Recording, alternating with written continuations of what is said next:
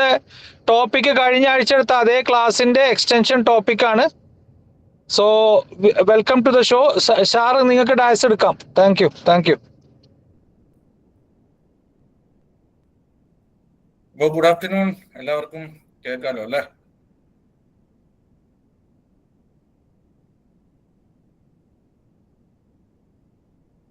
Audible ആണോ? കേൾക്കാൻ പറ്റുന്നുണ്ടോ? കേൾക്കാം സർ.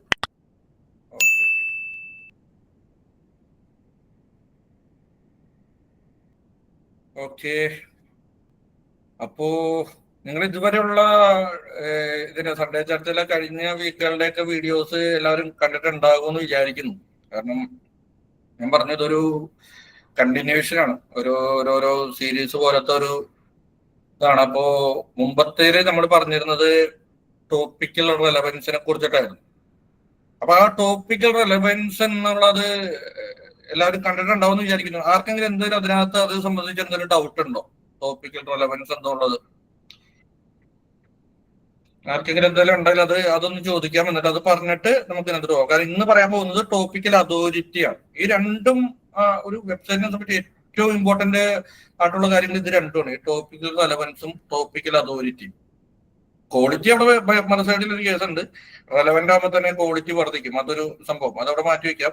ബേസിക്കലി നമ്മളൊന്ന് ഓവറോൾ ഒരു വെബ്സൈറ്റിന്റെ ഒരു SEOന്റെ ഒരു കേസ് പറയുകയാണെങ്കിൽ ഏറ്റവും ഇമ്പോർട്ടന്റ് ആയിട്ടുള്ള രണ്ട് ഘടകങ്ങൾ ഈ ടോപ്പിക്കൽ അതോറിറ്റി, ടോപ്പിക്കൽ റെലവൻസ്. അപ്പൊ ഇത് രണ്ടും എന്താണെന്ന് വ്യക്തമായിട്ട് മനസ്സിലാക്കുകയും അതിന് രണ്ടിനും വേണ്ടിയിട്ട് നമ്മൾ എങ്ങനെയാണ് ചിന്തിക്കേണ്ടത്, എങ്ങനെയാണ് അതിന് വേണ്ടിയിട്ട് ഒരു സൈറ്റിന്റെ കേസിൽ നമ്മുടെ മുമ്പിൽ ഒരു വെബ്സൈറ്റ് വന്നാൽ നമ്മൾ എങ്ങനെയാണ് അതനുസരിച്ച് പ്ലാൻ ചെയ്യേണ്ടത്, അതോടൊപ്പം തന്നെ ഗൂഗിൾ, ChatGPT അതേപോലത്തെ സെർച്ച് എഞ്ചിൻസ്, നമ്മുടെ ഭാഷയിൽ ഇപ്പൊ സെർച്ച് എഞ്ചിൻസ് എന്ന് പറഞ്ഞാൽ പഴയ പോലെ ഗൂഗിൾ മാത്രം പറഞ്ഞാൽ പോരാ. സെർച്ച് ചെയ്യാനുള്ള ഏതൊരു എഞ്ചിനും നമുക്ക് സെർച്ച് എഞ്ചിനാണ്. SEO എന്ന് പറഞ്ഞാൽ നമ്മൾക്കറിയാം സെർച്ച് എഞ്ചിൻസിന് വേണ്ടിയുള്ള ഒപ്റ്റിമൈസേഷൻ ആണ്, അല്ലാതെ ഗൂഗിളിന് വേണ്ടി മാത്രമുള്ള ഒരു ഒപ്റ്റിമൈസേഷൻ അല്ല SEO. അപ്പൊ ആ രീതിയിൽ നമ്മൾ ചിന്തിക്കുമ്പോൾ നമ്മൾ എവിടെയൊക്കെ സെർച്ച് ചെയ്യുന്നോ ആ എല്ലാ എഞ്ചിൻസിനും വേണ്ടിയിട്ടുള്ള എന്ത് ഒപ്റ്റിമൈസേഷനും SEOന്റെ പരിധിയിൽ വരും. അപ്പൊ ഗൂഗിളിന് വേണ്ടി മാത്രമുള്ള ഒപ്റ്റിമൈസേഷൻ അല്ല, ഇനി അങ്ങോട്ട് ChatGPTയിലാണെങ്കിലും ശരി, സോഷ്യൽ മീഡിയ സെർച്ചിലാണെങ്കിലും ശരി, വോയിസ് ബേസ്ഡ് ഡിവൈസുകൾക്കാണെങ്കിലും അതിന് വേണ്ടിയിട്ടുള്ള എന്തൊരു ഒപ്റ്റിമൈസേഷനും SEOന്റെ പരിധിയിൽ വരുന്നതാണ്. ഇവിടെ എല്ലാം ഇമ്പോർട്ടന്റ് ആണ് ടോപ്പിക്കൽ അതോറിറ്റി, ടോപ്പിക്കൽ റെലവൻസ് എന്നുള്ളത്. ഇനി അങ്ങോട്ടേക്ക് പോകും തോറും ഈ ടോപ്പിക്കൽ അതോറിറ്റിയുടെയും ടോപ്പിക്കൽ റെലവൻസിന്റെയും അതോടൊപ്പം മറ്റൊരു കേസ് ഈറ്റാണ്. ഈറ്റ് പിന്നീട് വരുന്ന ക്ലാസ്സുകളിൽ വരും. ഇതിന് മൂന്നിന്റെ പ്രസക്തി വളരെ കൂടിക്കൊണ്ടിരിക്കും അങ്ങോട്ടേക്ക് പോകുമ്പോൾ. എസ്പെഷ്യലി എയുടെ കേസിൽ വരുമ്പോഴേക്കും ഇത് മൂന്നിന്റെയും പ്രസക്തി വളരെ കൂടിക്കൊണ്ടിരിക്കും. അപ്പോ നമ്മൾ ഈ ടോപ്പിക്കൽ അതോറിറ്റി എന്നുള്ളതിലേക്ക് പോകുന്നതിന് മുമ്പ് ടോപ്പിക്കൽ റെലവൻസ് എന്നുള്ളതിൽ എന്തെങ്കിലും ഡൗട്ടുകൾ ഉണ്ടോ ആർക്കെങ്കിലും? ആർക്കും ഒരു ഡൗട്ടും ഇല്ലേ?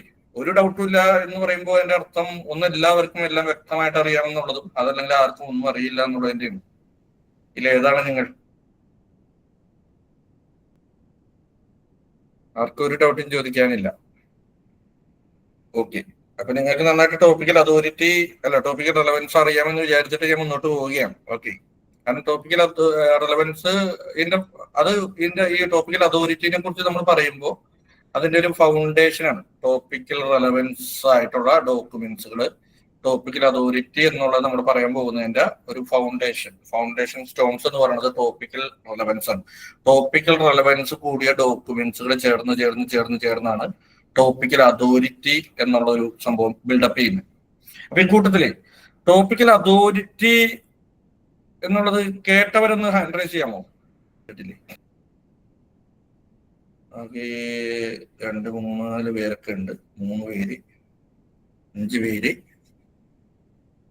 6, ആകെ 29 പേരില് ആകെ എത്ര പേര് കേട്ടിട്ടുള്ളൂ?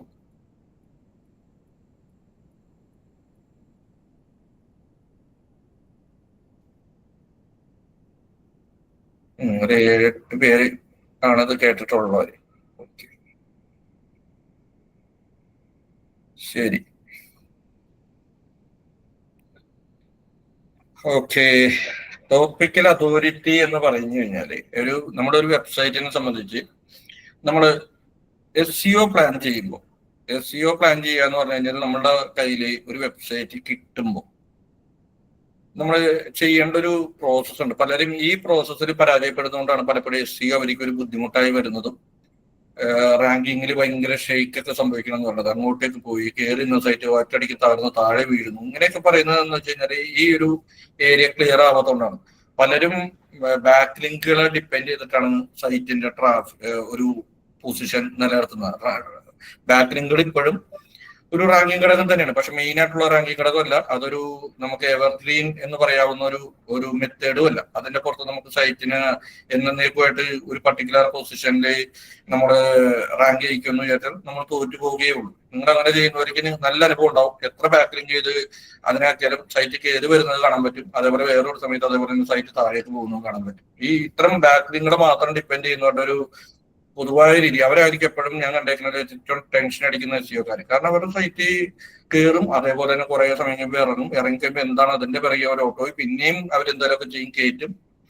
അതൊരു നല്ല മെത്തേഡ് അല്ല. ബാക്ക് ലിങ്കുകൾ വേണം, അത് ആവശ്യമുള്ളത്, ക്വാളിറ്റി ഉള്ളത്, അത് നമുക്ക് പിന്നീട് പറയാം, അത് ആവശ്യം. പക്ഷെ സൈറ്റ് കോൺക്രീറ്റ് പോലെ ഉറച്ചു നിൽക്കുന്ന ഒരു സൈറ്റ് ആണെങ്കിൽ, അതായത് എന്ത് ഗൂഗിളിന്റെയോ അല്ലെങ്കിൽ ആരുടെയോ എന്ത് അപ്ഡേഷനും അൽഗോരിതം അപ്ഡേഷൻ വന്നു കഴിഞ്ഞാലും എന്ത് വന്നാലും നമ്മുടെ സൈറ്റുകൾ കോൺക്രീറ്റ് പോലെ ഉറച്ചു നിൽക്കുന്ന സൈറ്റുകൾ ചെയ്യുക എന്നുള്ളതാണ് ഏറ്റവും ബെസ്റ്റ് സ്ട്രാറ്റജി. പതുക്കെയാണെങ്കിൽ പതുക്കെ ഇത്തരം സൈറ്റുകളുടെ നമ്പർ 1 ലക്ഷണം എന്ന് പറയുന്നത് ആ സൈറ്റിന്റെ മൂവ്മെന്റ്, റാങ്കിങ് ഇറ്ററേഷൻസ് ഒക്കെ നടക്കുമ്പോൾ അതിന്റെ പൊസിഷൻസ് ഒക്കെ മൂവ് ചെയ്യുന്നത് അത് ഗ്രാജുവൽ ആയിരിക്കും. ഭയങ്കരമായിട്ടുള്ള ചേഞ്ചസ് അതൊക്കെ ഈ ഇത്തരം ബാക്ക് ലിങ്കുകളുടെ അല്ലെങ്കിൽ അഡീഷണൽ പെട്ടെന്ന് ഫാക്ടർ ഏതോ ഒരു ഫാക്ടറൊക്കെ കുത്തി കയറുമ്പോഴാണ് ശരിക്കും ഭയങ്കര ഫ്ലക്ച്വേഷൻസ് സംഭവിക്കുന്നത്. അപ്പോ ഈ കോൺക്രീറ്റ് പോലെ ഉറച്ചിക്കുക എന്ന് പറഞ്ഞിട്ടല്ലോ, അവിടെ നിങ്ങൾക്ക് ഒരു കാര്യം എത്ര പേര് ശ്രദ്ധിച്ചണമെന്ന് അറിയാൻ പറ്റില്ല. 2 ടൈപ്പിൽ ഇറ്ററേഷൻ, റാങ്കിങ് ഇറ്ററേഷൻസ് നെറ്റിൽ സംഭവിക്കും, ഗൂഗിളിൽ സംഭവിക്കും. ഒന്ന് സൈറ്റ് വൈഡ് ഇറ്ററേഷൻ ആണ്. സൈറ്റ് വൈഡ് ഇറ്ററേഷൻ എന്ന് പറഞ്ഞു കഴിഞ്ഞാല് ഗൂഗിളിൽ ഇടക്കിടക്കിടക്ക് പല കീവേഡുകൾക്കും പെട്ടെന്ന് റാങ്കിങ് ഡെലിവറി ചെയ്യണമല്ലോ. അതായത് ഒരാൾ കീവേഡ് സെർച്ച് ചെയ്യുമ്പോൾ ആ സമയത്ത് ഇരുന്ന് ആ കീവേഡിന് വേണ്ടി സകല അൽഗോരിതങ്ങൾ റൺ ചെയ്തിട്ടല്ല ഗൂഗിൾ കാണിക്കുന്നത്. ഗൂഗിൾ ഓൾറെഡി പ്രിപ്പയർ ചെയ്ത് വെച്ചിരിക്കുകയാണ്. ആ ഒരു കീവേഡ് സെർച്ച് ചെയ്ത് കഴിഞ്ഞാൽ എന്ത് കാണിക്കണം എന്നുള്ളത് കുറച്ചും കൂടി ഇന്ത്യയിൽ കുറച്ച് വേറെ കസ്റ്റമൈസേഷൻ ഉണ്ട്. എന്നാലും നോർമലി എന്ത് കാണിക്കണം, അതിന് എന്തൊക്കെ സ്കോറുകൾ അസൈൻ ചെയ്ത് വെക്കാം എന്നുള്ളതൊക്കെ കുറെ സ്കോറുകളൊക്കെ അസൈൻ ചെയ്ത് വെച്ചിട്ട് ഓരോ സെർച്ചിനും വേണ്ടിയിട്ടുള്ളത് ഗൂഗിൾ ഇടക്കിടക്ക് പ്രിപ്പയർ ചെയ്യും. അപ്പൊ അത് ഗൂഗിൾ എന്ത് ചെയ്യുന്ന വെച്ചാൽ ഗൂഗിളിന് അറിയാം ഇടക്കിടക്ക് അത് അപ്ഡേറ്റ് ചെയ്യണ്ടേ. അതുകൊണ്ട് തന്നെയാണ് ഇടക്കിടക്ക് ഗൂഗിൾ ആ റിസൾട്ടുകൾ അപ്ഡേറ്റ് ചെയ്യും, ഓരോ കീവേഡിനുള്ള റിസൾട്ടുകൾ അപ്ഡേറ്റ് ചെയ്യും. അപ്പൊ ഇവിടെ നിങ്ങൾ ചില സമയത്ത് ശ്രദ്ധിച്ചാൽ നിങ്ങൾക്ക് കാണാൻ പറ്റും, അതായത് ഒരു പർട്ടിക്കുലർ കീവേഡിൽ സെർച്ച് ചെയ്യുമ്പോൾ ആ കീവേഡ് റിലേറ്റഡ് ആയിട്ട് നമ്മുടെ സൈറ്റിന്റെ പൊസിഷൻ മാറിയിട്ടുണ്ടാവും. ചിലപ്പോൾ മുകളിലേക്ക് അല്ല താഴേക്ക് മാറിയിട്ടുണ്ടാവും. രണ്ടാമത് നമ്മൾ ഒരു കാര്യം കൂടി വെച്ചാൽ മനസ്സിലാവും, നമ്മളുടെ സൈറ്റ് മാത്രം ഒരിക്കലും മാറിയിരിക്കുന്നത്, വേറെയും പല സൈറ്റുകളുടെയും പൊസിഷൻ ചേഞ്ച് ആയിരിക്കണം കണ്ടിട്ടുണ്ടാവും. ഇങ്ങനെ ആരെങ്കിലും നോട്ടീസ് ചെയ്തിട്ടുണ്ടാവും. അത് എല്ലാ ദിവസവും സംഭവിക്കുന്നില്ല, ഇടയ്ക്കൊക്കെ എനിക്ക് സംഭവിക്കുന്നത്. ചിലപ്പോൾ മാസത്തിലൊരിക്കൽ അല്ലെങ്കിൽ 2-3 മാസം കൂടുമ്പോഴൊക്കെ എനിക്ക് അത് സംഭവിക്കുന്നത്. ആരെങ്കിലും ശ്രദ്ധിച്ചവരുണ്ടോ? ഹാൻഡ് റൈസ് ചെയ്യുമോ? കുറെ അധികം സൈറ്റുകളുടെ പൊസിഷൻസ് അങ്ങോട്ടും ഇങ്ങോട്ടും മാറിയിട്ടുണ്ടാവും. യെസ്, കുറച്ച് പേര് ശ്രദ്ധിച്ചിട്ടുണ്ട്. ഇങ്ങനത്തെ കാര്യങ്ങളൊക്കെ ശ്രദ്ധിച്ചോളാം. കുറെ പാറ്റേൺസ് നിങ്ങൾക്ക് അറിയാൻ പറ്റും. അവിടെ സംഭവിച്ചിരിക്കുന്നത് നമ്മൾ നോക്കിയാൽ കാണാൻ പറ്റും. അവിടെ ഒരു പർട്ടിക്കുലർ കീവേഡിന് നമ്മുടെ സൈറ്റിൽ ചിലപ്പോൾ ഒറ്റയടിക്ക് നമ്മുടെ കീവേഡ് ആ ഒരു പൊസിഷൻ നമ്മൾ ഇമ്പ്രൂവ് ആയിട്ടുണ്ടാവും, വളരെയധികം ഇമ്പ്രൂവ് ആയിട്ടുണ്ടാവും.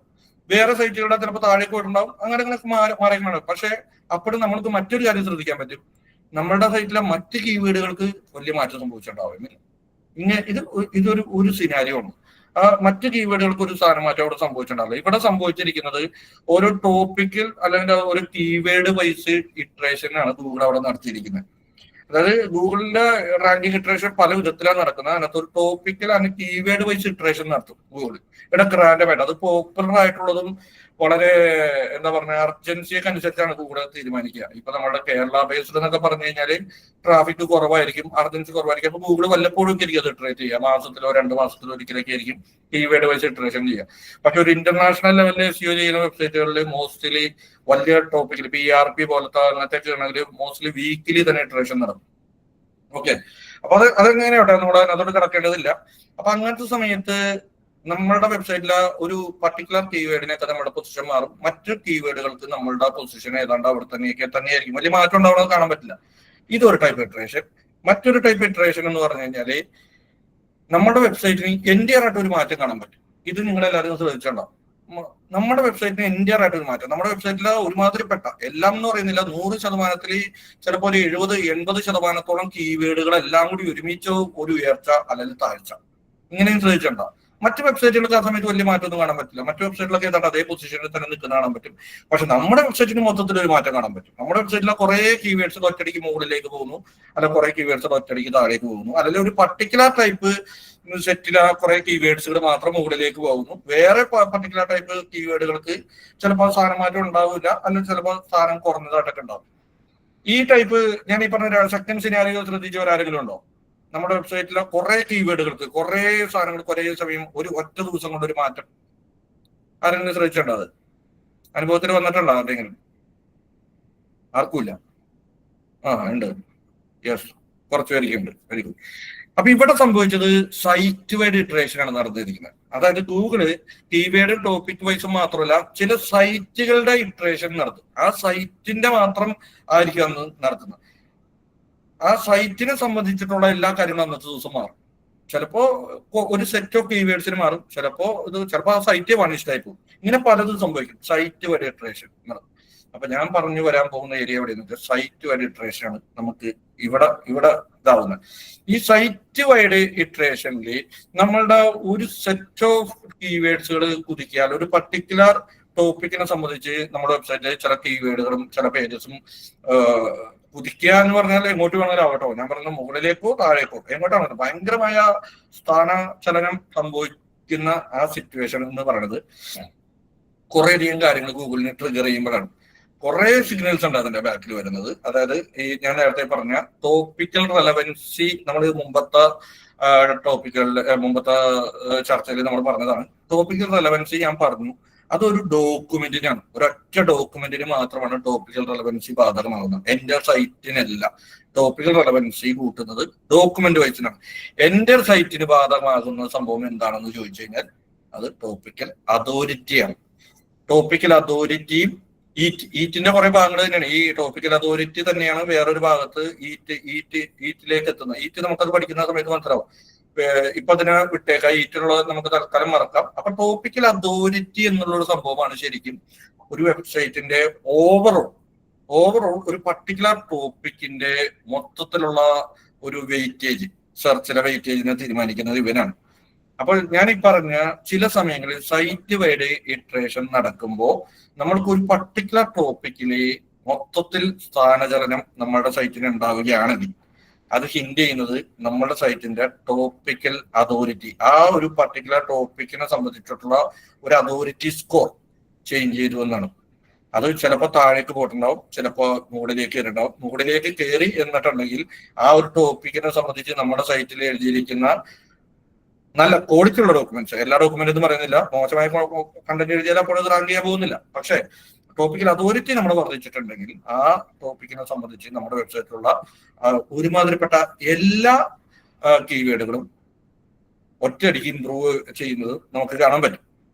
അപ്പൊ അതവിടെ നിൽക്കട്ടെ. നമുക്ക് പിന്നെ എന്താണ് ഈ ടോപ്പിക്കൽ അതോറിറ്റി എന്ന് പറയാം ആദ്യം. അപ്പൊ ടോപ്പിക്കൽ റെലവൻസി നമ്മൾ പറഞ്ഞു, ഒരു പർട്ടിക്കുലർ ടോപ്പിക്കിനോട് എത്രത്തോളം റെലവെന്റ് ആണ് ഒരു ഡോക്യുമെന്റ് എന്നുള്ളതാണ്. അവിടെ നമ്മുടെ എൻഡിറ്റി വൈസും മറ്റു കാര്യങ്ങളൊക്കെ കുറെ നമ്മൾ പറഞ്ഞതാണ്. അത് അവിടെ നിൽക്കട്ടെ. ടോപ്പിക്കൽ അതോറിറ്റി എന്ന് പറഞ്ഞു കഴിഞ്ഞാൽ ഒരു പർട്ടിക്കുലർ ടോപ്പിക്, ഒരു പർട്ടിക്കുലർ ടോപ്പിക്കിൽ നമ്മളുടെ വെബ്സൈറ്റ് എത്രത്തോളം അതോറിറ്റേറ്റീവ് ആണ്, നമ്മൾ എത്രത്തോളം നമ്മൾ അതിനകത്ത് അതോറിറ്റി ഉണ്ട്, നമ്മൾ എത്രത്തോളം ആ ടോപ്പിക്കിനെ കുറിച്ച് നമ്മൾക്കറിയാം, ആ ടോപ്പിക്കിൽ നമ്മൾ എത്രത്തോളം അഗ്രഗണ്യരാണ്, ആ ടോപ്പിക്കിനെ കുറിച്ച് നമ്മൾ എത്രത്തോളം വിശദമായി നമ്മുടെ വെബ്സൈറ്റിൽ പറഞ്ഞിരിക്കുന്നു, ആ ടോപ്പിക്കിനെ കുറിച്ച് നമ്മൾ എത്രത്തോളം ആഴത്തിൽ ഇൻഡെപ്ത് വെൽ റിസർച്ച്ഡ് ആയിട്ട് നമ്മൾ പറഞ്ഞിരിക്കുന്നു, ആ ടോപ്പിക്കിനെ കുറിച്ച് പറയാവുന്ന അത്രത്തോളം കാര്യങ്ങൾ നമ്മൾ പറഞ്ഞിട്ടുണ്ടോ, ആ ടോപ്പിക്കിനെ കുറിച്ച് ആളുകൾക്ക് അറിയേണ്ടതായിട്ടുള്ള പല പെയിൻ പോയിന്റ്സുകളും പല കാര്യങ്ങളും ഉണ്ട്, അതിനെല്ലാം നമ്മുടെ വെബ്സൈറ്റിൽ പരാമർശിച്ചിട്ടുണ്ടോ. ഇതിങ്ങനെ എല്ലാം വരുമ്പോഴാണ് നമ്മുടെ ഒരു വെബ്സൈറ്റ് ആ പർട്ടിക്കുലർ ടോപ്പിക്കിൽ നമ്മൾ അതോറിറ്റീവ് ആകുന്നത്. അപ്പൊ വളരെ ചുരുക്കി പറയണമെങ്കിൽ ഒരു പർട്ടിക്കുലർ ടോപ്പിക്കിനെ കുറിച്ച് ഞാൻ മുമ്പ് പറഞ്ഞു, ഏറ്റവും ആദ്യത്തെ സൺഡേ ക്ലാസ്സിൽ അതായിരുന്നുണ്ടായിരുന്ന ഒരു 2-3 ആഴ്ച മുമ്പത്തേനും തോന്നുന്നു. ഇല്ലാത്തവരത് കണ്ടു നോക്കുക. ടോപ്പിക് എന്താണെന്നുള്ളത്, ടോപ്പിക് എന്ന് പറഞ്ഞാൽ കളക്ഷൻ ഓഫ് കീവേഡ്സ് ആണ്. ടോപ്പിക് ഐഡന്റിഫൈ ചെയ്യുക എന്നുള്ളതാണ് SEO. എന്റെ അടുത്ത് ഇപ്പോൾ ഒരാൾ ചോദിക്കുന്നത് SEO ഏറ്റവും ഇമ്പോർട്ടന്റ് ആയിട്ടുള്ള ഒരു സ്റ്റെപ്പ് ഏതാണെന്ന് ചോദിച്ചു കഴിഞ്ഞാൽ ഞാൻ പറയും ആ വെബ്സൈറ്റിന്റെ ബിസിനസ്സിനെ നമ്മൾ മനസ്സിലാക്കണമല്ലോ. ക്ലൈന്റ് ആയിട്ടും മറ്റേ ബിസിനസ്സിനെ മനസ്സിലാക്കിയിട്ട് എന്താണ് ആ വെബ്സൈറ്റ് പറയാൻ ഉദ്ദേശിക്കുന്നത് ടോപ്പിക് ഐഡന്റിഫൈ ചെയ്യുന്നതിലാണ് ഏറ്റവും വലിയ ചലഞ്ച് എന്ന് ഞാൻ പറയുള്ളൂ. ഇത് എളുപ്പമല്ല. നിങ്ങൾ കേൾക്കുന്ന പോലെ ടോപ്പിക് ഒക്കെ ഡിജിറ്റൽ മാർക്കറ്റിംഗ് പഠിക്കുക എന്ന ഒരു ഇൻസ്റ്റിറ്റ്യൂട്ടിന്റെ ആണെങ്കിലും എന്തിന്റെ ആണെങ്കിലും നമ്മുടെ മനസ്സിൽ തോന്നുന്ന ചിലപ്പോൾ ടോപ്പിക് ഡിജിറ്റൽ മാർക്കറ്റിംഗ് ആയിരിക്കും, ചിലപ്പോ അതിനപ്പുറം വേറൊരാൾക്ക് തോന്നുന്ന മാർക്കറ്റിംഗ് ആയിരിക്കും. പക്ഷെ നന്നായിട്ട് ആലോചിക്കുന്നവർ മനസ്സിലാവും ഡിജിറ്റൽ മാർക്കറ്റിംഗ് പഠിക്കുക എന്നുള്ളതാണ് ഏറ്റവും അടുത്ത് നിൽക്കുന്ന ടോപ്പിക്. ഇത് നമ്മൾ ഒരു പ്രാവശ്യം പറഞ്ഞിട്ടുള്ള വീഡിയോ കണ്ടു നോക്കുക. ഓക്കെ, അപ്പൊ ഈ ടോപ്പിക് ഐഡന്റിഫൈ ചെയ്യുന്നതാണ് ഏറ്റവും വലിയ ചലഞ്ച് എന്ന് ഞാൻ പറയും. ഓക്കെ, ടോപ്പിക് ഐഡന്റിഫൈ ചെയ്ത് കഴിഞ്ഞാൽ നമ്മുടെ ഒരു വെബ്സൈറ്റ് റാങ്ക് ചെയ്യേണ്ടത് ഏത് ടോപ്പിക്കിലാണ്. ടോപ്പിക് എന്ന് ഞാൻ പറഞ്ഞാൽ കളക്ഷൻ ഓഫ് കീവേഡ്സ് ആണ്, സെറ്റ് ഓഫ് കീവേഡ്സ് ആണ്. 10, 100, 500, 1000 കീവേഡ്സ് ഒക്കെ വരാം അതിനകത്ത്. ഇതെല്ലാം ചേർന്നിറങ്ങുന്നതാണ് ഒരു ടോപ്പിക്. അപ്പൊ ആ ടോപ്പിക് നമ്മൾ ഐഡന്റിഫൈ ചെയ്തു. ഈ ടോപ്പിക് ഐഡന്റിഫൈ ചെയ്ത് കഴിഞ്ഞാൽ നമ്മളുടെ അടുത്ത സ്റ്റേജ് ആണ് നമ്മൾക്ക് ആ ടോപ്പിക്കിൽ നമ്മൾക്ക് അതോറിറ്റീവ് ആകണം. ബേസിക്കലി ആ ടോപ്പിക്കിൽ നമ്മുടെ വെബ്സൈറ്റ് ഒരു അതോറിറ്റി ആയി മാറണം. ഫോർ എക്സാമ്പിൾ, നമ്മളൊരു ഇലക്ട്രിക് സ്കൂട്ടർ എന്നുള്ള ഒരു ടോപ്പിക് ആണെങ്കിൽ ആ ഇലക്ട്രിക് സ്കൂട്ടർ എന്ന ടോപ്പിക്കിൽ നമ്മുടെ വെബ്സൈറ്റ് അതോറിറ്റി ആകണം. അല്ലെങ്കിൽ ഗൾഫിൽ അല്ലാതെ UAE അല്ല ദുബായിൽ ബിസിനസ് ചെയ്യുക, ദുബായിൽ ബിസിനസ് ചെയ്യുക എന്നുള്ളത് ഒരു ടോപ്പിക്കാണ്. അതിനകത്ത് വരാവുന്ന ഇഷ്ടംപോലെ സബ് ടോപ്പിക്സുകളുണ്ട്. ഒരു ടോപ്പിക്കിന് കീഴെ ഇഷ്ടംപോലെ സബ് ടോപ്പിക്കുകളുണ്ട്. അതിനകത്ത് വരാവുന്ന സബ് ടോപ്പിക്കുകൾ എന്താണ്? ദുബായിൽ ബിസിനസ് തുടങ്ങാൻ എവിടെയോ ഓഫീസ് സ്പേസ് കിട്ടും. അപ്പോഴും ദുബായിൽ ബിസിനസ് തുടങ്ങിയാണ് ടോപ്പിക്ക്. പക്ഷെ അടിയിലെ ടോപ്പിക് എന്താണ്? ദുബായിൽ ബിസിനസ് തുടങ്ങാൻ എവിടെയാണ് കുറച്ച് വില കുറഞ്ഞ ഓഫീസ് കിട്ടുക. ദുബായിൽ ബിസിനസ് തുടങ്ങാൻ എന്തെല്ലാം ഡോക്യുമെന്റ്സ് വേണം. ഇന്ത്യയിലെ ഒരാൾക്ക് ഇന്ത്യയിൽ ഇരുന്നു കൊണ്ട് ദുബായിൽ ബിസിനസ് ചെയ്യാൻ സാധിക്കുമോ? മറ്റൊരാൾക്ക് ദുബായിൽ ഒരു ബിസിനസ് ചെയ്യാൻ അവിടത്തെ ടാക്സ് ലാബുകൾ എങ്ങനെയാണ്?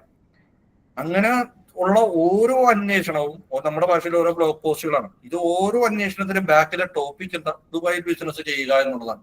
ദുബായ് എന്നുള്ളതല്ല. ദുബായ് എന്ന ടോപ്പിക്ക് അതിന്റെ മുകളിൽ വരുന്നതാണ്. ദുബായ് എന്ന ടോപ്പിക്കിന്റെ ഉള്ളിൽ സബ് ടോപ്പിക്കുകൾ എന്തൊക്കെയാകാം? ഇഷ്ടംപോലെ സബ് ടോപ്പിക്കുകളാവാം ദുബായ് എന്നുള്ള ഇതിന്റെ കീഴിൽ. അപ്പൊ നമ്മളുടെ ഒറ്റ അടുത്ത് നിൽക്കുന്ന ടോപ്പിക് അവിടെ ദുബായിൽ ബിസിനസ് ചെയ്യുക എന്നുള്ളതാണ്. ഒരു ഇലക്ട്രിക് സ്കൂട്ടർ വിൽക്കുന്ന ഒരു കമ്പനിക്ക് അവനോട് ഏറ്റവും അടുത്ത ടോപ്പിക് വേറെ സംശയമൊന്നുമില്ല, ഇലക്ട്രിക് ടൂ വീലർ എന്നുള്ളതാണ്. അല്ലെങ്കിൽ റിന്യൂവബിൾ എനർജി ഇതായിട്ടുള്ള എക്കോ ഫ്രണ്ട്ലി ടൂ വീലർ എന്നുള്ളത്, പരിസ്ഥിതി സൗഹാർദ്ദമായിട്ടുള്ള two wheeler, electric two wheeler, അങ്ങനത്തെ കാര്യങ്ങൾ. പിന്നെയും അതിന്റെ മുകളിൽ നിൽക്കുന്നതാണ് ഇലക്ട്രിക് വെഹിക്കിൾ. ഇതൊക്കെയാണ് അവനോട് അടുത്ത് നിൽക്കുന്ന ടോപ്പിക്. അല്ലാതെ ടൂ വീലർ എന്നുള്ളതോ വെഹിക്കിൾ എന്നുള്ളതോ അല്ല അവന്റെ അടുത്ത് നിൽക്കുന്ന ടോപ്പിക്. അവനോട് അടുത്ത് നിൽക്കുന്ന ടോപ്പിക് ഇതാണ്. അപ്പൊ ഈ ടോപ്പിക് നമ്മൾ ഐഡന്റിഫൈ ചെയ്ത് കഴിഞ്ഞാൽ, ഞങ്ങളിപ്പോ ദുബായിൽ ബിസിനസ് ചെയ്യുക എന്ന് പറഞ്ഞ പോലെ ടോപ്പിക് ഐഡന്റിഫൈ ചെയ്ത് കഴിഞ്ഞാൽ അടുത്ത പരിപാടി ഈ ടോപ്പിക്കിൽ നമ്മൾ അതോറിറ്റി ആയിട്ട് ചെയ്യണം. അതോറിറ്റി ആയിട്ട് തീരുക എന്ന് പറഞ്ഞതിന് ഉത്തരം നേരെ കിടക്കുന്ന ഉത്തരവാണ്. വേറെ അധികം കാര്യങ്ങളൊന്നുമില്ല. ആ ടോപ്പിക്കിനെ സംബന്ധിച്ച് ലെഫ്റ്റ് റൈറ്റ് കണ്ടന്റ്സ് നമ്മുടെ സൈറ്റിൽ വേണം. ലെഫ്റ്റ് റൈറ്റ് കണ്ടന്റ്സ് എല്ലാം നമ്മൾക്ക് വേണം. എല്ലാം എന്ന് പറഞ്ഞാൽ വെറുതെ ബ്ലാ ബ്ലാ ബ്ലാ എന്ന് എഴുതാനല്ല പറയുന്നത്, അതായിട്ട് പറഞ്ഞു വരാം. എന്തായാലും ആ ടോപ്പിക്കിനെ സംബന്ധിച്ച് ആളുകൾക്ക് അറിയാൻ ആഗ്രഹിക്കുന്നത്, ആളുകൾ അറിയേണ്ടതായിട്ടുള്ള കാര്യങ്ങൾ, ആളുകൾ അന്വേഷിക്കുന്ന കാര്യങ്ങൾ, നിലവിൽ മാർക്കറ്റിലുള്ള പെയിൻ പോയിന്റ്സുകൾ, മറ്റുള്ളവർ അതിനെക്കുറിച്ച് ഓൾറെഡി പറഞ്ഞിട്ടുള്ള കാര്യങ്ങൾ, അതിനെക്കുറിച്ചുള്ള ഇൻഡെപ്ത് റിസർച്ച് ആർട്ടിക്കിൾ, വരാനിരിക്കുന്ന ഇൻഫോർമേഷൻസ്, അങ്ങനെ തുടങ്ങിയ എല്ലാം നമ്മൾക്ക് ആ ഒരു ടോപ്പിക്കിനെ കുറിച്ച് നമ്മുടെ വെബ്സൈറ്റിൽ കൊണ്ടുവരുമ്പോഴാണ് ഈ വെബ്സൈറ്റ് ആ ഒരു ടോപ്പിക്കിൽ അതോറിറ്റി ആയി എന്ന് പറയുന്നത്. ഞാൻ ഈ പറഞ്ഞ ഇത്രയും ക്ലിയർ ആണ്? ഒരു ടോപ്പിക്കിൽ ഒരു വെബ്സൈറ്റ് അതോറിറ്റി ആയി എന്ന് പറയുന്നത് എങ്ങനെയാണ് എന്നുള്ളത് ക്ലിയർ ആണ്? എന്തെങ്കിലും ഡൗട്ട് ഉണ്ടോ ഈ പറഞ്ഞ അത്ര കാര്യത്തില്? എന്തായാലും ചോദിച്ച് പറഞ്ഞു പോകട്ടോ. അങ്ങനെ വേറെ വലിയ സ്ലൈഡുകളൊന്നും ഞാൻ പ്രിപ്പയർ ചെയ്തിട്ടില്ല. കാരണം സ്ലൈഡ് ഞാൻ ഉണ്ടാക്കാൻ ശ്രമിച്ച് എന്നെ ഗാമ ചതിച്ച്. അത് ഒന്നാമത്തെ സമയം കിട്ടിയില്ല. ഇന്ന് 3-4 കോളുകൾ ഉണ്ടായിരുന്നു. 3-5 കോള് കഴിഞ്ഞപ്പോൾ തന്നെ സമയം പോയി. ഞാൻ ഗാമയിലിട്ടൊരു പവർ പോയിന്റ് ഉണ്ടാക്കാന്ന് വിചാരിച്ചു. ഗാമോ വല്ലാതെ ചതിച്ചു കളഞ്ഞു. വേണ്ടാത്ത ഒരു പവർ പോയിന്റ്. നിതേഷ് പറയും. സാർ എനിക്ക് ക്ലിയർ ആയില്ലായിരുന്നു കേട്ടോ, ബ്രേക്ക് ആയി പോകുന്ന ഇടയ്ക്ക് സാറിന്റെ വോയിസേ. അയ്യോ, ആണോ? അല്ല, ബ്രേക്ക് ആവുന്നുണ്ടോ സൗണ്ട്? എനിക്ക് ലാസ്റ്റ് അത് എനിക്ക് മാത്രമാണോ അതോ ലാസ്റ്റത്തെ കുറെ എനിക്ക് എല്ലാവർക്കും ഉണ്ടോ? ബ്രേക്ക് ആവുന്നുണ്ടോ? ക്ലിയർ ആണ് കേട്ടോ. ഓക്കെ. അപ്പോ ഞാനൊന്ന് മാറിക്കാം സാർ. ലാസ്റ്റ് പോയിന്റ് ഒന്നും കൂടി ഒന്ന് പറയാവോ സാർ? ഏറ്റവും ലാസ്റ്റ് ഞാൻ പറഞ്ഞ എന്താന്ന് ഞാൻ തന്നെ ഓർത്തെടുക്കേണ്ടി വരും കേട്ടോ. ഞാൻ ഇങ്ങനെ ഒരു ഒഴുക്കിന് പറഞ്ഞു. ലാസ്റ്റ് പറഞ്ഞതെന്ന് വെച്ച് കഴിഞ്ഞാല് നമ്മളൊരു ഏതൊരു വെബ്സൈറ്റ് കിട്ടിക്കഴിഞ്ഞാലും നമ്മൾ ആദ്യം ചെയ്യേണ്ടത് നമ്മുടെ ക്ലയന്റ് ആയിട്ട് അതിന്റെ ബിസിനസ് നടത്തുന്ന ആൾക്കാരായിട്ട് സംസാരിക്കുക, ആ ബിസിനസ്സിനെ വ്യക്തമായിട്ട് മനസ്സിലാക്കുക എന്നുള്ളതാണ് ഫസ്റ്റ് സ്റ്റെപ്പ്. മനസ്സിലാക്കി കഴിഞ്ഞാല് അവരുടെ ബിസിനസ്സായിട്ട് അലൈൻഡ് ആയിട്ട് നിൽക്കുന്ന ആ ടോപ്പിക് എന്താണെന്നുള്ളതാണ് നമ്മൾ മനസ്സിലാക്കേണ്ടത്. ഞാൻ പറഞ്ഞത് ദുബായില് ഒരു ടാക്സ് കൺസൾട്ടേഷൻ സർവീസ്, ദുബായിൽ ഒരു ബിസിനസ് സ്റ്റാർട്ടപ്പ് സർവീസ്, അങ്ങനെയൊക്കെ ചെയ്യുന്നവരുടെയൊക്കെ ടോപ്പിക്ക് എന്താണെന്നുള്ളതാണ് നമ്മൾ ഫൈൻഡ് ഔട്ട് ചെയ്യേണ്ടത്. അപ്പോൾ നമ്മൾ ആലോചിച്ചാൽ മനസ്സിലാവും പല ടൈപ്പ് ഓരോരുത്തരും മനോധർമ്മം ഉണ്ട്. അവിടെ ഞാൻ പറഞ്ഞു എഴുതി വെക്കപ്പെട്ട പ്രത്യേക തിയറികളൊന്നുമില്ല. ഓരോരുത്തരും മനോധർമ്മമാണ്. ചിലപ്പോൾ 10 SEOക്കാർ ഇരുന്നാൽ 10 ടോപ്പിക് ആയിരിക്കും 10 ആൾക്കാർക്ക് തോന്നുന്നത്. ഒരാൾക്ക് തോന്നും ദുബായ്, അതാണ് ടോപ്പിക്. വേറൊരാൾക്ക് തോന്നും ബിസിനസ് ചെയ്യുക, അതാണ് വേറൊരാൾക്ക് തോന്നുന്ന ടോപ്പിക്. വേറൊരാൾക്ക് തോന്നും ദുബായിൽ ബിസിനസ് ചെയ്യുക, അതാണ് ടോപ്പിക്. വേറൊരാൾക്ക് തോന്നും ടാക്സ് കൺസൾട്ടേഷൻ സർവീസ് എന്നുള്ളതാണ് അയാൾക്ക് തോന്നുക. ഇത് ഓരോരുത്തർക്കും തോന്നാം. ചിലവരുടെ കയ്യിൽ നിന്ന് പോകും, ചിലവരുടെ കറക്റ്റ് ആയിട്ട് വരും. അവിടെ നിങ്ങൾ കൂടുതൽ ചിന്തിക്കുക. ഇവിടെ ഇപ്പോൾ ഞാൻ പറയുന്നത് ടാക്സ് കൺസൾട്ടേഷൻ സർവീസ് എന്നുള്ള ടോപ്പിക് ഒരാൾ ഐഡന്റിഫൈ ചെയ്തിട്ടുണ്ടെങ്കിൽ അവിടെ അത് വേറൊരു സർവീസ് ആ കമ്പനിയുടെ കയറി വന്നാൽ ഇതിന് വെളിയിൽ പോയി അവൻ പറഞ്ഞ ടോപ്പിക്കിന്റെ വെളിയിലായിരിക്കും. ഇപ്പൊ ബിസിനസ് സ്റ്റാർട്ടപ്പുകൾക്ക് വേണ്ടിയിട്ട് ഓഫീസ് സൗകര്യം ഒരുക്കുന്ന ഒരു സർവീസ് കൂടി ഈ കമ്പനിക്ക് ഉണ്ടെങ്കിൽ ഇവൻ ഉദ്ദേശിച്ച ടോപ്പിക്കിന് വെളിയിലാണത്, അവിടെ മാച്ച് ആവില്ല. ദുബായ് എന്നുള്ള ഒരു ടോപ്പിക്ക് ഒരുത്തൻ മനസ്സിൽ ധ്യാനിച്ചിട്ട് ദുബായ് എന്നതിൽ അതോറിറ്റി ഉണ്ടാക്കാൻ ശ്രമിച്ചാൽ അവന്റെ നല്ലൊരു സമയവും എഫർട്ടും അവൻ വെറുതെ കളയും. കാരണം എന്താ വെച്ചാൽ ദുബായ് എന്നത് എന്ത് വലിയ എൻറ്റിറ്റിയാ. അതിന്റെ കീഴിൽ ദുബായ് ടൂറിസം ഉണ്ട്, ദുബായിലെ ജോബ്സ് ഉണ്ട്, ദുബായിൽ അതുണ്ട്, ദുബായിൽ ഇതുണ്ട്, പല 150 കാര്യങ്ങളുണ്ട്. അവിടെയുള്ള സകല കാര്യത്തെ കുറിച്ച് എഴുതിയാലാണ് ദുബായിന്റെ എൻറ്റിറ്റി അതോറിറ്റി ആകാൻ പറ്റുക. അത് അവനെ സംബന്ധിച്ച് എഫർട്ട് കൂടുതലാണ്. ഇതാണ് ചില കാര്യങ്ങളിൽ നമ്മളുടെ അനാവശ്യമായിട്ടുള്ള എഫർട്ട് വരുന്നത്. പക്ഷെ ഇതേ സ്ഥലത്ത് ദുബായിൽ ബിസിനസ് ചെയ്യുക എന്നുള്ളത്, ബിസിനസ് എന്നുള്ളത് മാത്രം ആലോചിച്ചാലും ഒരു എൻറ്റിറ്റി വേറൊരുത്തരെ ആലോചിക്കുന്ന ബിസിനസ് എന്ന ടോപ്പിക്കാണെന്ന് വിചാരിക്കുക. അതിനകത്ത് അതോറിറ്റി ആവാൻ ശ്രമിച്ച അവൻ ലോകത്തുള്ള സകല കാര്യങ്ങളെ കുറിച്ച് എഴുതണം. ദുബായിലെ ബിസിനസിനെ കുറിച്ച് മാത്രമല്ല, അവൻ ബിസിനസ്സിൽ ഉപയോഗിക്കുന്ന ERP കുറിച്ച്, MBA കുറിച്ച്, മാനേജ്മെന്റിനെ കുറിച്ച് എല്ലാം പറയേണ്ടി വരും. പക്ഷെ ദുബായിൽ ബിസിനസ് ചെയ്യുക എന്നുള്ളത് ആലോചിച്ച് കഴിഞ്ഞാൽ അവന് ക്ലിയർ ആവും. അതാണ് ശരിക്കും ഈ ബിസിനസ്സിനെ അലൈൻഡ് ആയിട്ട്. അപ്പൊ ദുബായിൽ ബിസിനസ് ചെയ്യുക എന്നുള്ളതാണ് അവിടെ ടോപ്പിക്. അപ്പൊ നമ്മുടെ SEOക്കാരുടെ ആദ്യത്തെ ജോബ് പലവിധ റിസർച്ചുകളും നടത്തിയ ശേഷം ഈ വെബ്സൈറ്റിലെ ടോപ്പിക് കണ്ടുപിടിക്കുക എന്നുള്ളതാണ്. ഒരു വെബ്സൈറ്റ് പലപ്പോഴും ഒരു ടോപ്പിക്കിൽ തന്നെ അവിടെ നിന്ന് ഇല്ല കേട്ടോ. ഞാനിപ്പോ എക്സാമ്പിൾ പറയുന്ന ഒരു ടോപ്പിക്കും ചില വെബ്സൈറ്റുകൾ മൾട്ടിപ്പിൾ ടോപ്പിക്സ് വരും, മൾട്ടിപ്പിൾ നീഷേഴ്സിൽ റാങ്ക് ചെയ്യേണ്ട സൈറ്റുകൾ വരും. അപ്പൊ മൾട്ടിപ്പിൾ ടോപ്പിക്സ് ആയിരിക്കും. എന്തായാലും ഒരു വെബ്സൈറ്റിലെ ഒരു മെയിൻ ആയിട്ട് നിൽക്കുന്ന, പ്രൈമറി ആയിട്ട് നിൽക്കുന്ന മെയിൻ ടോപ്പിക്കുകൾ ഫൈൻഡ് ഔട്ട് ചെയ്യുക എന്നുള്ളതാണ് നമ്മുടെ ആദ്യത്തെ ചടങ്ങ്. ഞാൻ പറയുന്നതിൽ ഏറ്റവും കൂടുതൽ സമയം നിങ്ങൾ എടുക്കേണ്ടത് ഈ ഒരു സംഭവത്തിലാണ്. ചിന്തിക്കേണ്ടത് ഇതിന് വേറെ നിങ്ങളുടെ ആരും ഒന്നും ഹെൽപ്പില്ല. നിങ്ങളുടെ മനോധർമ്മം പോലെ ഇരിക്കും, നിങ്ങൾ ചിന്തിക്കുന്ന പോലെ ഇരിക്കും. അല്ലാതെ പ്രത്യേകിച്ച് ടൂളൊന്നുമില്ല ഇതിനകത്ത്. എന്ത് ടോപ്പിക്കാണ് നമ്മൾ കണ്ടുപിടിക്കുക, ടോപ്പിക് കണ്ടുപിടിക്കുക, അത്ര തന്നെ. നിതീഷിന് ക്ലിയർ ആണോ? ഈ പറഞ്ഞതുപോലെ ക്ലിയർ ആണോ? ടോപ്പിക് കണ്ടുപിടിക്കുക ക്ലിയർ ആണ് സർ. രണ്ടാമത്തെ സ്റ്റേജ് ആണ് നിങ്ങൾ പലരും ഇപ്പൊ ചെയ്തുകൊണ്ടിരിക്കുന്നത്. മോസ്റ്റ്ലി ഞാൻ ഈ പറഞ്ഞ കറക്റ്റ് ആയിരിക്കും. നിങ്ങൾ പലരും ഞാൻ ഈ പറഞ്ഞ രണ്ടാമത്തെ സ്റ്റേജ് ആയിരിക്കും ഏതൊരു സൈറ്റ് കിട്ടിയാലും ആദ്യം കയറി ചെയ്യുന്നത്. അവിടെയാണ് പിഴയ്ക്കുന്നത്. ഈ ടോപ്പിക്ക് ഫൈൻഡ് ഔട്ട് ചെയ്യാത്തതാണ് പ്രശ്നം. രണ്ടാമത്തെ സ്റ്റേജ് ആണ് നിങ്ങളുടെ വെബ്സൈറ്റിൽ എന്ത് ബ്ലോഗുകൾ എഴുതണം എന്ന് തീരുമാനിക്കുന്നത്. ഞാൻ ഈ പറഞ്ഞത് കുറെ പേർക്ക് മനസ്സിലാവുന്നുണ്ടെന്ന് ഞാൻ വിചാരിക്കുന്നു. നിങ്ങൾ ആദ്യം ഇതായിരിക്കും പ്ലാൻ ചെയ്യുന്നത്. മിക്കവാറും ആൾക്കാരിൽ ഞാൻ കണ്ടിരിക്കുന്നത് ആദ്യമേ ബ്ലോഗുകളുടെ ഒരു ഐഡിയ ഉണ്ടാവും, ബ്ലോഗ് പോസ്റ്റുകൾ ഉണ്ടാക്കും. പക്ഷെ ഈ ബ്ലോഗ് പോസ്റ്റുകൾ ചേർന്നിട്ട് കളക്റ്റീവായിട്ട് ഒരു ടോപ്പിക്കിനെ കവർ ചെയ്യുന്നതാണോ എന്ന് ചിന്തിക്കാറില്ല. അതായത് ആദ്യം ടോപ്പിക്ക് തീരുമാനിക്കുക, ആ ടോപ്പിക്ക് ഒരു ട്രീ പോലെ ആലോചിച്ച് നോക്കുക. ഒരു ടോപ്പിക്ക് തീരുമാനിക്കുക, ആ ടോപ്പിക്കിനെ സംബന്ധിച്ചിട്ട് എന്തെല്ലാം എഴുതണമെന്ന് തീരുമാനിക്കുക. അത് ടോപ്പിക് അനുസരിച്ച് ചിലപ്പോൾ ചില ടോപ്പിക്കിൽ അധികം എഴുതാണ്ടാവില്ല. ഒരു 10-20 ആർട്ടിക്കിൾസ് എഴുതിയാൽ തന്നെ ആ ടോപ്പിക്കിൽ വലിയ സംഭവം എത്തിയിരുന്നു നമ്മൾ.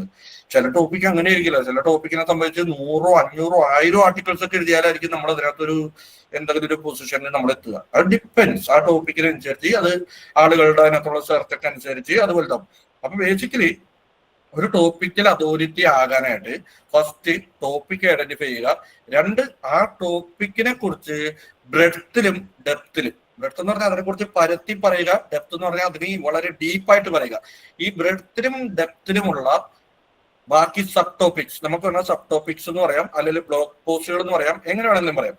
അതെല്ലാം നമ്മൾക്ക് ഐഡന്റിഫൈ ചെയ്യാൻ സാധിക്കണം.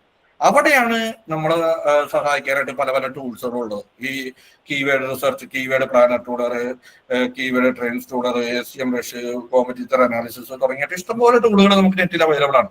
ഇവിടെയൊക്കെയാണ് നമ്മൾക്ക് അറിയണമല്ലോ, കാരണം എല്ലാ ടോപ്പിക്കുകളും നമുക്ക് അറിയാനുണ്ടാവില്ല. അപ്പൊ നമുക്ക് അവിടെ എന്ത് ചെയ്യണം, മറ്റുള്ളവർ എന്താണ് അന്വേഷിക്കുന്നത്, ഈ ടോപ്പിക്കിനെ സംബന്ധിച്ച് ആളുകൾ എന്തെല്ലാം നെറ്റിൽ സെർച്ച് ചെയ്യുന്നുണ്ട്, ഇതെല്ലാം നമ്മൾക്ക് അറിയണം. ഓക്കെ, ആളുകൾ നെറ്റിൽ എന്തൊക്കെ സെർച്ച് ചെയ്യണമെന്ന് മാത്രം അറിഞ്ഞാൽ പോരാ. നമ്മൾ കോമ്പറ്റീറ്റേഴ്സിന്റെ സൈറ്റ് എടുത്തിട്ട് ഇതിനെക്കുറിച്ച് അവരൊക്കെ എന്തൊക്കെ എഴുതിയിട്ടുണ്ടെന്ന് നമ്മൾ അറിയണം. ഇതുകൊണ്ട് തീർന്നില്ല, നമ്മൾ കസ്റ്റമറായിട്ട് സംസാരിക്കണം. ഈ പ്രൊഡക്റ്റിനെ കുറിച്ച് അന്വേഷിക്കുന്ന ആൾക്കാർ പൊതുവെ എന്തൊക്കെയാണ് നിങ്ങളുടെ സെയിൽസിന്റെ ടീമായിട്ട് സംസാരിക്കുന്നത്, അത് നമുക്കറിയണം. അയാളുടെ അടുത്ത് ചോദിക്കണം. സെയിൽസിന്റെ ടീമിന്റെ അടുത്ത് നിങ്ങളുടെ ഒരു കസ്റ്റമർ ചോദിക്കാറുള്ള സ്ഥിരമായിട്ട് ചോദിക്കാറുള്ള ഒരു 20 ക്വസ്റ്റ്യൻസ് ഞങ്ങളുടെ അടുത്ത് പറയും. അപ്പൊ നമുക്ക് അവരുടെ പെയിൻ പോയിന്റ്സ് കിട്ട് ചെയ്യണം. വേറൊന്ന്, നിങ്ങളുടെ അടുത്ത് വരുന്ന കസ്റ്റമേഴ്സ് എന്ത് ടൈപ്പാണ്, എന്തുകൊണ്ടാണ് മറ്റുള്ള ഒരു കസ്റ്റമറുടെ അടുത്ത് നിന്ന് നിങ്ങളിലേക്ക് വരാറ്, നിങ്ങളുടെ അടുത്ത് വരുന്ന ഒരു കസ്റ്റമർ നിങ്ങളുടെ പ്രൊഡക്റ്റും വേറെ ഏതെങ്കിലും പ്രൊഡക്റ്റായിട്ടുള്ള കമ്പാരിസൺ ചോദിക്കാറുണ്ടോ, ഉണ്ടെങ്കിൽ ആ പ്രൊഡക്റ്റ് ഏതാണ്, നിങ്ങളുടെ കമ്പനി ഏതെല്ലാം കോമ്പറ്റീറ്റേഴ്സ് ആയിട്ടാണ് മത്സരിക്കുന്നത്, നിങ്ങൾക്ക് ആ നിലവിലുള്ള സെയിം പ്രൊഡക്റ്റുകൾ മാർക്കറ്റിലുള്ള മറ്റ് പ്രൊഡക്റ്റുകളിൽ നിന്ന് നിങ്ങളെ വ്യത്യസ്തമാക്കുന്ന നിങ്ങളുടെ ഫീച്ചേഴ്സ് എന്താണ്. ഇങ്ങനെ പല കാര്യങ്ങളും നമ്മൾ റിസർച്ച് നടത്തിയാണ് നമ്മൾക്ക് ശരിക്കും ഈ ഒരു ടോപ്പിക്കിനെ കുറിച്ച് എഴുതാനുള്ള ഐഡിയാസ് നമ്മൾക്ക് കിട്ടുക. മനസ്സിലായോ? എഴുതാനുള്ള ഐഡിയാസ് എന്ന് പറഞ്ഞാൽ ഡിപ്പെൻസ്. അവിടെ ഇപ്പൊ നിങ്ങൾ എന്റെ അടുത്ത് ചോദിക്കണം എത്ര ആർട്ടിക്കിൾ എഴുതണം ടോപ്പിക്കൽ അതോറിറ്റി എന്ന് പറഞ്ഞാൽ ലോകത്ത് ആർക്കും പറയാൻ പറ്റില്ല. ടോപ്പിക്കൽ അതോറിറ്റി വർദ്ധിക്കുകയാണെങ്കിൽ, ടോപ്പിക്കൽ അതോറിറ്റി കിട്ടണം എന്നുണ്ടെങ്കിൽ ഇത്ര ആർട്ടിക്കിൾ എഴുതണം നമുക്ക് പറയാൻ പറ്റില്ല. അത് ഡിപ്പെൻസ്, നീഷ് അനുസരിച്ച് മാറും. ചിലയിടത്ത് ചിലപ്പോൾ 2 ആർട്ടിക്കിൾ എഴുതിയാലും ചിലപ്പോൾ അതിനകത്ത് നമ്മൾ ടോപ്പായി പോകും. ചിലയിടത്ത് നമ്മള് 10 ആർട്ടിക്കിൾ എഴുതിയാലും ചിലപ്പോൾ ടോപ്പായി പോകും. എക്സാമ്പിൾ ഞാൻ പറയുകയാണെങ്കിൽ, വെറുതെ എന്റെ വായ തോന്നിയൊരു എക്സാമ്പിൾ ഞാൻ ഇപ്പൊ തോന്നിയ പോലെ പറയുകയാണെങ്കിൽ, മറ്റേ എന്താ പറഞ്ഞ നാരങ്ങിട്ട് പിഴിഞ്ഞ മാങ്ങാച്ചാർ എന്ന് പറയുകയാണ്. അങ്ങനെ ഞാൻ പറയും, നാരങ്ങിട്ട് വെച്ച മാങ്ങാച്ചാർ എന്ന് പറഞ്ഞ ടോപ്പിക്കിൽ, അതായത് ലെമൺ എന്താ മാംഗോ പിക്കിൾ വിത്ത് ലെമൺ എന്ന് ഞാൻ വെറുതെ പറയും. ഈ ഒരു ടോപ്പിക്കിനെ എനിക്ക് 3 ആർട്ടിക്കിൾ ചിലപ്പോൾ എഴുതിയാൽ മതിയാവും. കാരണം നെറ്റിൽ അങ്ങനെ ഒന്നും ഉണ്ടാകുന്ന എനിക്കറിയില്ല. ഞാൻ അതിനെ സംബന്ധിച്ച് 3 ആർട്ടിക്കിൾ എഴുതിയാൽ മതിയാവും. ഒന്ന് ഞാൻ എഴുതുകയാണ് മാംഗോ പിക്കിളിൽ ലെമൺ ചേർത്താൽ കിട്ടുന്ന കുറച്ച് അഡ്വാൻറ്റേജസ് ഒക്കെ എന്തൊക്കെയാണ് സംഭവം. പിന്നെ ഇത് രണ്ടാമത്തെ ഒരു ആർട്ടിക്കിൾ ഞാൻ ഇങ്ങനെ ഒരു പിക്കിൾ ഉണ്ടാക്കുമ്പോൾ ശ്രദ്ധിക്കേണ്ടതായിട്ടുള്ള കാര്യങ്ങൾ എത്രയൊക്കെയാണ്. മൂന്നാമത്തെ ഇങ്ങനെ ഒരു ഇത് നമ്മൾക്ക് മറ്റേ പഴയ ആയുർവേദ കൺസെപ്റ്റ് അനുസരിച്ച് വിരുദ്ധാഹാരമായിട്ട് വരുമോ, പാലട പായസത്തിനോടൊപ്പം ഇത് കഴിക്കാമോ, ഞാൻ വെറുതെ വായ തോന്നുന്ന എക്സാമ്പിൾസ് പറയാൻ കേട്ടോ. അപ്പൊ ഇങ്ങനത്തെ 4-5 ആർട്ടിക്കിൾ എഴുതിയാൽ തന്നെ മാംഗോ പിക്കിൾ വിത്ത് ലെമണിന് ഭയങ്കര അതോറിറ്റി ആയി കഴിഞ്ഞു. എന്റെ landing page, main service page എന്റെ മാംഗോ പിക്കിൾ വിത്ത് ലെമൺ വിൽക്കാനുള്ള പേജാണ്. അപ്പൊ ഞാൻ ഈ ആർട്ടിക്കിൾസ് എല്ലാത്തിലും ഞാൻ എന്ത് ചെയ്യും, top of funnel, bottom of funnel എന്നൊക്കെ പറഞ്ഞ ടോപ്പും ബോപ്പും ഒക്കെ ഇട്ട് തമ്മിൽ ബന്ധിപ്പിക്കുന്ന രീതിയിൽ ടോപ്പിൽ ഞാൻ പറയും മാംഗോ പിക്കിൾ വിത്ത് ലെമണിൽ ഇങ്ങനെയൊക്കെ അഡ്വാൻറ്റേജസ് ഉണ്ട്, ഇങ്ങനത്തെ അഡ്വാൻറ്റേജസ് ഉണ്ട് പറഞ്ഞു ഞാൻ താഴേക്ക് എത്തുമ്പോൾ എന്ത് പറയും, ഇനി നിങ്ങൾക്ക് മാംഗോ പിക്കിൾ വിത്ത് ലെമൺ മേടിക്കണം എന്നുണ്ടെങ്കിൽ ഇതാ ഒരു ഓഫർ ഉണ്ട് എന്നൊക്കെ പറഞ്ഞിട്ട് പട്ടം കൊടുക്കുന്നു, എന്റെ മേടിക്കാനുള്ള പേജിലേക്ക് കൊടുക്കും. അപ്പൊ ഇവിടെ മെയിൻ പേജ് എന്തായി, നമ്മുടെ മെയിൻ പേജ് ആ മാംഗോ പിക്കിൾ വിത്ത് ലെമണിന് വേണ്ടി അത് വിൽക്കാൻ വെച്ചിരിക്കുന്ന ആ പ്രൊഡക്റ്റ് പേജാണ് എന്റെ മെയിൻ പേജ്. ഓക്കെ, അത് സർവീസ് പേജ് അതുകൊണ്ടാവാം, അതൊരു മെയിൻ പേജായി മാറി. ഈ പേജിനാണ് നമ്മൾ പില്ലർ പേജ് എന്ന് വിളിക്കുന്നത്. പില്ലർ പേജ് എന്ന് വിളിക്കുന്നത് ഈ പേജാണ്. കാരണം മാംഗോ പിക്കിൾ വിത്ത് ലെമൺ എന്നുള്ള ആ ഒരു സെർച്ചിന് റാങ്ക് ചെയ്യാൻ വേണ്ടി ഞാൻ വെച്ചിരിക്കുന്ന പേജ് ആ പ്രൊഡക്റ്റിന്റെ പേജാണ്. ഓക്കെ, ആ പേജ് ആരെങ്കിലും സെർച്ച് ചെയ്തു ഓൺലൈൻ ബൈ ചെയ്യാനോ അങ്ങനത്തെ എന്തെങ്കിലും ഒരു ഇന്റൻഷനോട് കൂടി സെർച്ച് ചെയ്ത് കഴിഞ്ഞാൽ വരാൻ വേണ്ടി ഞാൻ വെച്ചിരിക്കുന്ന പേജ് അതാണ് മാംഗോ പിക്കിൾ വിത്ത് ലെമൺ എന്നുള്ളതാണ്. അതൊരു പർച്ചേസിങ് ഇന്റൻഷനോട് കൂടി അതിനെ സാറ്റിസ്ഫൈ ചെയ്യുന്ന രീതിയിലാണ് ഞാൻ ആ പേജ് സെറ്റ് ചെയ്തിരിക്കുന്നത്. ആഡ് ടു കാർട്ട് ഉണ്ട്, സ്റ്റോക്കിൽ അവൈലബിൾ ആണോ എന്ന് പറയുന്നുണ്ട്, പ്രൈസ് പറയുന്നുണ്ട്, റിവ്യൂസ് പറയുന്നുണ്ട്, EMI അവൈലബിൾ ആണോ എന്ന് പറയുന്നുണ്ട്, റീഫണ്ട് പോളിസിനെ കുറിച്ച് പറയുന്നുണ്ട്, മറ്റു കാര്യങ്ങളെ കുറിച്ച് പറയുന്നുണ്ട്, അതിന്റെ റിവ്യൂസ് പറയുന്നുണ്ട്, ഇൻഗ്രീഡിയൻസിനെ എല്ലാത്തിനെ കുറിച്ച് ഞാൻ പറയുന്നുണ്ട് ആ പേജ്. അപ്പൊ ആ പേജ് എന്റെ പില്ലർ പേജാണ്. ആ ഒരു മാംഗോ പിക്കിൾ വിത്ത് ലെമൺ എന്നതില ടോപ്പിക്കില് എന്റെ പില്ലർ പേജ്, ആ പേജും അതിനെ സപ്പോർട്ട് ചെയ്യാൻ ആ ടോപ്പിക്കിനെ അതോറിറ്റി വർദ്ധിപ്പിക്കാൻ വേണ്ടി ഞാൻ ഒരു ക്ലസ്റ്റർ ക്രിയേറ്റ് ചെയ്യും. ഇവിടെയാണ് ടോപ്പിക്കൽ ക്ലസ്റ്റർ എന്ന് പറയുന്നത്. ഈ അതോറിറ്റി ഞാൻ നേരത്തെ പറഞ്ഞ സംഭവത്തിന് അടുത്ത വാക്കും കൂടി കൊണ്ടുവന്ന് ഞാൻ യോജിപ്പിക്കുകയാണ്. ഞാൻ നേരത്തെ പറഞ്ഞ എന്താണ്, ഒരു ടോപ്പിക്കിൽ നമ്മൾ അതോറിറ്റി ആകാൻ വേണ്ടി നമ്മൾ ചെയ്യുന്നത് ആദ്യം ടോപ്പിക് ഐഡന്റിഫൈ ചെയ്യും, പിന്നെ ആ ടോപ്പിക്കിനെ കുറിച്ച് ചുറ്റും എഴുതാവുന്ന അത്രയും മറ്റ് കണ്ടന്റ്സുകളുടെ ഒരു, അതായത് നമ്മുടെ ഭാഷയിൽ പറഞ്ഞ ബ്ലോഗ് പോസ്റ്റുകളുടെ ഒരു ഐഡിയ നമ്മൾ ക്രിയേറ്റ് ചെയ്യും. 5, 10, 100, 200 എത്ര എന്ന് വെച്ചാൽ ബ്ലോഗ് പോസ്റ്റുകളുടെ ഐഡിയ ക്രിയേറ്റ് ചെയ്യും.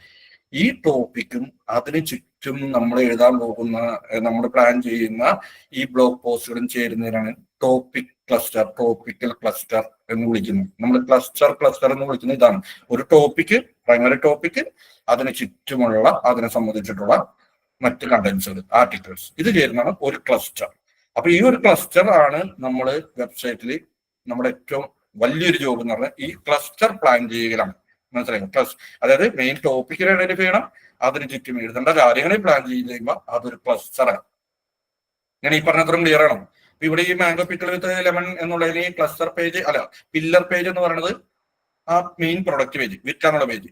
പക്ഷെ ഇതിനെക്കുറിച്ച് ഇതിന്റെ അഡ്വാൻറ്റേജസ് എഴുതിയ ഒരു ബ്ലോഗ് പോസ്റ്റ് ഉണ്ട്, ഇത് പാലടയോടൊപ്പം കഴിക്കാമോ എന്ന് എഴുതിയിരിക്കുന്ന ഒരു ബ്ലോഗ് പോസ്റ്റ് ഉണ്ട്, ഇത് ഉണ്ടാക്കുമ്പോൾ ശ്രദ്ധിക്കേണ്ട ഒരു 28 കാര്യങ്ങളെ കുറിച്ച് പറയുന്ന ഒരു ബ്ലോഗ് പോസ്റ്റ് ഉണ്ട്, ഇതിനെ കൂടുതൽ കാലം കേടുകൂടാതെ സൂക്ഷിക്കാൻ പറ്റുമോ എന്ന് എഴുതിയിരിക്കുന്ന മറ്റൊരു ബ്ലോഗ് പോസ്റ്റ് ഉണ്ട്, ഈ പിക്കിൾ ആദ്യമായി 1880 ഉണ്ടാക്കിയ അമ്മൂമ്മനെ കുറിച്ച് പറയുന്ന ഒരു ആർട്ടിക്കിളുണ്ട്. ഇത് 5-8 ആർട്ടിക്കിൾസ് ചേരുന്ന ഇതാണ് അതിന്റെ എന്താ പറഞ്ഞ ഈ ക്ലസ്റ്റേഴ്സ്. ബാക്കി ഈ 5-6 പേജുകളും ഈ പില്ലർ പേജും ചേരുന്നതാണ് ആ ഒരു ടോപ്പിക് ക്ലസ്റ്റർ. ആ ടോപ്പിക് ക്ലസ്റ്റർ ചേർന്ന് മെയിൻ പേജ്, ടോപ്പിക്കിന്റെ പില്ലർ പേജും ഈ ക്ലസ്റ്റർ പേജസും കൂടി ചേർന്ന് കഴിയുമ്പോൾ ആ ഒരു ടോപ്പിക്കിൽ ഈ വെബ്സൈറ്റ് അതോറിറ്റി ആകാൻ കാരണം ആ ഒരു പർട്ടിക്കുലർ ടോപ്പിക് കുറേയധികം ഡോക്യുമെന്റ്സിൽ പരാമർശിച്ചിരിക്കുന്നു. വെറുതെ പരാമർശിച്ചിരിക്കുന്നല്ല, ഓരോ പേജും ഞാൻ മുമ്പ് പറഞ്ഞ സാധനം ഇവിടെ കയറി വരും. ഓരോ പേജും റെലവെന്റ് കൂടി ആയിരിക്കണം. ക്വാളിറ്റി ഉള്ള പേജസേ കൂടുതൽ ടോപ്പിക്കിൽ അതോറിറ്റിക്ക് കൺസിഡർ ചെയ്യുള്ളൂ. അല്ല ചുമ്മാ ഒരു ടോപ്പിക്കിനെ കുറിച്ച് 500 പേജ് എഴുതിയോണ്ടൊന്നും കാര്യമൊന്നുമില്ല. ഈ 500 പേജും ക്വാളിറ്റി ഉള്ളതായിരിക്കണം. അപ്പൊ 500 പേജ് ചുമ്മാ എഴുതി ടോപ്പിക്കിൽ അതോറിറ്റി ആവുന്നതിനേക്കാളും നല്ലത് 10 പേജ് ഹൈലി റിലവന്റ് ആയിട്ട് ഹൈലി ക്വാളിറ്റി എഴുതി കഴിഞ്ഞാൽ അതിനെ കൂടുതൽ അതോറിറ്റി ആവാം. അപ്പൊ ടോപ്പിക്കൽ അതോറിറ്റിക്ക് കൂടുതൽ കൺസിഡർ ചെയ്യുന്നുണ്ടെങ്കിൽ ആ പേജ് ടോപ്പിക്കൽ റെലവന്റ് ആയിരിക്കണം. അപ്പൊ നല്ല രീതിയിൽ ക്വാളിറ്റി ഉള്ള പേജസ് എഴുതി ഒരു ടോപ്പിക്കിനെ കുറിച്ച് കൂടുതലായിട്ട് എഴുതുന്നതോറും ആ ഒരു ടോപ്പിക്കിലെ അതോറിറ്റി ആ വെബ്സൈറ്റിന് വർദ്ധിച്ചു വരും.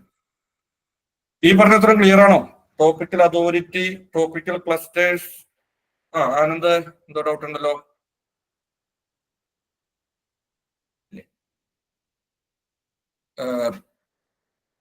താഹിറ? സർ ഫണലിന്റെ കാര്യം പറഞ്ഞില്ലായിരുന്നോ? നമ്മള് ബ്ലോഗിൽ നിന്ന് നമ്മുടെ മെയിൻ പില്ലർ പേജിലോട്ടുള്ളത്. അത് നമ്മള് സാറിനെ സംബന്ധിച്ച് അതൊരു ബട്ടൺ ആയിട്ട് കൊടുക്കുന്നതാണോ better, text like text link ആയിട്ട് കൊടുക്കുന്നതാണോ? ഏതാണ് കൂടുതൽ ക്വാളിറ്റി ഉള്ളത്? നമ്മളുടെ ഒരു മനോധർമ്മം പോലെയാണ്. അങ്ങനെ ടെക്സ്റ്റ് ലിങ്ക് ഈ നമ്മളുടെ ഒരു പേജിൽ നിന്ന് ഏറ്റവും ഗൂഗിൾ ഇഷ്ടപ്പെടുന്നതുണ്ടല്ലോ, നമ്മള് ഓരോന്നിനും ഓരോ ഫാക്ടേഴ്സ് ഉണ്ട്.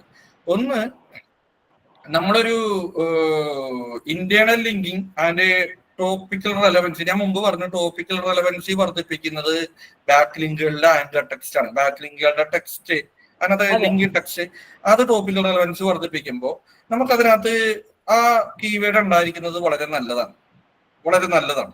അപ്പോ ആ ഒരു ആംഗിളിൽ ചിന്തിച്ചാൽ നമ്മൾക്ക് പലപ്പോഴും ഇത് റിട്ടൺ ടെക്സ്റ്റില് നമ്മളൊരു ഓർഗാനിക് ആയിട്ട് നമ്മൾ പറഞ്ഞു പോകുന്ന ടെക്സ്റ്റിന്റെ ഇടയിൽ കിടക്കുന്ന മീനിങ് ഫുൾ ആയിട്ടുള്ള ഒരു സെന്റൻസിന്റെ ഇടയിൽ കിടക്കുന്ന ഒരു ടെക്സ്റ്റ് പോർഷൻ ലിങ്ക് ചെയ്യുക എന്നുള്ളത് SEO പരമായിട്ട് അഡ്വാൻറ്റേജ് ആണ്.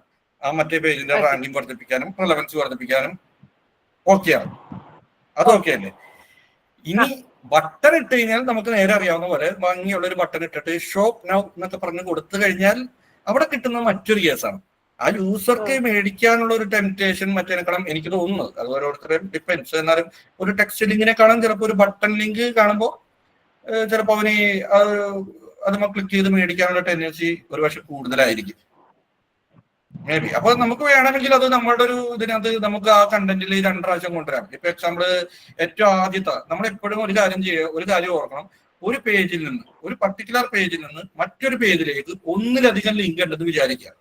ഇപ്പൊ ഞാൻ ഈ പറഞ്ഞ ലെമൺ സാറായിരുന്നു പറഞ്ഞത്, മാംഗോ പിക്കിൾ വിത്ത് ലെമൺ, എന്റെ അഡ്വാൻറ്റേജസ് പറഞ്ഞിരിക്കുന്ന ഒരു പേജാണെന്ന് വിചാരിക്കുക. ആ പേജിൽ 2 പ്രാവശ്യം ഞാൻ ഈ മാംഗോ പിക്കിളിന്റെ പേജിലേക്ക് ഞാൻ ലിങ്ക് ചെയ്തിട്ടെന്ന് വിചാരിക്കുക. ഇവിടെ നിങ്ങളുടെ ഗൂഗിൾ SEOന്റെ മറ്റൊരു കാര്യം കൂടി മനസ്സിലാക്കുക. ഗൂഗിൾ ഇതിനകത്ത് കൺസിഡർ ചെയ്യുക എപ്പോഴും ആദ്യത്തെ ലിങ്കിന്റെ ടെക്സ്റ്റ് ആയിരിക്കും. പലരും ആദ്യത്തെ ലിങ്കിന്റെ ടെക്സ്റ്റ് മാത്രമേ ഗൂഗിൾ കൺസിഡർ ചെയ്യുള്ളൂ.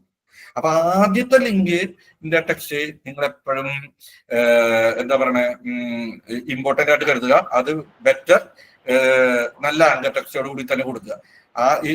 നേരെ മറിച്ചായി കഴിഞ്ഞില്ല, ആദ്യത്തെ ലിങ്കിന്റെ ടെക്സ്റ്റ് ഷോപ്പിനാവും, രണ്ടാമത്തെ ലിങ്കിന്റെ ടെക്സ്റ്റ് ശരിക്കും മാംഗോ പിക്കർന്ന് കൊടുത്തിരുന്നത് കണ്ടതാണ്, നമുക്ക് ആ വെയിറ്റേജ് കിട്ടില്ല.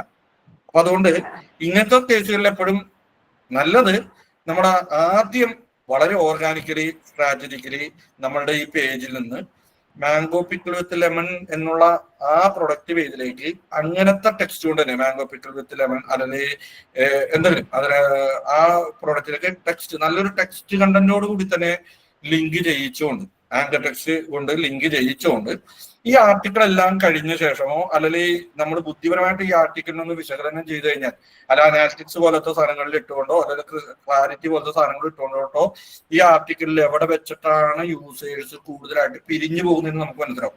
ആൾക്കാർ കൂടുതൽ ക്വിറ്റ് ചെയ്യുന്ന ഒരു ഏരിയ ഉണ്ടാവും ഈ പേജ് സ്ക്രോളിങ്ങിന്റെ. ആ ഏരിയ മനസ്സിലാക്കി കഴിഞ്ഞാൽ വേണമെങ്കിൽ ആ ഏരിയ കൊണ്ടുവന്നിട്ട് ഒരു ബട്ടൺ കൂടി ഇട്ടോ, 2 ലിങ്ക് ഇട്ടാലൊന്നും കുഴപ്പമൊന്നുമില്ലല്ലോ. അതായത് അപ്പൊ നമുക്ക് ഒരു ടെക്സ്റ്റ്, ഞാൻ പറഞ്ഞ ടെക്സ്റ്റിന് അതിൻ്റെതായ പർപ്പസ്, ബട്ടണിന് യൂസർ എൻഗേജ്മെന്റ് വർദ്ധിപ്പിക്കാനുള്ള ശക്തി, ഇത് രണ്ടുമാണുള്ളത്. പരമായിട്ട് ബട്ടണിന് പ്രത്യേകിച്ച് അഡ്വാൻറ്റേജ് ഒന്നുമില്ല. വേറെ മുഹമ്മദിന് എന്തോ ഡൗട്ട് ഉണ്ടല്ലോ? ഹലോ ഹലോ കേൾക്കാം മുഹമ്മദേ. ആ പറഞ്ഞോ. അയ്യോ ഫൈൻ, പറഞ്ഞോളൂ. സാറേ, ഞാൻ കുറച്ച് ലേറ്റായി ജോയിൻ ചെയ്തത്. അപ്പോൾ എനിക്ക് ഇതിന്റെ കോണ്ടാക്ട് വലുതായിട്ട് കിട്ടിയിട്ടില്ല. അപ്പൊ സാറ് ഫണലെന്ന് പറഞ്ഞത് നമുക്കിപ്പോ ഞാനൊരു തുടക്കക്കാരനാണ്. ഇപ്പോൾ കോഴ്സ് കഴിഞ്ഞപ്പോൾ ഞാൻ കൊച്ചിയിൽ സാറിന്റെ പരിപാടിക്ക് വന്നിരുന്നു, കുറച്ച് ദിവസം മുമ്പ് വന്ന പരിപാടിക്ക്. അപ്പോ ഞാൻ ചോദിക്കാൻ പറഞ്ഞ ഈ ഫണലും സാർ ഉദ്ദേശിച്ചെന്ന് പറഞ്ഞാൽ നമ്മളിപ്പോ ഒരു സിംഗിൾ പേജ് വെബ്സൈറ്റിൽ നമ്മളിപ്പോ ഒരു എക്സാം പറഞ്ഞ ആപ്പിളിന്റെ നമ്മൾ ഒരു വെബ്സൈറ്റ് കയറണം എന്ന് വിചാരിക്കും. അപ്പൊ ആപ്പിളിന്റെ ഒരു പ്രോഡക്റ്റ് എടുത്തു കഴിഞ്ഞാൽ ആ പ്രോഡക്റ്റിനെ പറ്റി ഇങ്ങനെ വിവരിച്ച് വന്നിട്ട് അതിന്റെ ഏറ്റവും താഴെ ആയിരിക്കും അതിന്റെ ബൈ ചെയ്യാനുള്ള ഓപ്ഷൻ, അല്ലെങ്കിൽ കുറച്ച് മുകളിലും കാണാൻ ഒരു ബൈ ചെയ്യാനുള്ള ഒരു ഓപ്ഷൻ, അല്ലെങ്കിൽ അതിന്റെ ഓരോ ഫീച്ചർ പറഞ്ഞ് ആ സിംഗിൾ പേജിൽ നമ്മൾ സ്ക്രോൾ ചെയ്ത് വരുമ്പോൾ അതിന്റെ താഴെ ആയിരിക്കും ബൈ ചെയ്യാൻ ഓപ്ഷൻ വരുന്നത്. അതാണോ സാർ ഉദ്ദേശിച്ചത് ഈ ഫണലെന്ന് ഉദ്ദേശിച്ചത്? ഫണൽ എന്ന് പറഞ്ഞു കഴിഞ്ഞാൽ അത് മറ്റൊരു ടോപ്പിക്കാണ്. എന്നാലും ഞാൻ ഏകദേശം ഒരു ഇത് പറഞ്ഞുതരാം. നമ്മൾ ഈ ഫണൽ എന്ന് ഉദ്ദേശിക്കുന്നത് അതൊരു ബ്രോഡ് കൺസെപ്റ്റ് ആണ്. ഈ ഫണൽ എന്നുള്ളത് മാർക്കറ്റിംഗിൽ പൊതുവെ ഉപയോഗിക്കുന്ന ഒരു ബ്രോഡ് കൺസെപ്റ്റ് ആണ് ഫണൽ. ഫണൽ എന്ന് ഉദ്ദേശിക്കുന്നതിന്റെ വളരെ സിമ്പിൾ ഇതെന്ന് വെച്ചാൽ നമ്മളൊരു കാര്യത്തെ കുറിച്ച് അറിയുന്ന സ്റ്റേജ്, നമ്മൾ എന്ത് വേണമെങ്കിലും ആവട്ടെ, ഈ ഒരു പേജിൽ ലാൻഡ് ചെയ്യുന്ന കാര്യം വിട്ടേര്, പൊതുവെ നമ്മളൊരു കാര്യത്തെ കുറിച്ച് അറിയുന്ന അല്ലെങ്കിൽ അവെയർ ആകുന്ന സമയം തുടങ്ങിയിട്ട്, അല്ലാതെ അതിനെ കേൾക്കുന്ന സമയം തുടങ്ങിയിട്ട് അവസാനം നമ്മൾ ആ പ്രൊഡക്റ്റിനെ മേടിക്കുന്ന അതിനെ നമ്മൾ കൺവേർട്ട് ആകുന്ന ആ ഒരു സ്റ്റേജ് വരെയുള്ള അതിനെയാണ് ഫണൽ എന്ന് പറയുന്നത്. ഓക്കെ, അപ്പൊ ഏറ്റവും ടോപ്പ്, അതായത് ഇങ്ങനെ ഇരിക്കും ഫണൽ. ഓക്കെ, ഏറ്റവും ടോപ്പിലെ ഏരിയയാണ് ടോപ്പ് ഓഫ് ഫണൽ എന്ന് പറഞ്ഞാൽ, ഏറ്റവും താഴത്തെ ഏരിയയാണ് ബോട്ടം ഓഫ് ഫണൽ എന്ന് പറയും, മിഡിൽ ഓഫ് ഫണൽ എന്നൊക്കെ പറയും. അപ്പൊ നമ്മൾ സാധാരണ അഡ്വർടൈസ്മെന്റ് ആഡൊക്കെ ചെയ്യുമ്പോൾ പോലും നമ്മൾ പറയുന്ന ഏറ്റവും ആദ്യം നമ്മൾ ഒരാളെ അറിയിക്കുമ്പോൾ അത് ടോപ്പ് ഓഫ് ഫണലാണ്. മനസ്സിലായോ? പതുക്കെ പലതും കാണിച്ചല്ലേ. ഇപ്പൊ നമ്മൾ സാധാരണ ബിസിനസ്സിന് എങ്ങനെയാണ്, ഒരു ഇൻസ്റ്റിറ്റ്യൂട്ടിന്റെ എടുക്കുക, അവർ അതിൽ പരസ്യം കാണിക്കും, ടോപ്പ് ഓഫ് ഫണൽ. ചിലപ്പോൾ അവരുടെ ഇൻസ്റ്റിറ്റ്യൂട്ടിനെ കുറിച്ചൊന്ന് കാണിക്കും. രണ്ടാമത് ആ ഫണലിലേക്ക് കുറെ പേര് കയറും.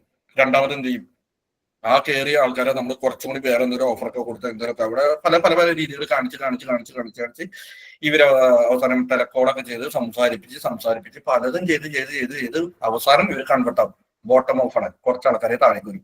അപ്പൊ ഈ മാർക്കറ്റിംഗ് സ്റ്റേജിലെ ഈ ഫണൽ എന്ന് പറയുന്നത് ആ ഓവറോൾ മാർക്കറ്റിംഗ് പ്രോസസ്സിനെ മൊത്തത്തിലൊരു ഫണലായിട്ടാണ് നമ്മൾ എപ്പോഴും പ്ലാൻ ചെയ്യുക, എപ്പോഴും ഒരു ഫണലായിട്ട്. കാരണം നമുക്ക് ഓരോ ഏരിയയിലും വരുന്ന ഓഡിയൻസിനെയൊക്കെ എങ്ങനെ നമുക്ക് നർച്ചറിയണമെന്നൊക്കെ നല്ല വ്യക്തമായ ധാരണ ഉണ്ടാവും. അപ്പൊ അതൊരു ഓവറോൾ മാർക്കറ്റിംഗിൽ അതൊരു ഫണല്. അതേപോലെ നമ്മൾ വളരെ മൈന്യൂട്ട് ആയിട്ട് ആലോചിക്കുമ്പോൾ നമ്മൾക്കൊരു പേജിനും നമുക്കൊരു ഫണല് സെറ്റ് ചെയ്യാം, ഒരു സിംഗിൾ വെബ് പേജിനും ഒരു ഫണല് സെറ്റ് ചെയ്യാം. അതാണ് ഞാൻ പറഞ്ഞത്, ഒരു ലെമൺ അച്ചാർ മാംഗോ അച്ചാറിനെ കുറിച്ച് സെർച്ച് ചെയ്ത ഒരാള് ഈ പേജിൽ ലാൻഡ് ചെയ്യുന്നു, ടോപ്പിൽ നിന്ന് വായിക്കാൻ തുടങ്ങുമ്പോൾ അവൻ ടോപ്പ് ഓഫ് ഫണലാണ്. അവൻ പതുക്കെ നമ്മുടെ മാംഗോ അച്ചാറിനെ കുറിച്ച് അവൻ വായിക്കുന്നു, അതിന്റെ അഡ്വാൻറ്റേജസ് മനസ്സിലാക്കുന്നു, അവനൊക്കെ അവെയറായി. പതുക്കെ നമ്മൾ ഇതിന്റെയൊക്കെ അഡ്വാൻറ്റേജസ് പറഞ്ഞ് അവൻ ഇത് കഴിച്ചു കഴിഞ്ഞാൽ അവന്റെ ലോകത്തുള്ള സകല അസുഖങ്ങളും മാറും നടക്കുക. അവൻ വളരെയധികം ഹോട്ടായി വന്ന് അവൻ അവസാനം എത്തിക്കഴിയുമ്പോൾ നമ്മളത് മേടിക്കാൻ പ്രേരിപ്പിക്കുകയാണ് നമ്മുടെ ബോട്ടം ഓഫ് ഫണൽ. അപ്പോ മേടിക്കാൻ പ്രേരിപ്പിക്കുന്ന രീതിയിൽ നേരത്തെ താങ്കൾ ചോദിച്ച പോലെ നമുക്ക് അവിടെ ടെക്സ്റ്റ് ആയിട്ടോ ലിങ്ക് ആയിട്ടോ അല്ലെങ്കിൽ എന്തെങ്കിലും ഓഫർ കൊടുക്കുകയോ ബട്ടൺ കൊടുക്കുക എന്ത് വേണം ചെയ്യാം. നമുക്ക് അവനെ കൺവേർട്ട് ചെയ്യണം. അവിടെ നമ്മളുടെ ബിസിനസ്, നമ്മളുടെ മനോധർമ്മം പോലെ എങ്ങനെയാണ് നമ്മുടെ ഈ ആർട്ടിക്കിൾ വായിച്ച ഒരാളെ നമ്മൾ അവസാനം അച്ചാറ് മേടിപ്പിക്കണം. അതാണ് ബോട്ടം ഓഫ് ഫണൽ. അപ്പൊ ഓരോ പേജിനും ആലോചിച്ച് കഴിഞ്ഞാലും ഇങ്ങനെ ഒരു ഫണൽ പ്ലാൻ ചെയ്യാം. എൻ്റെ വെബ്സൈറ്റിന് മറ്റൊരു ഫണൽ ഉണ്ടാവും. എൻ്റെ ഡിജിറ്റൽ മാർക്കറ്റിംഗ്, ആ ഒരു സൈറ്റിന്റെ എൻ്റെ ഡിജിറ്റൽ മാർക്കറ്റിംഗ്, അതായത് അഡ്വർടൈസ്മെന്റ് മെസ്സിയോ ഒക്കെ ആലോചിച്ചാൽ മറ്റൊരു ഫണൽസ് ഉണ്ടാവും. ഓരോ ഘട്ടത്തിലും ഡിഫറെന്റ് ഫണൽസ് ഉണ്ടാവും. നമ്മൾ ആലോചിക്കും ഫണൽ എന്താന്നുള്ളത് ഏകദേശം ഒരു ഐഡിയ കിട്ടിയ, കാരണം അത് തന്നെ വലിയൊരു ടോപ്പിക്കാണ് നമ്മളെ ഈ ഫണൽ എന്ന് പറഞ്ഞാൽ. മനസ്സിലായി സാർ. സാർ സിമ്പിൾ ആയിട്ട് പറഞ്ഞു തന്നപ്പോ കാര്യം. അതെ, അതിനകത്ത് ഉദ്ദേശിക്കുന്നത് ഇത്രേ ഉള്ളൂ. നമ്മളൊരു പേജില് നമ്മളൊരു സാധാരണ ബിസിനസ്സുകൾക്ക് വേണ്ടിയാണല്ലോ ഒരു വെബ്സൈറ്റ് ഒക്കെ ചെയ്യുന്നത്. അപ്പൊ അത് സർവീസ് ആവാം, പ്രൊഡക്റ്റ് ആവാം.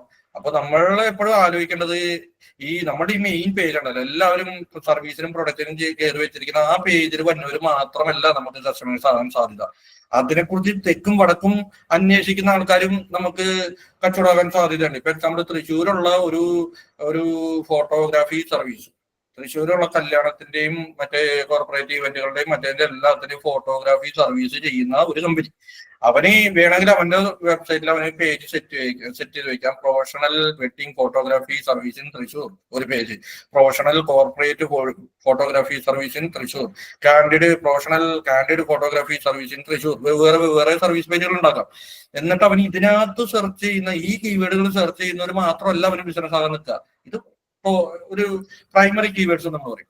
നമ്മൾ എന്ത് ചെയ്യും, ഈ ഒരു ക്ലസ്റ്റർ രൂപീകരിക്കണം. ഇവിടെ ഒരു ക്ലസ്റ്റർ രൂപീകരിക്കുകയാണെങ്കിൽ എന്താണ്, വെഡിങ് ഒരു ക്ലസ്റ്റർ, ഒരു ടോപ്പിക്കാണ് വെഡിങ്. അതായത് കല്യാണം നടന്നു കഴിഞ്ഞവരുടെ കാര്യമില്ലല്ലോ നമുക്ക് വേണ്ടത്. വെഡിങ് കഴിഞ്ഞ ശേഷം ഹണിമൂൺ നമ്മുടെ ടോപ്പിക് അല്ല. നമുക്ക് വെഡിങ് നടക്കുന്ന ദിവസമാണ് നമ്മളുടെ ഇതിനകത്ത് വരുന്നത്, നമ്മുടെ കച്ചവടത്തിൽ വരുന്നത്. ഹണിമൂൺ കോട്ടേജ് അന്വേഷിക്കുന്നത് നമുക്ക് അത് ഒരു ഇതിനായിട്ട് റിലേറ്റഡ് ആണ്. അപ്പൊ പക്ഷെ നമുക്ക് എന്ത് ചെയ്യാം, വെഡിങ് എന്നുള്ളത് വെഡിങ് പ്ലാനിങ് അല്ലെ, ഒരു വെഡിങ് പ്ലാനിങ് ആണ് അവിടെ നടക്കുന്നത്. അതാണ് ടോപ്പിക്. അപ്പൊ നമുക്ക് വെഡിങ് പ്ലാനിങ് സർവീസ് എന്നുള്ളത്, അത് വേറെ സർവീസ് ഉണ്ട് കേട്ടോ. വെഡിങ് പ്ലാനിങ് എന്നുള്ളതാണ് നമ്മുടെ ടോപ്പിക് ആയിട്ട് എടുക്കുക. അപ്പൊ നമ്മളവിടെ ആലോചിക്കണം, നമ്മുടെ വെഡിങ് ഫോട്ടോഗ്രാഫി എന്നുള്ളതാണ് നമ്മുടെ മെയിൻ പില്ലർ പേജ്. അവിടെ പക്ഷെ ടോപ്പിക്ക് ഞാനൊന്ന് ഫിൽറ്റർ ചെയ്യുന്നു. നിങ്ങൾക്ക് വേണം വെഡിങ് ഫോട്ടോഗ്രാഫി എന്നുള്ളത് തന്നെ വേണം ഒരു ടോപ്പിക് ആയിട്ട് എടുക്കാം. പക്ഷെ ഞാനാണെങ്കിൽ ഞാൻ ടിൽറ്റ് ചെയ്യും. വെഡിങ് ഫോട്ടോഗ്രാഫി എന്നുള്ള അതോറിറ്റിനെക്കടം എനിക്ക് എല്ലാവരും വെഡിങ് ഫോട്ടോഗ്രാഫി തന്നെ സെർച്ച് ചെയ്യണമെന്നില്ല. അപ്പൊ ഞാൻ വെഡിങ് നടക്കാൻ ഇരിക്കുന്ന ആളുകൾ അന്വേഷിക്കാൻ സാധ്യതയുള്ള ആളുകളെല്ലാം എന്റെ കസ്റ്റമേഴ്സ് ആകാൻ സാധ്യതയുണ്ട്. അപ്പൊ ഞാൻ എന്ത് ചെയ്യും, വെഡിങ്ങിനെ കുറിച്ച് പ്ലാൻ ചെയ്യുന്നതാണ് എന്റെ ടോപ്പിക് എന്ന് ഞാൻ പ്ലാൻ ചെയ്യും. അപ്പൊ എനിക്ക് ടോപ്പിക് കിട്ടി. ഇനി ഞാൻ പില്ലർ ക്ലസ്റ്റേഴ്സ് രൂപീകരിക്കണം ഈ ഒരു ടോപ്പിക്കിനെ സംബന്ധിച്ചിട്ട്. അപ്പൊ ഞാൻ എന്ത് ചെയ്യും, വെഡിങ് നടക്കാനിരിക്കുന്ന ആളുകൾ അന്വേഷിക്കാൻ സാധ്യതയുള്ള ഓരോ കാര്യങ്ങൾ. അപ്പൊ ഞാൻ തൃശ്ശൂരാണ്. അപ്പൊ ഞാൻ ആലോചിക്കണം, തൃശ്ശൂരിൽ നല്ല വെഡിങ് നടത്താൻ പറ്റുന്ന നല്ല മികച്ച ഓഡിറ്റോറിയങ്ങൾ എവിടെയൊക്കെയാണ് ഒരു ആർട്ടിക്കിൾ. തൃശ്ശൂര് ഓപ്പൺ ആയിട്ടുള്ള സ്ഥലത്ത് കല്യാണം നടത്താൻ പറ്റിയിട്ടുള്ള നല്ല നല്ല സ്ഥലങ്ങൾ ഏതൊക്കെയാണ് മറ്റൊരു ആർട്ടിക്കിൾ. പിന്നെ അതല്ലാതെ കല്യാണം നടക്കാനുള്ള ആൾക്കാർ സെർച്ച് ചെയ്യാൻ സാധ്യതയുള്ള വേറെ കാര്യങ്ങളുണ്ട്. ഈ വെഡിങ് റിങ്, ഇപ്പൊ ഈ 2025 ഏറ്റവും ട്രെൻഡിങ് ആയിട്ടുള്ള കേരള മോഡൽ വെഡിങ് റിങ്ങുകളുടെ ഒരു 10 മോഡൽ, അല്ലെങ്കിൽ താലിയുടെ 10 മോഡൽ, ഡ്രസ് കോഡ്, അങ്ങനെ ഇങ്ങനെയൊക്കെ പറഞ്ഞാൽ വെറൈറ്റി ആയിട്ട് ഫുഡ് എങ്ങനെയൊക്കെയാണ്. അങ്ങനത്തെ കല്യാണം നടക്കാനിരിക്കുന്ന ആൾക്കാർ സെർച്ച് ചെയ്യാൻ സാധ്യതയുള്ള 10-50-100 കണക്കിന് ടോപ്പിക്കുകൾ ഞാൻ എഴുതിയെന്ന് വിചാരിക്കാം. ഈ ആർട്ടിക്കിളിൽ വായിക്കണം. അപ്പൊ അവൻ സെർച്ച് ചെയ്ത് വന്നതായിരിക്കും, അവൻ വെഡിങ്ങിന്റെ റിങ്ങിന്റെ മോഡലായിരിക്കും സെർച്ച് ചെയ്തിട്ട് ഈ വെബ്സൈറ്റിൽ ലാൻഡ് ചെയ്തത്. അപ്പൊ ഞാൻ എന്ത് ചെയ്യും, ടോപ്പിൽ അവന് ആവശ്യപ്പെട്ട കാര്യങ്ങളൊക്കെ പറയാൻ തുടങ്ങും. കേരളത്തിലെ വെഡിങ് റിംഗ് എന്നൊക്കെ പറഞ്ഞാൽ അങ്ങനെയാണ്, ഇങ്ങനെയാണ്, ഇതിന്റെ ട്രെൻഡ് ഒക്കെ ഇങ്ങനെയാണ്, ഇപ്പോഴത്തെ ലേറ്റസ്റ്റ് ട്രെൻഡ് എന്ന് പറഞ്ഞു കഴിഞ്ഞാൽ ഇങ്ങനത്തെ ടൈപ്പ് മോഡൽസ് ആണ്. അപ്പൊ അതിനകത്ത് ഇങ്ങനെ ഞാൻ പല മോഡലുകൾ ഞാൻ പറയാൻ തുടങ്ങും. മോഡൽ 1 അതിന്റെ ഒരു പ്രത്യേകതയാണ്, ഇത് ധരിച്ചു കഴിഞ്ഞാൽ അവർക്ക് ദീർഘായുസും മറ്റേ ഇങ്ങനെയൊക്കെയാണ് പറയുന്നത്. രണ്ടാമത്തെ, ഇത് ധരിച്ചവർക്ക് അവര് ഭയങ്കരമായ സാമ്പത്തിക അഭിവൃദ്ധി നേടുമെന്നൊക്കെ ഇങ്ങനെയൊക്കെ പറഞ്ഞു പല വെഡിങ് റിങ്ങളെ കുറിച്ചൊക്കെ പറഞ്ഞു. അതിനുശേഷം പതുക്കെ ബുദ്ധിപരമായിട്ട് ഇതൊക്കെ നന്നായിട്ട് ChatGPT പോലത്തെ സാധനത്തിൽ ഈസി ആയിട്ട് ചെയ്യാട്ടോ. പതുക്കെ ബുദ്ധിപരമായിട്ട്, അതായത് അവന് വേണ്ട കാര്യങ്ങൾ ഞാൻ കൊടുക്കാൻ തുടങ്ങി. വെഡിങ് റിങ്ങിന്റെ മോഡൽസ് ആണ് അവൻ അന്വേഷിച്ചത്. പതുക്കെ എന്റെ ഫോട്ടോഗ്രാഫിയിലേക്ക് ഇവനെ കൊണ്ടുവരണം. അതാണ് എന്റെ ഒരു ലക്ഷ്യം. ഇതാണ് ശരിക്കും ഒരു നല്ല ബിസിനസ് വെബ്സൈറ്റുകൾ ചെയ്യുമ്പോൾ നല്ലൊരു കണ്ടന്റ് പ്ലാനിങ്ങിൽ കണ്ടന്റിന്റെ അറേഞ്ച്മെന്റിൽ വേണ്ടത്. ഒരേ സമയം തന്നെ റാങ്ക് ചെയ്യും വേണം, മറുസൈഡിൽ വന്നവൻ കൺവേർട്ട് ആവുകയും വേണം. അപ്പൊ ഇവിടെ നമ്മളെ ഗെയിം പതുക്കെ അങ്ങനെ എഴുതും, അതായത് നല്ല നല്ല വെഡിങ് റിങ്സുകൾ എഴുതുക എന്നുള്ളത് ഇതാണ്. അതോടൊപ്പം തന്നെ ഈ വെഡിങ്ങുകളൊക്കെ ധരിക്കുക, ഈ റിംഗ് ഒക്കെ ധരിക്കുക തുടങ്ങിയ കാര്യങ്ങളൊക്കെ ഏറ്റവും നന്നായിട്ട് ക്യാപ്ചർ ചെയ്യുക എന്നുള്ളതും ഇമ്പോർട്ടന്റ് ആണ്. അപ്പൊ അത് നല്ലൊരു പ്രൊഫഷണൽ വീഡിയോഗ്രാഫി സർവീസിനൊക്കെ തന്നെ ചെയ്യിച്ചു കഴിഞ്ഞാൽ ഇത് ലൈഫിൽ എന്നേക്കുമായിട്ടുള്ള നമ്മൾ കഥ മാറി തുടങ്ങി. നമ്മുടെ എഴുത്തിൽ എന്നേക്കുമായിട്ട് നമ്മൾ ഓർത്തു വെക്കാനുള്ള മുഹൂർത്തങ്ങളൊക്കെയാണ്. അതൊക്കെ ചെയ്യാനായിട്ട് തൃശ്ശൂർ അട്ടർ പ്രൊഫഷണൽസിന്റെ സർവീസുകൾ അവൈലബിൾ ആണ്. ഞങ്ങളും അതേപോലത്തെ സർവീസ് കഴിഞ്ഞ ഇത്ര വർഷമായിട്ട് ചെയ്തുകൊണ്ടിരിക്കുന്നതാണ്. വേണമെങ്കിൽ ഞങ്ങൾ ചെയ്തേക്കുന്ന വെഡിങ്ങിന്റെ ഒരു സാമ്പിൾ ഒരു 5-6 ഫോട്ടോസ് കാണാം എന്നൊക്കെ പറഞ്ഞിട്ട് അവനൊന്ന് കൂട്ടിപ്പിക്കുന്നു. ഇനി നിങ്ങൾക്ക് ഫ്രീ കൺസൾട്ടേഷൻ ഞങ്ങളുടെ സർവീസിനെ കുറിച്ച് അതിന്റെ എന്തെങ്കിലും കാര്യങ്ങളും മറ്റൊന്നും അറിയണമെന്നുണ്ടെങ്കിൽ ഫ്രീ ആയിട്ടൊരു കൺസൾട്ടേഷൻ ഉണ്ട്. താഴെ ഇതിനകത്ത് കോൺടാക്ട് ചെയ്യാൻ നമ്മൾ മറ്റേ പേജിലേക്ക് വേണമെങ്കിൽ വിടാം, അല്ലെങ്കിൽ നമ്മുടെ കോൺടാക്റ്റിലേക്ക് വിടാം. അപ്പൊ ഒന്ന് ആലോചിക്കുക, നമ്മൾ അവന് കൊടുത്തത് ഒരു വെഡിങ് നടക്കാനിരിക്കുന്ന ഒരാളുടെ ഒരു സെർച്ചിനെയാണ് നമ്മൾ അവിടെ സംബോധന ചെയ്തത്. പക്ഷെ നമ്മുടെ ബിസിനസ്സിലേക്ക് നമ്മൾ എത്തിക്കുകയും ചെയ്തു. ഇത് ഇങ്ങനെ ആലോചിച്ചില്ലെങ്കിൽ നമ്മളെപ്പോഴും എന്ത് ചെയ്യും? Professional wedding service in Kerala, professional wedding service in Thrissur, professional wedding, professional wedding, ഇങ്ങനെ ഈ വെഡിങ് എന്നുള്ള എന്റെ ഈ ഫോട്ടോഗ്രാഫിയും വെഡിങ്ങും ചേർന്നിട്ടുള്ള കീവേഡിനെ കുറിച്ച് മാത്രം നമ്മുടെ സൈറ്റിൽ പറഞ്ഞുകൊണ്ടിരിക്കും. അങ്ങനെയല്ല, വെഡിങ്ങിന്റെ റിലേറ്റഡ് ആ ടോപ്പിക് റിലേറ്റഡ് വെഡിങ് പ്ലാൻ എന്നുള്ളത് ഞാൻ ചിന്തിക്കുമ്പോൾ എന്റെ മുമ്പിൽ വേറെ ഐഡിയാസ് വരും. പക്ഷെ വെഡിങ് ഫോട്ടോഗ്രാഫി എന്ന് മാത്രമാണ് ഞാൻ ആലോചിക്കുന്നതെങ്കിൽ എൻ്റെ കുറച്ച് ലിമിറ്റഡ് ഐഡിയാസ് മാത്രമേ. ഇതാണ് ഞാൻ തുടക്കത്തിൽ പറഞ്ഞൊരു കേസ്. ആ ടോപ്പിക് ഒന്ന് തീരുമാനിക്കുന്നതിനില്ലേ, അതിന് പ്രത്യേകിച്ച് റൂൾസോ പ്രത്യേകിച്ച് ഫോർമുലകളോ ഒന്നുമില്ല. ചിന്തിക്കുക, കോമൺ സെൻസ്, അത്ര മാത്രം. അപ്പൊ ആ ഒരു ടോപ്പിക്കിൽ എഴുതുന്നതോറും നമ്മുടെ ആ ടോപ്പിക്കിൽ അതോറിറ്റി വർദ്ധിക്കുകയും ചെയ്യും. അതോറിറ്റി വർദ്ധിക്കുക മാത്രമല്ല, നമുക്ക് ആ ടോപ്പിക്കിൽ ലാൻഡ് ചെയ്യുന്നവരെ കുറെ പേരൊക്കെ നമുക്ക് കൺവേർട്ട് ചെയ്യാം. ചിലപ്പോൾ നമ്മുടെ മെയിൻ പേജിൽ മെയിൻ കീവേഡ് അടിച്ച് വന്നവരെക്കാളും കൂടുതൽ നമുക്ക് ചിലപ്പോൾ ഒരു പക്ഷേ ഇതിനകത്ത് വന്നവരായിരിക്കും നമുക്ക് കൺവെർഷൻസ് കൂടുതൽ കിട്ടുക. അപ്പൊ ആ രീതിയിലായിരിക്കും ഏതൊരു ബിസിനസ് പ്ലാൻ ചെയ്യണം. ഒരേ സമയം തന്നെ അവർക്ക് ബിസിനസ് ഉണ്ടാകണമെന്ന് ആത്മാർത്ഥമായിട്ട് ആലോചിച്ച് നോക്കി. നിങ്ങൾ ഏതൊരു സൈറ്റ് ചെയ്യണമെങ്കിലേ അവർക്ക് ബിസിനസ് കിട്ടണമെന്ന് നിങ്ങൾ ആത്മാർത്ഥമായിട്ട് ആലോചിച്ചാൽ ആ വെബ്സൈറ്റ് ശരിക്കും SEO ആവും. നിങ്ങൾ നേരെ ഉൾട്ടയാണ് ആലോചിക്കുന്നത്, ഗൂഗിളിനെയാണ് ആലോചിക്കുന്നത്. ഇത് എങ്ങനെയാണ് SEO ചെയ്ത് ഇതാവുന്നത് വിചാരിക്കുന്നത്. നേരെ അവർക്ക് ബിസിനസ്സിന് വേണ്ടിയിട്ട് നിങ്ങൾ അതിനെക്കുറിച്ച് പഠിച്ചിട്ട് അതിനകത്ത് കണ്ടന്റ് പ്ലാൻ ചെയ്താൽ ഈ ടോപ്പിക്കിൽ അതോറിറ്റിക്ക് ഓട്ടോമാറ്റിക്കലി വരും. അപ്പൊ എന്തായാലും ഈ ടോപ്പിക്ക് ഫൈൻഡ് ഔട്ട് ചെയ്യുക, അതിനകത്ത് മെയിൻ പില്ലർ പേജ് സെറ്റ് ചെയ്യുക, ആ ടോപ്പിക്കിനെ ചുറ്റിപ്പറ്റിയുള്ള ക്ലസ്റ്റേഴ്സ് രൂപപ്പെടുത്തുക എന്നുള്ളതാണ്. ഈ പറഞ്ഞത്രയും ക്ലിയർ അല്ലേ? ടോപ്പിക്കിൽ അതോറിറ്റി സിമ്പിൾ ടോപ്പിക്കാണ്, എല്ലാവരും ഇത്തിരി പാടുന്ന എഴുതണം. ഇനി രണ്ടാമത്, ഒരു ടോപ്പിക്കൽ ക്ലസ്റ്റർ രൂപപ്പെടുത്തി എഴുതുമ്പോൾ ശ്രദ്ധിക്കേണ്ട, കയ്യിൽ നിന്ന് പോകുന്ന ഒരു കേസ് പറയാം. നമ്മളെപ്പോഴും ഞാൻ മുമ്പ് ആ എൻറ്റിറ്റിയുടെ കണക്ഷൻസ് പറഞ്ഞ പോലെ നമ്മളെപ്പോഴും ടോപ്പിക്കൽ ക്ലസ്റ്ററിൽ ഒരു ടോപ്പിക്കിന്റെ ഉള്ളിൽ കാര്യം പറഞ്ഞു പോകുമ്പോൾ അതിന്റെ ഉള്ളിലേക്ക് താഴേക്ക് ഇറങ്ങാൻ ശ്രമിക്കുക, മുകളിലേക്ക് കയറരുത്.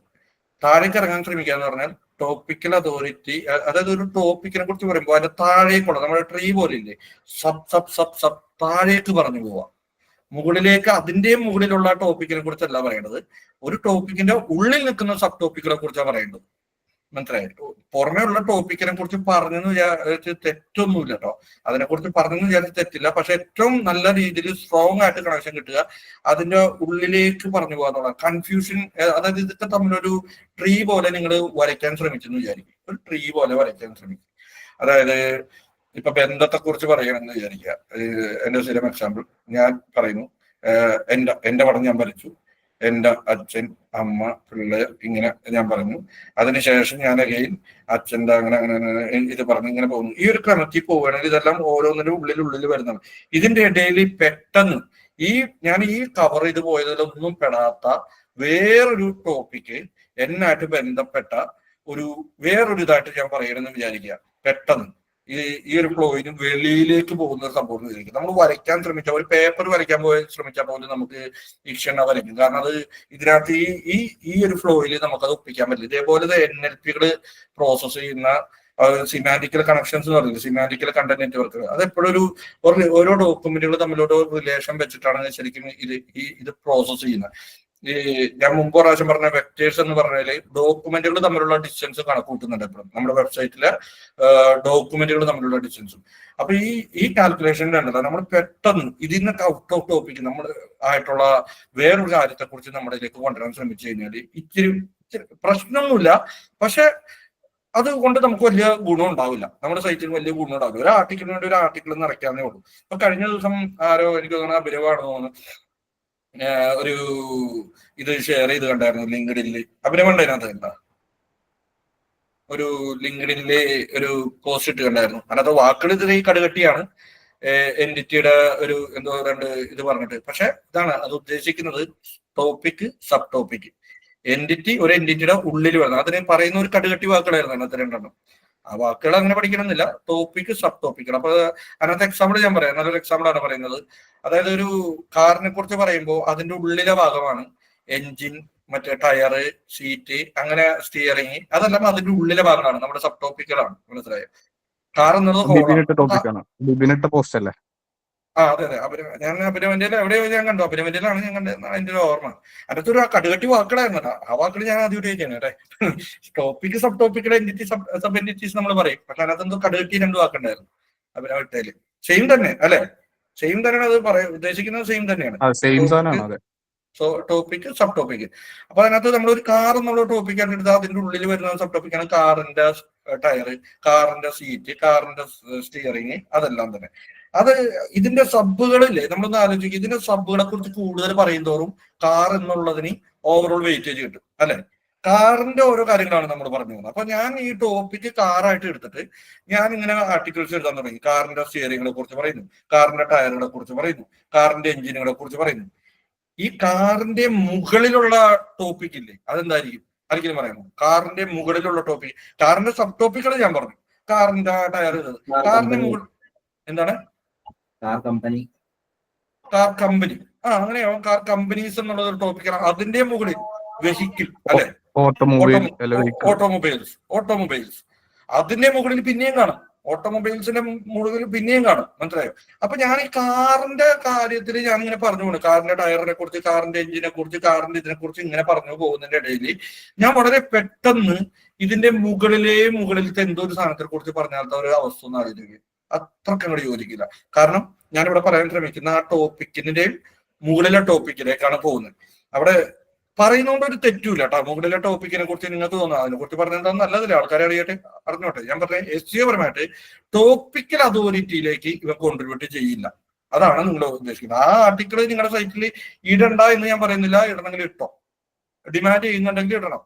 പക്ഷെ ടോപ്പിക്കൽ അതോറിറ്റി എന്ന ഇതിനെ കുറിച്ച് ഞാൻ എന്ന് പറയുന്ന ടോപ്പിക്കൽ അതോറിറ്റിയിലേക്ക് ഈ ഡോക്യുമെന്റ് കോൺട്രിബ്യൂട്ട് ചെയ്യില്ല. കാരണം നമ്മുടെ ടോപ്പിക്ക് കാർ എന്നുള്ളതാണ്. കാറിന്റെ കീഴേക്ക് വരുന്നതിനെ കുറിച്ച് മാക്സിമം കാര്യങ്ങൾ പറയുമ്പോൾ കാർ എന്നുള്ളതിലേക്ക് ആണ് അതിന്റെ അതോറിറ്റി വരിക. കാറിന്റെ മുകളിലുള്ള കാര്യത്തെ കുറിച്ച് പറഞ്ഞു കഴിഞ്ഞാൽ അതിനകത്തോട്ടാണ്, ഏതാണോ ഹയറിന്റെ നിൽക്കുന്ന ടോപ്പിക്ക് അതിനാണ് അതോറിറ്റി കിട്ടുക. അപ്പൊ ഞാൻ കാർ കമ്പനിയെ കുറിച്ച് ഒരു ആർട്ടിക്കിൾ പറഞ്ഞിട്ടുണ്ടെങ്കിൽ കാർ കമ്പനി എന്ന ടോപ്പിക്കിലേക്കാണ് അതോറിറ്റി പോവുക, കാർ എന്നുള്ളതിലേക്കല്ല.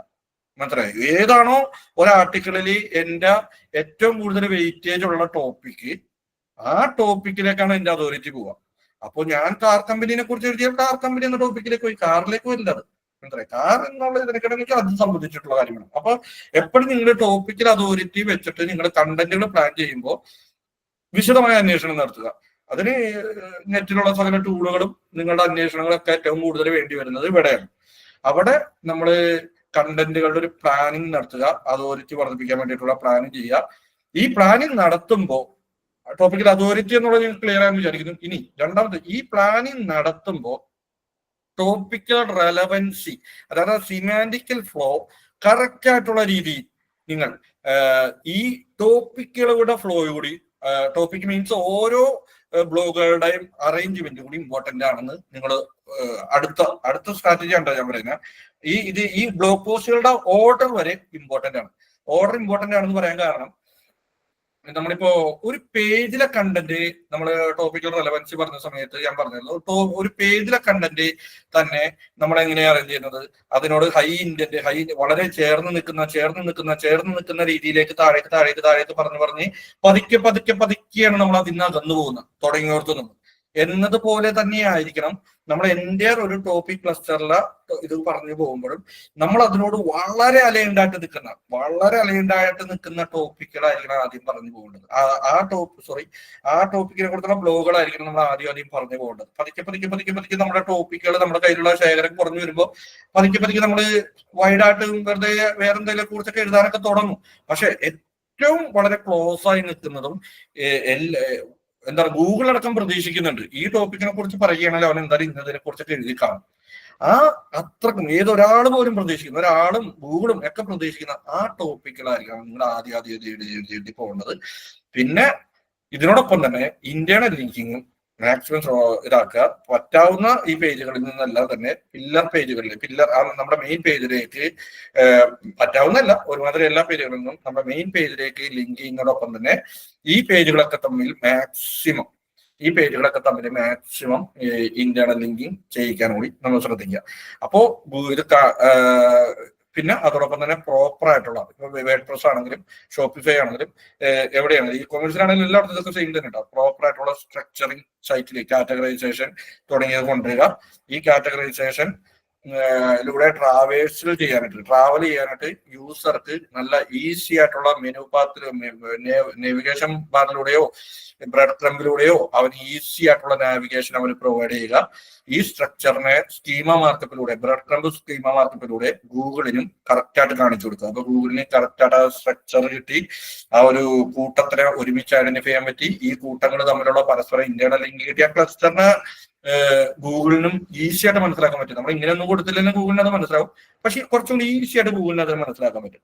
അപ്പൊ ഇത്തരം കാര്യങ്ങൾ വളരെ ഈസി ആയിട്ട് ഗൂഗിളിൽ മനസ്സിലാക്കുമ്പോൾ തന്നെ അതോറിറ്റി വളരെ പെട്ടെന്ന് വർദ്ധിക്കും. അപ്പൊ ഈ ഒരു ടോപ്പിക്കിൽ അതോറിറ്റി വർദ്ധിക്കുമ്പോഴത്തെ ഒരു ഗുണം എന്ന് വെച്ചാൽ ഈ ഒരു ടോപ്പിക്കിൽ കിടക്കുന്ന നമ്മുടെ മാക്സിമം കീവേഡ്സുകൾ, മാക്സിമം പേരൻസ് ഒരുമിച്ചായിരിക്കും. നമ്മുടെ സൈറ്റ് വൈഡ് ഇറ്ററേഷൻ, ഞാൻ തുടക്കത്തിൽ പറഞ്ഞ സൈറ്റ് വൈഡ് ഇറ്ററേഷൻ നടത്തുമ്പോൾ ഒരുമിച്ചായിരിക്കും റാങ്കിങ്ങിനൊക്കെ പോകുന്നത്. ഇത് രസകരമാണ്. നിങ്ങൾ ഇങ്ങനെ SEO ചെയ്യുകയാണെങ്കിൽ നിങ്ങൾക്ക് മനസ്സിലാവും. വളരെ രസമുള്ള ഇൻട്രസ്റ്റിംഗ് ആണ്, ഹരം പിടിപ്പിക്കുന്ന സാധനമാണ്. ഈ ടോപ്പിക്കിൽ അതോറിറ്റി നോക്കി SEO ചെയ്യുക എന്നുള്ളത് പെട്ടെന്നുള്ള റിസൾട്ട് കിട്ടില്ല. നിങ്ങൾ ഈ പറഞ്ഞ ബാക്ക് ലിങ്ക് പമ്പ് ചെയ്ത് 1 മാസം കൊണ്ടോ 2 മാസം കൊണ്ടോ ഒന്നും പറ്റൂല. പക്ഷെ പതുക്കെ സൈറ്റ് കയറി വരുന്നത് നിങ്ങൾക്ക് കാണാൻ കഴിയും. പതുക്കെ ഇഞ്ച് ബൈ ഇഞ്ച് ആയിരിക്കും. അത് കോൺക്രീറ്റ് പോലെ നിൽക്കും, പൊളിയില്ല, എന്തുണ്ടായാലും പൊളിയില്ല. അത് പതുക്കെ കയറി ഒരു സമയം എത്തിക്കഴിയുമ്പോൾ അവനങ്ങ് പിടിയും. ഈ സ്നോബോൾ എഫക്റ്റ് എന്ന് പറയും. മുകളിൽ നിന്ന് തുടങ്ങുമ്പോൾ ചെറിയ ബോളായിരിക്കും, ഉരുണ്ടിരുന്ന് മഞ്ഞ് പൊതിഞ്ഞ് വലിയ ബോളായിട്ടിരിക്കും സ്നോബോൾ. താഴെത്തുമ്പോഴേക്കും ഇമ്പാക്ട് വളരെ കിട്ടും. അതേപോലെ ടോപ്പിക്കിൽ അതോറിറ്റി ആ ക്ലസ്റ്റർ രൂപീകരിക്കുക. ആ ക്ലസ്റ്ററിലുള്ള ബ്ലോഗുകൾ ഇങ്ങനെ എഴുതി ബാക്ക്ലിങ്ക് ഒന്നും ചെയ്തില്ലെങ്കിൽ കുഴപ്പമില്ല. നിങ്ങൾ പരീക്ഷ നോക്കിയോ, ചെയ്തില്ലെങ്കിൽ പോലും കുഴപ്പമില്ല. നല്ല ക്വാളിറ്റിയുള്ള കണ്ടന്റ് അറിയണം ഓരോന്നും. അത് നിങ്ങൾ എഴുതി പ്രോപ്പറായിട്ട് ഇന്റേണൽ ലിങ്കിങ് ഇട്ടിട്ട് ചെയ്ത് നോക്കി സൈറ്റ് പതുക്കെ കയറാൻ നോക്കും. പിന്നെ ഒരു ഘട്ടത്തിൽ കഴിയാൻ പിടിച്ചാൽ കിട്ടില്ല സൈറ്റ്. ടോപ്പിക്കൽ അതോറിറ്റി പവർഫുൾ ആയിട്ടാണ്. ഈ ടോപ്പിക്കൽ അതോറിറ്റി തന്നെയാണ് നമ്മുടെ ഈറ്റിനെയും സ്വാധീനിക്കുന്നുണ്ട്. അത് പിന്നീട് പറഞ്ഞുതരാം. ഞാൻ ഈ പറഞ്ഞ ഇത്തരം കാര്യങ്ങൾ ക്ലിയർ ആണോ നിങ്ങൾക്ക്? എന്തെങ്കിലും ഡൗട്ട് ഉണ്ടോ ആരെങ്കിലും? നമ്മളിപ്പോ ഈ കാറ്റഗറൈസേഷന്റെ കാര്യം പറഞ്ഞല്ലോ, URL സ്ട്രക്ചർ വെച്ചിട്ട് കാറ്റഗറൈസ് ചെയ്യുന്നത്. അപ്പോ ഞാനിപ്പോ വേർഡ്പ്രസ്സിൽ ഇപ്പൊ എന്റെ വെബ്സൈറ്റ് ഞാൻ ചെയ്യുമ്പോഴേക്കും കാറ്റഗറീസ് ആഡ് ചെയ്ത് കൊടുത്തു. അതിൻ്റെ അകത്ത് സ്ട്രക്ചറും പ്രോപ്പർ ആയിട്ട് തന്നെയാണ് പോകുന്നത്. ഫോർ എക്സാമ്പിൾ ഒരു ബ്ലോഗ് വെബ് ഡിസൈനിലാണ് വരണമെങ്കിൽ website.com/blog/ പിന്നെ വെബ് ഡിസൈൻ പിന്നെ ബ്ലോഗ് നെയിം അങ്ങനെയായിരിക്കും പോകുന്നത്. പക്ഷെ അത് സ്ക്രീമിംഗ് ഫ്രോഗി വെച്ച് ചെക്ക് ചെയ്യുമ്പോഴേക്കും ഈ പറയുന്ന URL സ്ട്രക്ചർ അതിൻ്റെ അകത്ത് പ്രോപ്പർ ആയിട്ട് കാണിക്കുന്നില്ല. അതിപ്പോ നമ്മൾ സ്ട്രക്ചർ ചെയ്യുന്നത് ശരിയാവാത്തത് കൊണ്ടാണോ അതോ സ്ക്രീമിംഗ് ഫ്രോഗിന്റെ അതിൻ്റെ അകത്ത് പ്രോപ്പർ ആയിട്ട് നമുക്ക് കിട്ടത്തില്ലേ? അതിനകത്ത് കാണിക്കേണ്ടതാണല്ലോ. അതിനകത്ത് എന്താണ് സ്ട്രക്ചർ, അതെന്താണെന്ന് മനസ്സിലായില്ല. സ്ട്രക്ചർ പ്രോപ്പർ അല്ല എന്ന് സ്ക്രീമിംഗ് ഫ്രോഗ് കാണിച്ചതിന്റെ വെറുതെ കാറ്റഗറി ഇപ്പൊ ബേസിൽ പറഞ്ഞ പ്രകാരം വേഡ്പ്രസ്സിൽ ഇപ്പൊ പെർമാലിങ്ക് എന്ന് പറഞ്ഞാൽ കാറ്റഗറി/പോസ്റ്റ് നെയിം അല്ലേ? അത്രയല്ലേ ഉള്ളൂ. അതിനെന്താ ഒരു പ്രോബ്ലം കാണിക്കേണ്ടത്? പിന്നെ യാതൊരുവിധ പ്രോബ്ലം ഞാൻ കാണുന്നില്ല അതിനകത്ത്. പൊതുവെ നല്ല ശതമാനം ആൾക്കാർ പൊതുവെ ഉപയോഗിക്കുന്ന ഒരു പെർമാലിങ്ക് സ്ട്രക്ചറാണ് കാറ്റഗറി/പോസ്റ്റ് നെയിം എന്നുള്ളത്. പൊതുവെ അല്ല, ഒരു 60-70% സൈറ്റുകൾ അങ്ങനെ തന്നെയാണ് അത് ഉപയോഗിക്കുക. അങ്ങനത്തെ യാതൊരുവിധ പ്രോബ്ലം ഇല്ല. ഓക്കെ, അല്ല പക്ഷെ അതിൻ്റെ അകത്ത് ഇങ്ങനെ ഇഷ്യൂസ് മീൻസ് നമ്മൾ ആ സ്ട്രക്ചർ എടുത്ത് നോക്കുമല്ലോ, ക്രോൾ ട്രീ ഗ്രാഫ് എടുത്ത് നോക്കുമ്പോഴേക്കും അതിൻ്റെ അകത്ത് പലതുമായിട്ട് അത് ഇന്റേണൽ ലിങ്ക് കൊടുക്കുന്നതുകൊണ്ടാണോ എന്നുള്ളതും മറ്റേ ഈ സ്ട്രക്ചർ ഈ പഴയ സ്ക്രീമിംഗ് ഫ്രോഗിനൊക്കെ കുറച്ചല്ല മുഴുവനായിട്ട് ഇതാക്കണ്ട. അതായത് പഴയ സൈലോ സ്ട്രക്ചർ എന്ന് അതിന്റെ ഒരു കൺസെപ്റ്റിൽ നിന്ന് പറയുന്നതായിരിക്കും. അതായത് ഈ ഒരു സ്ട്രക്ചറിൽ നിന്ന് മറ്റൊരു സ്ട്രക്ചറിലേക്ക്, അതായത് മൾട്ടിപ്പിൾ ടോപ്പിക്സ് ഒരു വെബ്സൈറ്റിലാണ് ഇത്. അതൊരു പഴയകാല കൺസെപ്റ്റാണ്. ട്രീ ഗ്രാഫ് എടുത്ത് വരുന്നതായിരിക്കും, ഡയറക്ടറി ഗ്രാഫ് എടുത്ത് നോക്കി.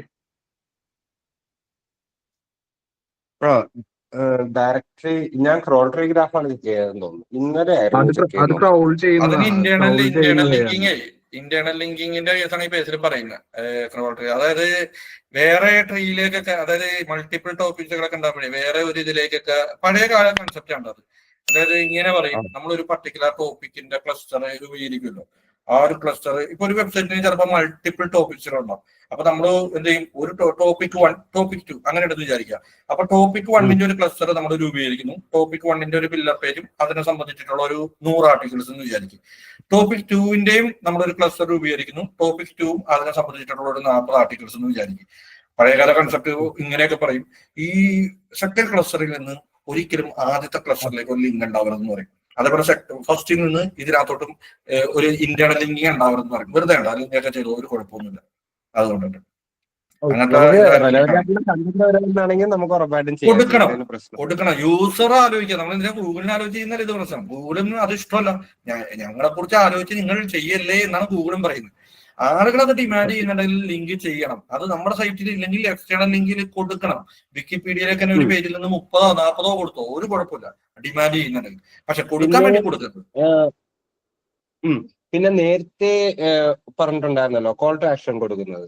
അപ്പൊ നമ്മള് കോൾ ടു ആക്ഷനിൽ ഡിസ്ക്രിപ്റ്റീവ് ആയിട്ടുള്ള ടെക്സ്റ്റ് കൊടുക്കുകയാണെന്ന് കരുതുക, ഒരു ബട്ടണില് ഡിസ്ക്രിപ്റ്റീവ് ആയിട്ടുള്ള ടെക്സ്റ്റ് വെച്ചിട്ട്, ഇപ്പൊ ഇൻഫർമേഷൻ കണ്ടന്റ് ആയിരിക്കുമല്ലോ ബ്ലോഗിൽ വരുന്നത്, കൊമേഴ്ഷ്യൽ ഇന്റന്റ് ആയിരിക്കും, ഇൻഫർമേഷണൽ ഇന്റന്റ് ഉള്ള കണ്ടന്റ് ആയിരിക്കുമല്ലോ. അപ്പൊ അതിന്റെ അകത്ത് നമ്മളിപ്പോ നമ്മളുടെ സർവീസ് പേജിലോട്ട് അല്ലെങ്കിൽ മണി പേജിലോട്ട് നമ്മളൊരു call to action with button means descriptive ആയിട്ടുള്ള ടെക്സ്റ്റ് വെച്ചിട്ട് ഒരു ബട്ടൺ ആഡ് ചെയ്ത് കഴിഞ്ഞാൽ അത് ആ പേജിലോട്ട് കൊണ്ടുപോകുന്നതാണോ നല്ലത്, അതോ ആ പേജ് ലൈക്ക് ഒരു പോപ്പപ്പ് കൊണ്ടുവന്നിട്ട് ആ പേജിൽ നിന്ന് തന്നെ ഡീറ്റെയിൽസ് കളക്ട് ചെയ്യുന്നതായിരിക്കും നല്ലത്?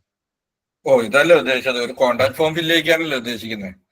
അത് നിങ്ങളുടെ മനോധർമ്മം പോലെ. അതായത് ഇപ്പൊ എക്സാമ്പിള് നിങ്ങൾക്ക് തോന്നുകയാണെങ്കിൽ ഇപ്പൊ ഈ പേജ് വായിക്കുന്ന ഒരാൾക്ക് അഡീഷണൽ, അതായത് നമ്മളുടെ ഒരു യൂസർ ജേണി ഉണ്ടല്ലോ, നമ്മൾക്കറിയാം ഈ പേജ് വായിക്കുന്ന ആൾക്ക് വേണമെങ്കിൽ ഡയറക്റ്റ് ഇവിടെ നിന്ന് തന്നെ ഫോം ഫില്ല് ചെയ്യാൻ സാധ്യതയുണ്ട് എന്ന് നിങ്ങൾക്ക് തോന്നുകയാണെങ്കിൽ നിങ്ങൾ അങ്ങനെ ഒരു ബട്ടൺ നേരെ കൊടുത്തു, ഫോം ഫില്ല് ചെയ്യട്ടെ. പക്ഷെ നിങ്ങളുടെ മനസ്സ് അതേപോലെ തന്നെ നിങ്ങളുടെ മനസ്സ് പറയുകയാണ്, ഇല്ല, ഇവിടെ നിന്ന് ഇവൻ ഒരിക്കലും ഇങ്ങനെ ഒരു ബട്ടൺ കാണിച്ചാൽ ഫോം ഫില്ല് ചെയ്യില്ല. ഇവന് കുറച്ചും കൂടി, ഇപ്പൊ കോഴ്സ് ആണല്ലോ, കുറച്ചും കൂടി അതിന്റെ ഡീറ്റെയിൽ ഒക്കെ അവൻ അറിയണം, സിലബസിന്റെ കാര്യങ്ങൾ മറ്റൊക്കെ അറിയണം എന്നുണ്ട്. ആ പേജിൽ വന്നതൊക്കെ വായിച്ചിട്ടേ ഇവൻ ഫോം ഫില്ല് ചെയ്യുള്ളൂ എന്ന് തോന്നിയാൽ ആ പേജിലേക്ക് വിടണം. അത് നിങ്ങളുടെ മനോധർമ്മമാണ്. ആലോചിച്ച് നോക്കിയാൽ ചിലപ്പോ ഈ ഫോം ഇവിടെ ഇട്ട് കഴിഞ്ഞാലുണ്ടല്ലോ, ചിലപ്പോൾ ആരും ഫില്ല് ചെയ്യാത്ത അവസ്ഥയിലേക്ക് വരും. ഒന്നാമത്തെ സിനാരിയോ അതാണ്. ചിലപ്പോൾ ആരും ഫില്ല് ചെയ്യാത്ത അവസരം. നേരെ മറിച്ച് മറ്റേ പേജിലേക്ക് വിട്ട് കഴിഞ്ഞാൽ ചിലപ്പോൾ അതിനകത്ത് കുറെ പേര് ഫില്ല് ചെയ്താണ് ഒരു സിനാരിയോ. വേറൊരു സിനാരിയോ എന്ന് പറഞ്ഞു കഴിഞ്ഞാല് ഇവിടെ തന്നെ ഫോം കൊടുത്തു കഴിഞ്ഞാൽ 10 പേരുണ്ടെങ്കിൽ 10 പേര് ചിലപ്പോൾ ഫില്ല് ചെയ്യും. മറ്റേ പേജിലേക്ക് ലിങ്ക് ചെയ്ത് കഴിഞ്ഞാൽ ഇതിൽ നിന്ന് 10 പേര് അപ്പുറം പോയി പിന്നെ അത് വായിച്ചിട്ട് ചിലപ്പോൾ 8 പേരെ ഫോം ഫില്ല് ചെയ്യുള്ളൂ. അപ്പൊ ഇത് രണ്ട് സിനാരിയോ ആണ്. ചിലപ്പോൾ അപ്പുറത്തേക്ക് വിടുന്നത് നമുക്ക് ലീഡ് കുറയ്ക്കാൻ ഇടയാക്കും, ചിലപ്പോൾ അപ്പുറത്തേക്ക് വിടുന്നത് നമുക്ക് ലീഡ് കൂട്ടാനും ഇടയാക്കും.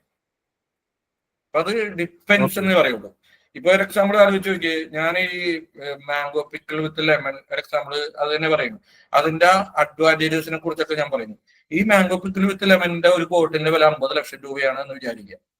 50 ലക്ഷം രൂപയാണ്. ഇതിന്റെ അഡ്വാൻറ്റേജസ് ഒക്കെ ഞാൻ പറഞ്ഞിട്ടുണ്ട്. നേരെ കയറി ഓർഡർ ചെയ്യും. അവിടെ ഒരു ബൈ ബട്ടൺ ഞാൻ കൊടുത്താലും ഇല്ല. ഈ ബ്ലോഗ് പോസ്റ്റ് വെച്ചാൽ അവൻ 50 ലക്ഷത്തിന്റെ സാധനം, അവന് ഡിസിഷൻ മേക്കിംഗ് ടൈം ഉണ്ട്. അവന് എല്ലായിടത്തും ഒരു ഡിസിഷൻ മേക്കിംഗ് ടൈം ഉണ്ട്. ഇൻസ്റ്റന്റ് ആയിരിക്കില്ല എല്ലായിടത്തും. ചില കാര്യങ്ങൾ ഇൻസ്റ്റന്റ് ആയിട്ട്, ചില കാര്യങ്ങളിൽ അവന് സമയം വേണം, ചില കാര്യങ്ങളിൽ അവന് കൂടുതൽ റിസർച്ച് നടത്തണം. അപ്പൊ അതെല്ലാം ആലോചിച്ചിട്ട് വേണം നമ്മൾ ഏത് ടൈപ്പ് കോൾ ടു ആക്ഷൻ കൊടുക്കണം തീരുമാനിക്കുക. അപ്പൊ ഞാൻ പറയുന്നത് ഈ 50 ലക്ഷത്തിന്റെ കേസിൽ ഉറപ്പായിട്ടും അവൻ ഒന്നാമത്തെ കൂടുതൽ സമയം വേണം പൈസയുടെ കാര്യത്തിലാണെങ്കിലും, രണ്ടാമത്തെ അവന് കൂടുതൽ റിസർച്ച് ആവശ്യമുണ്ട്. ഈ അഡ്വാൻറ്റേജസ് അവൻ വായിച്ചു, പക്ഷെ ഈ കമ്പനി ആരാണ്, ഇവരെന്താണ് സംഭവം, തട്ടിപ്പാണോ വെട്ടിപ്പാണെന്നൊക്കെ അറിയണ്ടേ. അവന് ഉറപ്പായിട്ടും എബൌട്ട് പേജിൽ കോൺടാക്റ്റിൽ പോയി നമ്മളെ കുറിച്ച് കുറെ കാര്യങ്ങൾ അന്വേഷിച്ച് കുറെ റിവ്യൂസും അന്വേഷിച്ച ശേഷം അവൻ മേടിക്കുള്ളൂ. അപ്പൊ ഉറപ്പായിട്ടും അങ്ങനെ ഒരു സ്ഥലത്ത് നിന്ന് ഞാൻ നേരെ അവനെ മേടിപ്പിക്കുന്നതിനേക്കാളും പകരം എന്നെ ആ ടോപ്പ് ഓഫ് ഫണൽ പോലെ ഞാൻ ആലോചിക്കുക, എന്നിലേക്ക് കൂടുതൽ അടുപ്പിക്കാൻ പറ്റുന്ന ഒരു സ്ഥലത്തേക്ക് ഞാൻ അവനെ ഡൈവേർട്ട് ചെയ്യുന്നതായിരിക്കും കൂടുതൽ നല്ലത്, അല്ലെ? ഈ നമ്മൾ സാധാരണ ഡിജിറ്റൽ മാർക്കറ്റിംഗ് പക്ക മാർക്കറ്റിംഗ് തന്നെയാണ്. SEOയിലും ആ മാർക്കറ്റിംഗ് ബുദ്ധി നമ്മൾ വെക്കണം. നമ്മൾ ഓരോ കണ്ടന്റിലും ആ മാർക്കറ്റിംഗ് ബുദ്ധി ഉണ്ടാവും. നമ്മൾ നോക്കുമ്പോൾ എല്ലാ സൈറ്റുകളിലും കുറെ പേജും കുറെ കണ്ടന്റും കുറെ ബ്ലോഗ് പോസ്റ്റുകളും കാണുന്നത്. പക്ഷെ നിങ്ങൾ ശരിക്കും ശ്രദ്ധിച്ചാൽ മനസ്സിലാവും. അത് കുറച്ച് ഇന്റർനാഷണൽ സൈറ്റുകൾ എടുത്ത് നോക്കിയാൽ മനസ്സിലാവും. ആ സൈറ്റുകളിലെല്ലാം നല്ല അസല ബുദ്ധി ഒളിഞ്ഞെടുക്കണം. അവരൊക്കെ വെറുതെ ബ്ലോഗിന് വേണ്ടി ബ്ലോഗ് എഴുതുകയോ ഇതൊന്നുമല്ല, ഓരോ പേജും കൺവേർട്ട് ചെയ്യും. ഓരോ പേജും കൺവേർട്ട് ചെയ്യുന്ന രീതിയിൽ അല്ല കൺവേർട്ട് ചെയ്യിക്കേണ്ട സ്ഥലത്തേക്ക് അവർ വിടുന്ന കാണാൻ പറ്റും. അതിനകത്ത് ബേസിക്കലി പറഞ്ഞ പോലെ അതിനകത്ത് ബട്ടൺ വേണ്ട സ്ഥലങ്ങൾ, ഇൻസ്റ്റന്റ് റിസൾട്ട് എടുക്കേണ്ടവർക്ക് ഇൻസ്റ്റന്റ് റിസൾട്ട്, ചാറ്റിനാവും എന്ന് പറഞ്ഞിട്ടൊക്കെ ചിലവർക്ക് കാണാൻ പറ്റും. ഇപ്പൊ സംസാരിക്കൂ ഞങ്ങളുടെ അടുത്ത് എന്ന് പറഞ്ഞ ഒരു അർജൻസി ക്രിയേറ്റ് ചെയ്ത് അതുണ്ടാക്കാം. അതല്ലെങ്കിൽ ഗൂഗിൾ അടക്കമുള്ള പല സ്ഥലങ്ങളിൽ നിങ്ങൾക്ക് കാണാൻ പറ്റും. ചിലവർക്ക് ഗൂഗിൾ പറയും ചാറ്റിനാവും, അല്ല ഓർഡറിനാവും എന്ന് പറയുന്നിടത്ത് ഗൂഗിൾ ചിലവർക്ക് കൂടുതൽ അറിയാനായിട്ട് വേറെ പേജിലേക്ക് ആയിരിക്കും വിടുക. എല്ലാവർക്കും ഒരേ രീതിയിലല്ല കോൾ ടു ആക്ഷൻ വരിക. ഡിപ്പെൻസ് അവിടുത്തെ യൂസറുടെ ഒരു ഇൻസ്റ്റന്റ് ആയിട്ട് അപ്പൊ തന്നെ ചെയ്യാൻ ത്വരയുള്ളൊരു സംഭവമാണെങ്കിൽ നേരെ ഇട്ട് കൊടുക്കും ബട്ടൺ. അതല്ല അവന് ടൈം കൂടുതൽ എടുക്കും, അവൻ വിട്ടുപോകാൻ സാധ്യതയുണ്ടെങ്കിൽ അവനെ കൂടുതൽ എഡ്യൂക്കേറ്റ് ചെയ്യുന്ന സ്ഥലത്തേക്ക് വിടുക. അവൻ നമ്മളെ കുറിച്ച് കൂടുതൽ അറിയാനും നമ്മളുടെ ഒരു ക്രെഡിബിലിറ്റി പ്രൂവ് ചെയ്യേണ്ട കാര്യത്തിനെ കുറിച്ചാണെങ്കിൽ അവൻ അങ്ങനത്തെ ഒരു പേജിലേക്ക് വിടുക. മോസ്റ്റ്ലി അബൌട്ട്സോ മറ്റു കാര്യങ്ങളിലേക്കൊക്കെ അല്ലെങ്കിൽ നമ്മുടെ എക്സ്പെർട്ടൈസേഷൻ തുടങ്ങിയ കാര്യങ്ങൾ കാണിക്കുന്ന സ്ഥലത്തേക്ക് വിടാം. അങ്ങനെയാണ്. ഇതിനൊന്നും ഞാൻ പറഞ്ഞല്ലോ, ഇതിനൊന്നും ഒരു പ്രത്യേക ഒരു സിംഗിൾ ഫോർമുലയോ മറ്റൊന്നുമില്ല. ഓക്കെയാണോ ബേസിലെ? വേറെ എന്തെങ്കിലും ഡൗട്ട് ഉണ്ടോ? എല്ലാവർക്കും എന്തെങ്കിലും ടോപ്പിക്കൽ അതോറിറ്റി എന്തുള്ളത് ക്ലിയർ ആവാത്ത ആരെങ്കിലും ഉണ്ടോ? ഹാൻഡ് റൈസ് ചെയ്യാമോ? ആർക്കെങ്കിലും ഇപ്പോഴും എന്താണ് ഈ ടോപ്പിക്കൽ അതോറിറ്റി എന്ന് പറയുന്ന സാധനം എന്താണ്? വളരെ സിമ്പിൾ കൺസെപ്റ്റ് ആണ്, നമ്മളെല്ലാവരും ചെയ്യുന്നതാണ്. പക്ഷെ അതിന് ഇങ്ങനെ ഒന്ന് ചിന്തിക്കുക. ടോപ്പിക്കിനെ ഐഡന്റിഫൈ ചെയ്യുന്നതിൽ നിങ്ങൾ പകുതി വിജയിച്ചു. ടോപ്പിക്കിനെ ഐഡന്റിഫൈ ചെയ്യാൻ പറ്റിയ പിന്നെ ഈ ടോപ്പിക്കിനെ സംബന്ധിച്ച് എന്താണ് സെർച്ച് ചെയ്യുന്നതെന്ന് കണ്ടുപിടിക്കാൻ അതിന് നമ്മൾക്കിപ്പോ വെഡിങ് പറഞ്ഞുകൊണ്ടും ഈ ലെമണച്ചാറൊക്കെ പറഞ്ഞുകൊണ്ടാണ് നമുക്കിത് മനസ്സിലാക്കാൻ പറ്റുന്നത്. പക്ഷെ എല്ലാ ടോപ്പിക്കൊന്നും നമുക്ക് അറിയാൻ പറ്റൂല. അപ്പൊ നമ്മള് പുറത്തുള്ള പല ബിസിനസ് ചെയ്യുമ്പോൾ നമ്മൾ ഫസ്റ്റ് ടൈം കേൾക്കുകയായിരിക്കും. ആ ഫസ്റ്റ് ടൈം കേൾക്കുന്ന ആ ബിസിനസ് എന്താന്ന് പോലും നമുക്ക് മനസ്സിലാവില്ല. അതിനെക്കുറിച്ച് നമ്മൾ വെൽ റിസർച്ച് തന്നെ നടത്തേണ്ടി വരും. നമ്മൾ കോമ്പറ്റീറ്റേഴ്സിന്റെ സൈറ്റ് എടുത്ത് പഠിക്കേണ്ടി വരും, കുറെ ടൂളുകൾ ഉപയോഗിക്കേണ്ടി വരും, ഈ കസ്റ്റമറുടെ അടുത്തൊന്ന് മാക്സിമം ഫീഡ്ബാക്ക് കളക്ട് ചെയ്യേണ്ടി വരും. അതിനെ ബേസ് ചെയ്തിട്ടാണ് നമ്മൾ ആ ടോപ്പിക്കിനെ ചുറ്റിപ്പറ്റി എന്ത് എഴുതണം എന്ന് തീരുമാനിക്കുന്നത്. അതാണ് ക്ലസ്റ്റർ. മുഹമ്മദ് സാർ റിസർച്ചിനെ പറ്റി പറഞ്ഞല്ലോ, സാറിന് സ്പെസിഫിക് ആയിട്ട് എന്തെങ്കിലും ടൂൾസ് പറയാനുണ്ടോ റിസർച്ചിന്? ഇപ്പൊ ഗൂഗിളോ അങ്ങനെ ChatGPT ഒന്നും അല്ലാതെ നമ്മൾ സ്പെസിഫിക് ആയിട്ട് എന്തെങ്കിലും ടൂൾസ് സാറിന് സജസ്റ്റ് ചെയ്യാനുണ്ടോ? ടൂളാണോ ഉദ്ദേശിച്ചത്? ടൂള് ഞാൻ ഏറ്റവും കൂടുതൽ ബേസിക്കലി അവരുടെ ഇൻപുട്ട് മേടിക്കും. ബേസിക്കലി അതായത് നമ്മളൊരു കസ്റ്റമർ ആണെന്നുണ്ടെങ്കിൽ അവരുടെ പ്രൊഡക്റ്റ് ചിലത് നമുക്ക് മനസ്സിലാവുന്ന പ്രൊഡക്റ്റുകളാണോ ഓക്കെ, അല്ല മനസ്സിലാവാത്ത പ്രൊഡക്റ്റ് ആണെങ്കിൽ അതിന്റെ ബ്രോഷറൊക്കെ തരാൻ പറയും. അവരുടെ പ്രൊഡക്റ്റിന്റെ ഒരു ബ്രോഷർ ഉണ്ടാവുമല്ലോ, അതിനകത്ത് ആ പ്രൊഡക്റ്റ് എന്താണെന്നും അതിന്റെ ഫീച്ചർ എന്താണെന്നും ഏത് ടീമിനാണ് ഉപയോഗിക്കേണ്ടതെന്നും മറ്റേ കാര്യങ്ങൾ അങ്ങനത്തെ കുറെ കാര്യങ്ങളുണ്ടാവും. പിന്നെ നമ്മൾ മാക്സിമം കാര്യങ്ങൾ അവരുടെ നിന്ന് കളക്ട് ചെയ്യും. രണ്ടാമത്തെ ഞാൻ ഏറ്റവും കൂടുതൽ ഉപയോഗിക്കലുള്ള ടൂൾ എന്ന് പറഞ്ഞാൽ കീവേഡ് പ്ലാനർ തന്നെയാണ്. കാരണം അത്ര മൾട്ടിമേറ്റ് വേറൊരു ടൂളും ഇല്ല, സൽക്കാരമില്ല. ബാക്കി എല്ലാവരും എന്ന് പറഞ്ഞു കഴിഞ്ഞാൽ ഈ എന്താ അവരുടെ സംഭവം നമ്മൾക്ക് വേർഡ്പ്രസ്സിൽ തേർഡ് പാർട്ടി ഡാറ്റ ആയിട്ട് എടുത്തിട്ട് അവരുടേതായിട്ടുള്ള രീതിയിൽ പ്രോസസ് ചെയ്യും. ഗൂഗിളിൽ എന്താണ് സെർച്ച് ചെയ്യണമെന്നുള്ള കാര്യം ഗൂഗിളിന്റെ പോലെ വേറെ ആൾക്കാർ അറിയാൻ പറ്റും. അപ്പൊ അതുകൊണ്ട് കീവേഡ് പ്ലാനർ നന്നായിട്ട് നന്നായിട്ട് യൂസ് ചെയ്യും. SEMrush പോലത്തെ സാധനങ്ങൾ ഞാൻ പിന്നെ യൂസ് ചെയ്യുന്നു. SEMrush ആണ്. അത് ബേസിക്കലി ഈ ഒപ്പോണൻസിന് കോമ്പറ്റീറ്റേഴ്സിന്റെ ഒരു ബേസിക് ആയിട്ടുള്ള കുറച്ച് കാര്യങ്ങൾ അറിയാൻ വേണ്ടിയിട്ട് മാത്രമാണ് യൂസ് ചെയ്യുക. ഏറ്റവും കൂടുതൽ യൂസ് ചെയ്യുക ഗൂഗിൾ തന്നെയാണ്. എന്ന് വെച്ച് കഴിഞ്ഞാൽ കോമ്പറ്റീറ്റേഴ്സിന്റെ സൈറ്റ് ഞാൻ കാണിച്ചുതരാം എങ്ങനെ ചെയ്യുന്നുള്ള കാണിച്ചുതരാം. കോമ്പറ്റീറ്റേഴ്സിന്റെ സൈറ്റ് എടുത്തിട്ട് അവരുടെ ഒരു രീതിയിൽ ഞാൻ കുറെ ടൂളുകൾ ഉണ്ട്, എന്നാലും ഞാൻ എന്റെ മാനുവൽ ആയിട്ടുള്ള രീതിയിലാണ് കൂടുതൽ ചെയ്യുക. ഞാൻ ചെയ്യുന്ന രീതിയിൽ കാണിച്ചുതരാം. വേറെ എന്തെങ്കിലും ഡൗട്ട് ഉണ്ടോ? അപ്പൊ ഇതിന്റെ അടുത്ത ഏരിയയിലേക്ക് കിടക്കട്ടെ, ടോപ്പിക്കൽ അതോറിറ്റിയുടെ. ഞാൻ ഇനി ജസ്റ്റ് ഇതിന്റെ പേറ്റന്റ് ഒന്ന് നിങ്ങൾക്ക് എക്സ്പ്ലെയിൻ ചെയ്യാൻ പോണേ. ഇനി ഇതെങ്ങനെയാണ് ഗൂഗിൾ കണക്കൂട്ടുന്നതെന്നുള്ളതാണ് ഈ പേറ്റന്റ്. ഓക്കെ, അതിലേക്ക് കടക്കുന്നതിന് മുമ്പ് ഇത് ഗൂഗിൾ ഒട്ടും കോംപ്ലിക്കേറ്റഡ് അല്ല. ഈ ടോപ്പിക്കൽ അതോറിറ്റി നമ്മളാണ് ഇതിനെ ഭയങ്കരമായിട്ട് കോംപ്ലിക്കേറ്റഡ് ആക്കുന്നത്. അപ്പൊ നിങ്ങള് ചിലവർക്ക് ഉണ്ടാകുന്ന തെറ്റിദ്ധാരണകളൊന്ന് മാറ്റാൻ വേണ്ടി പറയണം. ഈറ്റിന്റെ കേസൊക്കെ വരുമ്പോൾ പലയിടത്തും ഞാൻ പറഞ്ഞു കേട്ടിട്ടുണ്ട്, അതായത് ഒരാൾക്ക് ഒരു ടോപ്പിക്കിലെ അതോറിറ്റി ആവുന്നു. ഗൂഗിളിന്റെ മുമ്പിൽ അങ്ങനെയല്ല, ഒരാൾക്ക് മൾട്ടിപ്പിൾ ടോപ്പിക്സിൽ അതോറിറ്റി ആവാം. ഓക്കെ, ഒരാൾക്ക് എത്ര ടോപ്പിക്കിനാണല്ലോ അതോറിറ്റി ആവുന്ന ഇഷ്യൂ. ഇനി ഒരു സർജന് അയാളുടെ മെഡിക്കൽ ഫീൽഡിൽ മാത്രമല്ല, അയാൾ ചിലപ്പോൾ നല്ലൊരു കുക്കായിരിക്കും, അയാൾക്ക് അതിനകത്ത് അതോറിറ്റി ആകാം. അയാൾ അതുപോലെ നല്ലൊരു ജിം ബോഡി ബിൽഡർ ആയിരിക്കാം, അതിനകത്ത് അതോറിറ്റി ആവാം. അത് അയാൾ നല്ലൊരു ട്രാവലർ ആയിരിക്കാം, അതിനകത്ത് അതോറിറ്റി ആകാം. മനസ്സിലായി? അപ്പൊ ഒരാൾക്ക് മൾട്ടിപ്പിൾ ഇതിനകത്ത് ഇപ്പൊ എലോൺ മസ്ക് ഒരു കാര്യത്തിൽ മാത്രമാണ് അതോറിറ്റി അല്ല, അയാൾ നല്ലൊരു ബിസിനസ്മാനാണ്. അയാള് മറ്റേ സ്പേസിന്റെ കാര്യം അതിനകത്തോട് ഇതാണ്. ഇലക്ട്രിക്കൽ വെഹിക്കിൾസിന്റെ കാര്യത്തിൽ അയാളുണ്ട്. അത് ക്രിപ്റ്റോ കറൻസിയുടെ കാര്യത്തിൽ അയാൾ നല്ലൊരു അതോറിറ്റിയാണ്. ക്രിപ്റ്റോന്റെ ഫീൽഡിലൊക്കെ എലോൺ മസ്ക് വളരെ ഇതായിട്ടുള്ള അതോറിറ്റിയാണ്. അപ്പൊ മൾട്ടിപ്പിൾ ഈ ക്രിപ്റ്റോയും സ്പേസും തമ്മിൽ എന്തെങ്കിലും ബന്ധമുണ്ടോ? ടോപ്പിക്കിൽ എന്റെ ഡിഫറെന്റ് ടോപ്പിക്കാണ്. അപ്പോ ഒരാൾക്ക് മൾട്ടിപ്പിൾ ടോപ്പിക്സിൽ അതോറിറ്റി ആകാൻ പറ്റും. അതേപോലെ തന്നെ ഒരു വെബ്സൈറ്റിന് മൾട്ടിപ്പിൾ ടോപ്പിക്കിൽ അതോറിറ്റി ആകാൻ പറ്റും. പക്ഷെ പ്രോബ്ലം എന്താണെന്ന് ഞാൻ പറയാം. മൾട്ടിപ്പിൾ ടോപ്പിക്കിൽ അതോറിറ്റി ആകാൻ സാധിക്കുമെന്ന് ഞാൻ പറഞ്ഞു. പണി കൂടും. ആലോചിക്കുക, നമ്മൾ ഒരു ടോപ്പിക്കിൽ അതോറിറ്റി ആകാൻ പോകുന്ന പോലെയല്ല മൾട്ടിപ്പിൾ ടോപ്പിക്കിൽ അതോറിറ്റി ആവാൻ നോക്കും. കാരണം നമ്മുടെ എഫർട്ട് കൂടും. എഫർട്ട് കൂടുന്നതിന്റെ ഒരു കേസ് ഞാൻ പറഞ്ഞുതരാം. ഒരു വെബ്സൈറ്റിൽ നമുക്കറിയാം, ഒരു വെബ്സൈറ്റിൽ ഒരു പർട്ടിക്കുലർ ടോപ്പിക്കിൽ അതോറിറ്റി ആവാൻ നമ്മൾ ചിലപ്പോൾ ആ ഒരു ടോപ്പിക്കും ആ ടോപ്പിക്കിനെ ചുറ്റിക്കിടക്കുന്ന ക്ലസ്റ്റർ രൂപീകരിക്കുമ്പോഴത്തെ ഒരു 100 200 ബ്ലോഗോ നമ്മൾ എഴുതിയാൽ മതിയാവും. കൂടാതെ ഇതിന്റെ റെലവൻസ് എല്ലാം കൂട്ടാനും മറ്റു കാര്യങ്ങളും നമ്മൾ ബാക്ക് ലിങ്കുകൾ ബിൽഡ് ചെയ്യുമ്പോഴും ഈ ടോപ്പിക് റിലേറ്റഡ് ആയിട്ടുള്ള കണ്ടന്റുകൾ വെളിയിൽ വേണം. അവിടെ നിന്നൊക്കെ നമുക്ക് ബാക്ക് ലിങ്ക് ബിൽഡ് ചെയ്യണം. പക്ഷെ വേറൊരു ടോപ്പിക് കൂടി ആവുമെന്ന് ആലോചിച്ച് നോക്കി, നമ്മളുടെ ജോബ് ഡബിൾ ആവുകയാണ്. കാരണം അവിടെ പ്ലാൻ ചെയ്യേണ്ടത് എൻ്റെ ഡിഫറെന്റ് ആയിട്ടുള്ള കണ്ടന്റ്, ഡിഫറെന്റ് ആയിട്ടുള്ള ബാക്ക് ലിങ്ക്, ഡിഫറെന്റ് ആയിട്ടുള്ള നമ്മുടെ ജോബ് ഡബിൾ ആവുകയാണ്. അതായത് ഡിഫറെന്റ് ടോപ്പിക്കുകളിൽ നമ്മൾ അതോറിറ്റി കൂട്ടണം എന്ന് വിചാരിക്കുന്നിടത്തോളം നമ്മുടെ ജോലി ഭാരം വളരെ വളരെ കൂടും. അപ്പൊ ഇത് നിങ്ങളുടെ മനോധർമ്മം പോലെ പ്ലാൻ ചെയ്യേണ്ട ഒരു കേസാണ് ഞാൻ പറഞ്ഞത്. വളരെ സീരിയസ് ആയിട്ടുള്ള ഒരു കേസുമാണ്. അപ്പൊ അതേപോലെ ചില സൈറ്റുകൾ നമ്മൾ ഡീൽ ചെയ്യുമ്പോൾ അവർ ഒരേ സമയം 4, 5, 8, 10 ടോപ്പിക്കുകളിലുണ്ടാവും. ഇവിടെയാണ് പലരും കുടുങ്ങാൻ പോകുന്ന ഒരു സമയം. 4, 5, 8, 10 ടോപ്പിക്കുകളിലുണ്ടാവും ഈ സൈറ്റ്.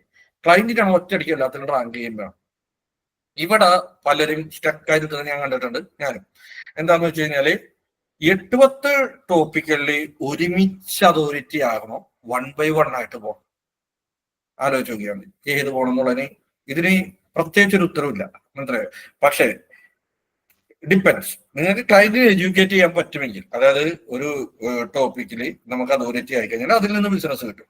എന്നിട്ട് പിന്നെ പതുക്കെ വേണമെങ്കിൽ അടുത്ത ടോപ്പിക്കും കൂടി കൂടുതലായിട്ട് നമ്മൾ കണ്ടന്റിൽ ഇൻവെസ്റ്റ് ചെയ്യുന്നു. മുമ്പത്തെ ടോപ്പിക്ക് മൈൽഡ് ആയിട്ട് പോകുന്നു. എന്നിട്ട് പതുക്കെ അതിന്റെ പൊക്കിക്കൊണ്ടുവരാം. അങ്ങനെ പതുക്കെ 1 by 1 ആയിട്ട് ചെയ്യാം. ഇതൊരു സ്ട്രാറ്റജി. വേറൊരു സ്ട്രാറ്റജി, ക്ലയന്റ് വിചാരിക്കണം നല്ല പൈസ ഇറക്കണം. അതായത് നമ്മൾ അയാളുടെ 8 ടോപ്പിക്ക് ഐഡന്റിഫൈ ചെയ്തു.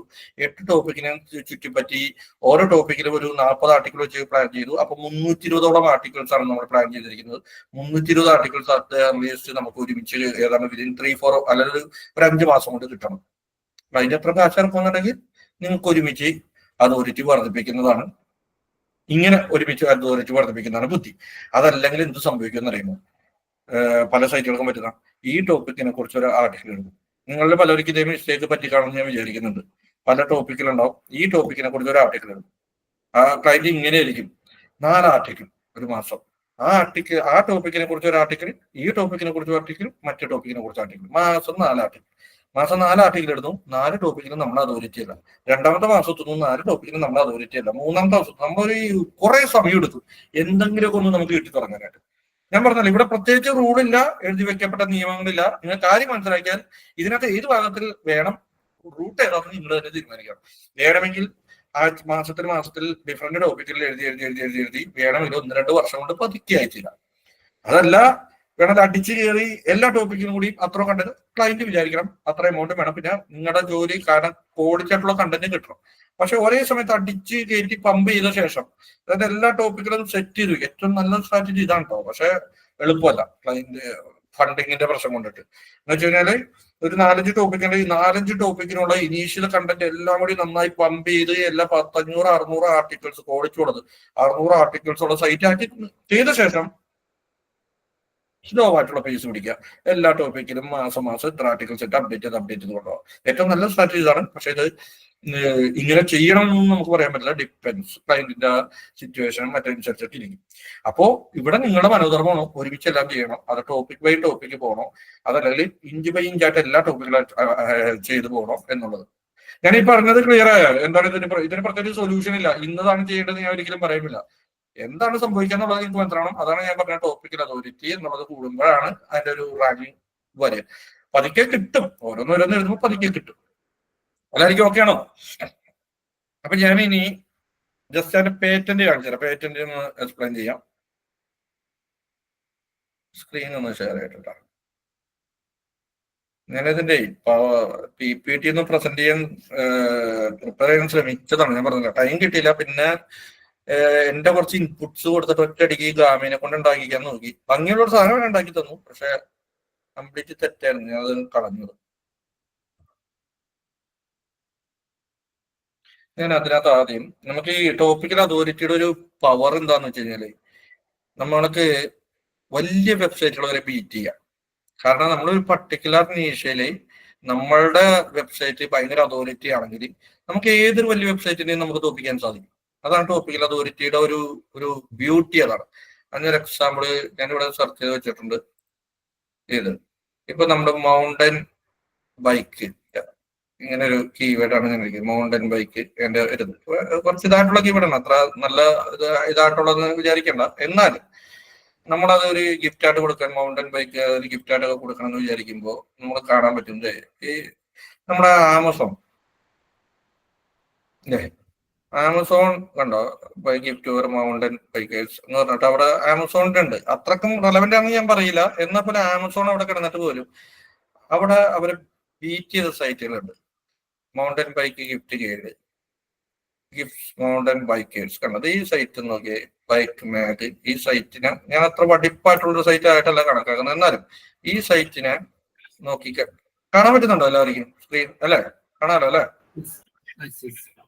ഇതിനെ നിങ്ങൾ നോക്കിയാൽ കാണാൻ പറ്റും. അത്ര ഇതല്ലാത്ത സൈറ്റുകളാണ് ഇതൊക്കെ. അത്ര ഇതല്ല എന്ന് പറഞ്ഞു കഴിഞ്ഞാൽ ആ അവരുടെ ഒരു പർട്ടിക്കുലർ നീഷില് ആ ടോപ്പിക്കിൽ ഇവർ അതോറിറ്റി ചെയ്യണം.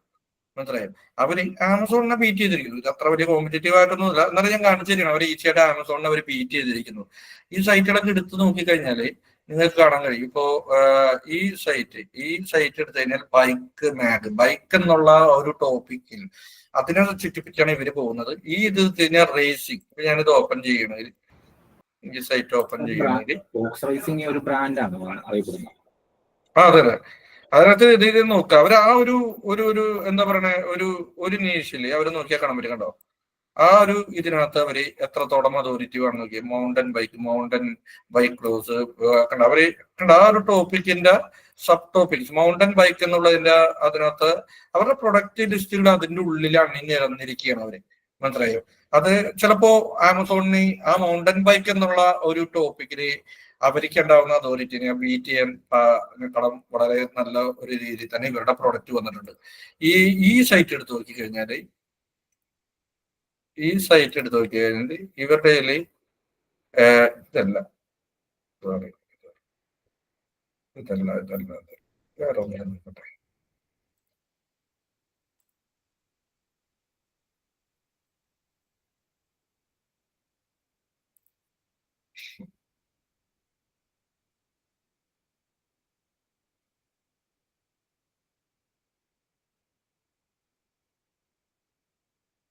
ഇതൊന്ന് നോക്കിയാട്ടോ.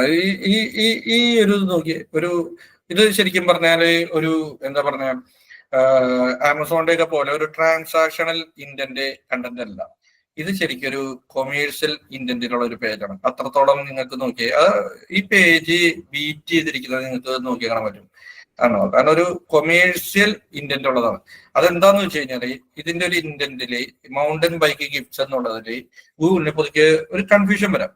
ചിലയിടത്ത് ഈ കൺഫ്യൂഷനെ നമുക്ക് മുതലാക്കാൻ പറ്റുമെന്നാണ് ഞാൻ കാണിച്ചു തരുന്നത്. അതായത് ചില കാര്യങ്ങൾ വരുമ്പോൾ ഗൂഗിളിന് ഒരു കൺഫ്യൂഷൻ വരും. ഇതൊരു ട്രാൻസാക്ഷണൽ ഇന്റന്റ് ആണോ, കൊമേഴ്സ്യൽ ഇന്റന്റ് ആണോ, ചില സമയത്ത് ഇൻഫോർമേഷണൽ ഇന്റന്റ് ആണോ എന്ന് വരെ സംശയം വരും ഗൂഗിളിന്. പലപ്പോഴും ആ സംശയങ്ങൾ വരുമ്പോൾ നിങ്ങൾ ഇനി ശ്രദ്ധിച്ചോട്ടോ, സെർച്ച് ചെയ്യുമ്പോൾ സംശയം ഉണ്ടാകാൻ സാധ്യതയുള്ള കീവേഡുകൾ നിങ്ങൾ സെർച്ച് ചെയ്യുക. അതായത് അത് ചിലപ്പോ ഒരു പ്രൊഡക്റ്റ് മേടിക്കാനായിരിക്കും, അല്ല ആ പ്രൊഡക്റ്റിനെ കുറിച്ച് അറിയാനായിരിക്കും. അങ്ങനെ തോന്നുന്ന കാര്യങ്ങൾ നിങ്ങൾ സെർച്ച് ചെയ്ത് കഴിഞ്ഞാൽ നിങ്ങളുടെ ഞാനിപ്പോ ഈ കാണിച്ച പോലത്തെ ടൈപ്പ് റിസൾട്ട് കയറി വരും. അതായത് ഒരേ സമയത്ത് തന്നെ ഗൂഗിള് ട്രാൻസാക്ഷണൽ ഇന്റന്റ് ഉള്ള കുറച്ച് കീവേഡ്സുകൾ നമ്മുടെ മുമ്പിലേക്ക് വെച്ചുതരും, കൊമേഴ്സ്യൽ ഇന്റന്റ് ഉള്ള പേജസ് നമ്മുടെ മുമ്പിലേക്ക് വെച്ചുതരും, ചിലപ്പോ ഇൻഫോർമേഷണൽ ഇന്റന്റ് ഉള്ള പേജസും നമ്മുടെ മുമ്പിലേക്ക് ഷഫിൾഡ് ആയിട്ട് വെക്കും. ഇനി ഇവിടെ എങ്ങനെ വെച്ച് കഴിഞ്ഞാൽ ഞാൻ ഇവിടെ കാണിച്ച മറ്റൊരു കേസ് എന്ന് പറഞ്ഞാല് അവിടെ ഹൈലി അതോറിറ്റീവ് ഉള്ള ഒരു വെബ്സൈറ്റുകൾ വരെ ഒരു പർട്ടിക്കുലർ നീഷിലുള്ള വെബ്സൈറ്റുകൾ നമ്മൾക്ക് ബ്രേക്ക് ചെയ്യണതും കാണാൻ പറ്റും. ഇതൊക്കെ നോക്കുക. ഈ സൈറ്റൊക്കെ കണ്ടില്ലേ? നിങ്ങൾക്ക് പറയാൻ പറ്റുമോ ആമസോണിന്റെ അത്രയും ഇതുള്ള ഒരു സൈറ്റ് ആണെന്നൊക്കെ തോന്നുന്നുണ്ടോ? ഇല്ല. പക്ഷെ ഇവര് ആ ഒരു നീഷില് അവരെ ബ്രേക്ക് ചെയ്തിരിക്കുന്നതാണ് കാണിച്ചിരുന്നത്. അതുപോലെ മറ്റൊരു സൈറ്റ് ഞാൻ കാണിച്ചുതരാം. ഇത് മൺഡേ സൈറ്റ് എടുത്തിട്ടില്ലേ, ഇവിടെ ഓപ്പൺ ചെയ്തിട്ടുണ്ട്. monday.com. ഇവര് അത്യാവശ്യം പ്രൊഡക്ട്സ് ഒക്കെ വെക്കുന്ന ഒരു പ്രൊജക്ട് മാനേജ്മെന്റ് അതിനകത്തൊക്കെ ഇത് വെക്കുന്ന ഒരു സൈറ്റാണ്. അപ്പൊ ഈ സൈറ്റ് എല്ലാ കണ്ടന്റുകള് നേരത്തെ ആരോ ചോദിച്ചു ഞാൻ എങ്ങനെയാണ് സൈറ്റുകളുടെ കണ്ടന്റ് അനലൈസ് ചെയ്യുന്നത്. ഞാൻ പൊതുവെ ഇങ്ങനെ തന്നെയാണ് എടുക്കാറ്. സൈറ്റ് കോളം അടിച്ച് ഈ സൈറ്റിന്റെ അടിക്കുമ്പോഴേക്കും എനിക്ക് ആ പേജിലെ കംപ്ലീറ്റ് കിട്ടും. ഈ കംപ്ലീറ്റ് കിട്ടിയോണ്ട് കാര്യമില്ല, എനിക്കൊരു പർട്ടിക്കുലർ ടോപ്പിക് ഏരിയയെ സംബന്ധിച്ച് ഇവർ എത്രത്തോളം എഴുതിയിട്ടുണ്ടെന്ന് എനിക്ക് അറിയണം. അപ്പൊ എനിക്കറിയേണ്ടത് പ്രൊജക്ട് മാനേജ്മെന്റ്. പ്രൊജക്ട് മാനേജ്മെന്റ് എന്ന ടോപ്പിക്കിനെ കുറിച്ച് ഇവർ എത്രത്തോളം എഴുതിയിട്ടുണ്ടെന്നാണ് എനിക്കറിയേണ്ടത്. അപ്പൊ ഞാൻ അവിടെ അതിനകത്ത് തന്നെ ആ സൈറ്റിന്റെ ഉള്ളിൽ എനിക്ക് കാണാൻ കഴിയുന്നു അവരെന്തെല്ലാം എഴുതിയിരിക്കുന്നു. What is project management, complete guide 2025, publish ചെയ്തത് 2024. അപ്പൊ അത് ജസ്റ്റ് ഒന്ന് അപ്ഡേറ്റ് ചെയ്ത് വിട്ടിട്ടുണ്ട് ഈ അടുത്ത്. Okay, PMO work management software. PMO എന്ന് പറഞ്ഞ പ്രൊജക്ട് മാനേജ്മെന്റ് റിലേറ്റഡ് ആയിട്ടുള്ള സംഭവമാണ്. അതിന്റെ 12 പ്രൊജക്ട് മാനേജ്മെന്റ് ചലഞ്ചസ്, 19 ബെസ്റ്റ് കാണിക്കുന്നുണ്ടല്ലോ, അത് ഏത് ടൂളാണ് യൂസ് ചെയ്യുന്നത്? Title change. അത് ഞാൻ ഒരു എന്റെ ഒരു ക്രോം എക്സ്റ്റൻഷൻ കിടപ്പുണ്ട്, ഈ കീവേഡ് സർഫർ, അതായത് ഈ കാണുന്ന സാധനം കീവേഡ് സർഫർ വെച്ചിട്ടാണ്. സർഫർ ഞാൻ അങ്ങനെ ഇടയ്ക്ക് യൂസ് ചെയ്യുള്ളൂ. ഇപ്പൊ ഒരു ചെറിയ കാര്യത്തിന് വേണ്ടി ഒന്ന് ഇൻസ്റ്റാൾ ചെയ്തിട്ട് പിന്നെ ഞാൻ കളയാൻ മറന്നിരിക്കുന്നതാണ്. ഇത് ശരിക്കും ഭയങ്കര ശല്യവും സത്യം പറഞ്ഞത്. ഇങ്ങനെയൊക്കെ വന്ന് ഇവിടെയൊക്കെ ആകെ അലമ്പായി കിടക്കും. ചില ആവശ്യമുള്ള സമയത്ത് ഞാൻ ഇതൊന്ന് ഇൻസ്റ്റാൾ ചെയ്യുമ്പോൾ എന്നിട്ട് കളയുകയും ചെയ്തത്. ഇതിപ്പോ കളയാൻ വിട്ടുപോയി, കുറച്ച് ദിവസമായിട്ട് ഇവിടെ കിടക്കുന്നുണ്ട് സംഭവം. ഗുണമുണ്ട് കേട്ടോ, ഇല്ലെന്നല്ല ഞാൻ പറയുന്ന, ചില സമയത്തൊക്കെ ഗുണമുണ്ട്. എക്സ്റ്റൻഷൻ ആണോ അത്? Extension, Chrome extension. ഞാൻ ഉപയോഗിക്കുന്നത് ഈ എക്സ്റ്റൻഷൻസ് ഒക്കെയാണ്. നോക്കിയാൽ കാണാൻ പറ്റും. യൂസ് ചെയ്യും. ഈ ഹെഡിങ് മാപ്പ് ഉപയോഗിക്കാറുണ്ട് ആരെങ്കിലും? നല്ല ടൂളാണ്, എക്സ്റ്റൻഷൻ ആണ്. ഇത് യൂസ് ചെയ്യാറുണ്ട് ഞാൻ. ഹെഡിങ് മാപ്പ് എന്ന് പറഞ്ഞാൽ സൈറ്റ് ഏതെങ്കിലും എടുക്കട്ടെ, നല്ല കാണിച്ചാൽ. ഹെഡിങ് മാപ്പ് എന്ന് പറഞ്ഞാൽ അതിന്റെ ഒരു സ്ട്രക്ചർ കാണിച്ചിട്ടുണ്ട്. ഈ ഹെഡിങ് മാപ്പ് എന്ന് എടുത്തു കഴിഞ്ഞാലേ ലെഫ്റ്റ് സൈഡിൽ H1, H2, H3 ആ ഒരു സ്ട്രക്ചറില്ലേ. ഇതിപ്പോ ഹെഡിങ് 1, H1 എന്ന് പറഞ്ഞാൽ H1 ആണ്. ഇത് H3, ഇവർ H2 ഒന്നും യൂസ് ചെയ്യുന്നില്ല. അവിടെ ആ ഒരു സ്ട്രക്ചർ നമുക്ക് കിട്ടും. ഒരു സൈറ്റ് എങ്ങനെയാണ് സ്ട്രക്ചർ ചെയ്തിരിക്കുന്നത് കിട്ടും. നല്ല, ഞാൻ വളരെ കൂടുതൽ റെഫർ ചെയ്യുന്നതാണ്. സ്ട്രക്ചർ ഞാൻ നോക്കാറുണ്ട് സൈറ്റിന്റെ. ഓക്കെ, അപ്പോ നമ്മൾ ഇതിനകത്തോട്ട് വന്നു കഴിഞ്ഞാൽ എനിക്ക് ഇതേ കണ്ട പ്രൊജക്ട് മാനേജ്മെന്റിനെ കുറിച്ച് ഇവർ എഴുതിയിരിക്കാൻ കണ്ടോ, ഇവർ എത്രത്തോളം എഴുതിയിട്ടുണ്ട് നോക്കി. അപ്പൊ എനിക്ക് ഏകദേശം ഒരു ഐഡിയ കിട്ടി ഇവർ പ്രൊജക്ട് മാനേജ്മെന്റിനെ കുറിച്ച് ഏകദേശം എത്രത്തോളം പേജസിൽ എഴുതിയിട്ടുണ്ട്. അപ്പൊ ഞാൻ ഇവിടെ നോക്കുമ്പോൾ എനിക്ക് 12,000-ഓളം കാണുന്നുണ്ട്. എനിക്ക് എക്സാക്ട്ലി ഉള്ളത് വേണം. എനിക്ക് ഇൻ URL പ്രൊജക്ട് മാനേജ്മെന്റിനെ കുറിച്ച് എത്രത്തോളം പറഞ്ഞിട്ടുണ്ട്. അപ്പോ ടൂൾസ് ഒന്ന് എടുക്കട്ടെ. അത് 1700-ഓളം പേജസിൽ അവര് പ്രൊജക്ട് മാനേജ്മെന്റിനെ കുറിച്ച് പറഞ്ഞിട്ടുണ്ട്. എക്സാക്ട്ലി ഇൻ URL വേണ്ടിട്ട് ടൈറ്റിൽ കൊടുക്കട്ടെ. ഇത്ര പ്രശ്നം title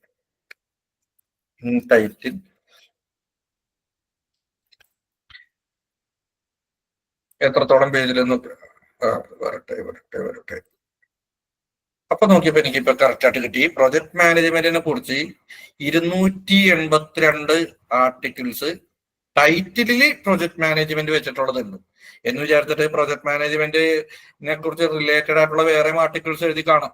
exactly project management title ഇല്ല. നേരത്തെ PMO എന്ന് എഴുതിയിട്ടില്ലേ, അങ്ങനത്തെ വേറെ വരുമ്പോൾ പ്രൊജക്ട് മാനേജ്മെന്റ് റിലേറ്റഡ് ആണ്. പക്ഷെ ഞാൻ ഇങ്ങനെയാണ് റിസർച്ച് നടത്തുന്നത്. ഏകദേശം മനസ്സിലായോ? പ്രൊജക്ട് മാനേജ്മെന്റ് എന്നുള്ളത് എക്സാക്ട്ലി ടൈറ്റിലുള്ള ഏകദേശം ഇത്രത്തോളം ആർട്ടിക്കിൾസ് ഉണ്ടെങ്കിൽ തന്നെ ഒന്ന് ആലോചിച്ചാൽ മതി. എനിക്ക് ഇനി കയറിയിട്ട് ഇവരെക്കാൾ അതോറിറ്റി ആവണമെന്നുണ്ടെങ്കിൽ ഞാൻ പ്ലാൻ ചെയ്യേണ്ടത് ഇത് മുകളിലാണ്. പിന്നെ 252 ആയിരിക്കില്ല, വേറെയും കുറെ ഉണ്ടാവും. അപ്പൊ ഞാൻ അതിനു വേണ്ടി ഞാൻ എന്ത് ചെയ്യും, പ്രൊജക്ട് എന്നുള്ളത് വെച്ച് മാത്രമായിട്ട് എത്രത്തോളം ഉണ്ടെന്ന് നോക്കാം. 807 മനസ്സിലായില്ലേ? ഇങ്ങനെ പല രീതിയിലും അനലൈസ് ചെയ്ത് നമുക്ക് ഓരോ സൈറ്റിലും ഏകദേശം അവർ എത്രത്തോളം ഇത്. അപ്പൊ ഞാൻ ഇവിടെ കാണിച്ചത് ഈ monday.com എന്ന സൈറ്റ് ഈ പ്രൊജക്ട് മാനേജ്മെന്റ് എന്നുള്ളതിന് എങ്ങനെയാണ് അവര് ഒരു ക്ലസ്റ്റർ രൂപീകരിച്ച് ഇത് എഴുതിയിരിക്കുന്നത് നിങ്ങൾക്ക് കാണാൻ പറ്റും. എന്താണ് പറ്റിപ്പോയത്? എന്തോ പ്രശ്നം പറ്റിയത്. ഇവിടെ മിസ്റ്റേക്ക് ഉണ്ട്.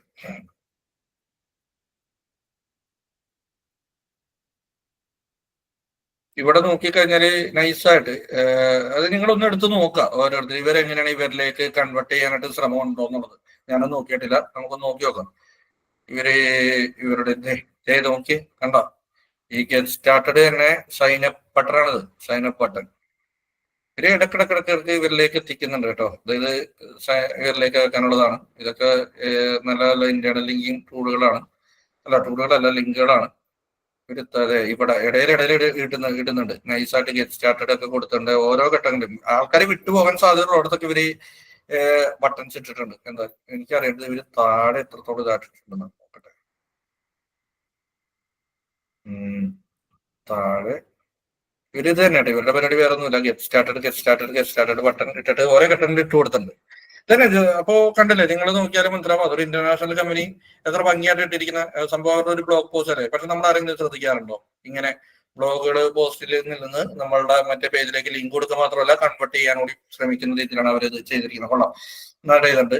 അപ്പൊ ഞാൻ കാണിച്ചെന്നാണ് ഒരു സൈറ്റ്, ഈ ഒരു വെബ്സൈറ്റ് എങ്ങനെയാണ് പ്രൊജക്ട് മാനേജ്മെന്റ് എന്നുള്ള ഒരു ഇതിനകത്ത് അവരെ ഒരു ക്ലസ്റ്റർ രൂപീകരിച്ച് ചെയ്തിരിക്കുന്നത് എന്നുള്ളത്.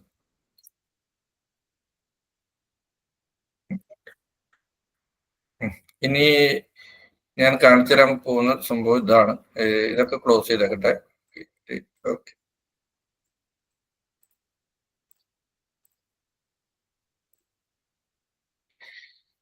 ഓക്കെ, ഇതാണ് സംഭവം. അതിന് മുമ്പ് ഒരു ഡയഗ്രാം വെറുതെ ചുമ്മാ ഒരു ഇതിന് ആ ഡയഗ്രാം ഞാൻ ഇവിടെ കണ്ടു എടുത്ത് വെച്ചിട്ടുണ്ടായിരുന്നല്ലോ. ഓക്കെ,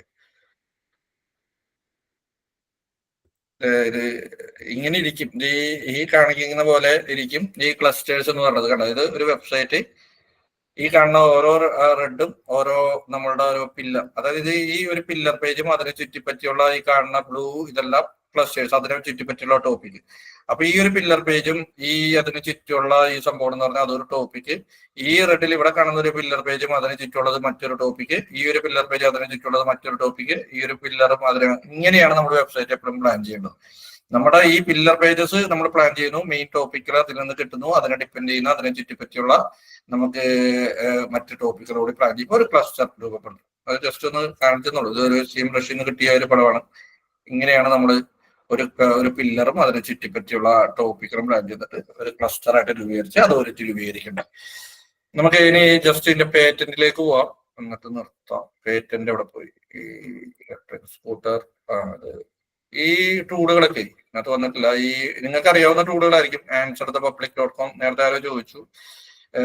answerthepublic.com അതേപോലെ തന്നെ ഓൾസോ ആസ്ക്ഡ് എന്നൊക്കെ പറയുന്ന ഈ ടൂളുകളൊക്കെ നിങ്ങൾക്ക് വേണമെങ്കിൽ കുറച്ചും കൂടിയൊക്കെ റിസർച്ച് നടത്താനായിട്ട് റിലേറ്റഡ് ആയിട്ട് റിസർച്ച്. ഇപ്പൊ ഇലക്ട്രിക് സ്കൂട്ടർ എന്നുള്ളത് എന്നൊരു ടോപ്പിക് ആകുമ്പോൾ എന്തൊക്കെയാണ്, എന്തിനെ കുറിച്ചൊക്കെയാണ് ഞാൻ എഴുതേണ്ടതെന്നൊക്കെ സംശയമൊക്കെ വന്നാലേ ആളുകൾ അന്വേഷിക്കുന്ന കുറച്ച് കാര്യങ്ങളൊക്കെയാണ് കിട്ടുന്ന ഓൾസോ ആസ്ക്ഡ്. ഇലക്ട്രിക് സ്കൂട്ടർ എന്നുള്ള ഒരു സംഭവത്തിനെ കുറിച്ച് പറയുമ്പോൾ ഈ electric scooter legal in UK, ഇതിപ്പോ UK ഉണ്ട്, ഞാൻ ഇന്ത്യ എന്നല്ല കൊടുത്തിരിക്കുന്ന UK അപ്പോ അതിനെ ചുറ്റിപ്പറ്റി can you ride electric scooter എന്താണ് UK അവിടെ ഇവിടെ നിങ്ങൾക്ക് അങ്ങനെ ഇഷ്ടം പോലെ ഇത് കാണാൻ പറ്റും. ഇത് ഓരോ സ്ഥലത്തേക്കും കൊടുത്തു കഴിഞ്ഞാൽ അതിനോട് റിലേറ്റഡ് ആയിട്ടുള്ള കുറെ ക്വസ്റ്റ്യൻസും അതിന്റെ റിലേറ്റഡ് കുറെ ടോപ്പിക്കുകളൊക്കെ കിട്ടും. ഇങ്ങനെയൊക്കെ വേണമെങ്കിൽ നിങ്ങൾക്ക് റിസർച്ച് നടത്താം. ഓരോ ടോപ്പിക്കിനെ കുറിച്ച് ആൾക്കാരൊക്കെ സെർച്ച് ചെയ്യുന്നു. അപ്പൊ നിങ്ങൾക്ക് കിട്ടുകയാണ് നിങ്ങളുടെ ആ അതോറിറ്റി വർദ്ധിപ്പിക്കാൻ വേണ്ടിയിട്ട് എന്തെല്ലാം കിട്ടുന്നുള്ളത്. അപ്പൊ ഇതൊന്ന് മൈൻഡിൽ ഇട്ടേക്കുക. ഓൾസോ ആസ്ക്ഡ് അതേപോലെ തന്നെ ആൻസർ ദ പബ്ലിക്കും.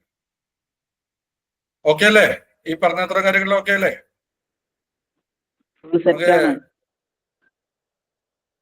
ഓക്കെ, അങ്ങനെയാണെങ്കിൽ നമുക്ക് ലാസ്റ്റ് ഇതിലേക്ക് പോവാം. ജസ്റ്റ് ഇത് താല്പര്യമുള്ളവർ ഇൻഡെപ്ത് ആയിട്ട് വായിക്കാം. ഞാൻ പൊതുവെ ഇതിന്റെ ഒരാളാണ്. പക്ഷെ എല്ലാവർക്കും താല്പര്യം ഉണ്ടാവണമെന്നില്ല, ഇൻട്രസ്റ്റ് ഉണ്ടാവണമെന്നില്ല, മടുപ്പ് വരാം. ഈ പേറ്റന്റുകൾ വായിക്കാനാണ് ഞാൻ എപ്പോഴും പറയാം. പേറ്റന്റുകൾ ഇങ്ങനെ കുറെ വായിക്കാൻ തുടങ്ങി കഴിയുമ്പോൾ ഇൻട്രസ്റ്റിംഗ് ആവും. അപ്പൊ എന്തായാലും ഈ പേറ്റന്റുകളിലേ നമുക്ക് ഒളിഞ്ഞിരിക്കുന്ന കുറെ കാര്യങ്ങൾ നമുക്ക് എളുപ്പം കിട്ടും. ഞാനപ്പോ ജസ്റ്റ് ഈ ഡയഗ്രം വെച്ചിട്ടൊന്ന് ഓടിച്ചു പറയാം. ഈ കാണുന്ന പേറ്റന്റ് ആണ് system and method of determining topic authority. ഒരു ടോപ്പിക്കിൽ നമ്മൾ ഈ പറയുന്ന അതോറിറ്റി വർദ്ധിപ്പിക്കാനുള്ള ഇവന്റ് ഗൂഗിളിന്റെ പേറ്റന്റ് ആണ് കാണുന്നത്. 2012 എടുത്ത പേറ്റന്റ്, ഗൂഗിളിന്റെ പേരിൽ അസൈൻ ചെയ്തിരിക്കുന്ന പേറ്റന്റ്.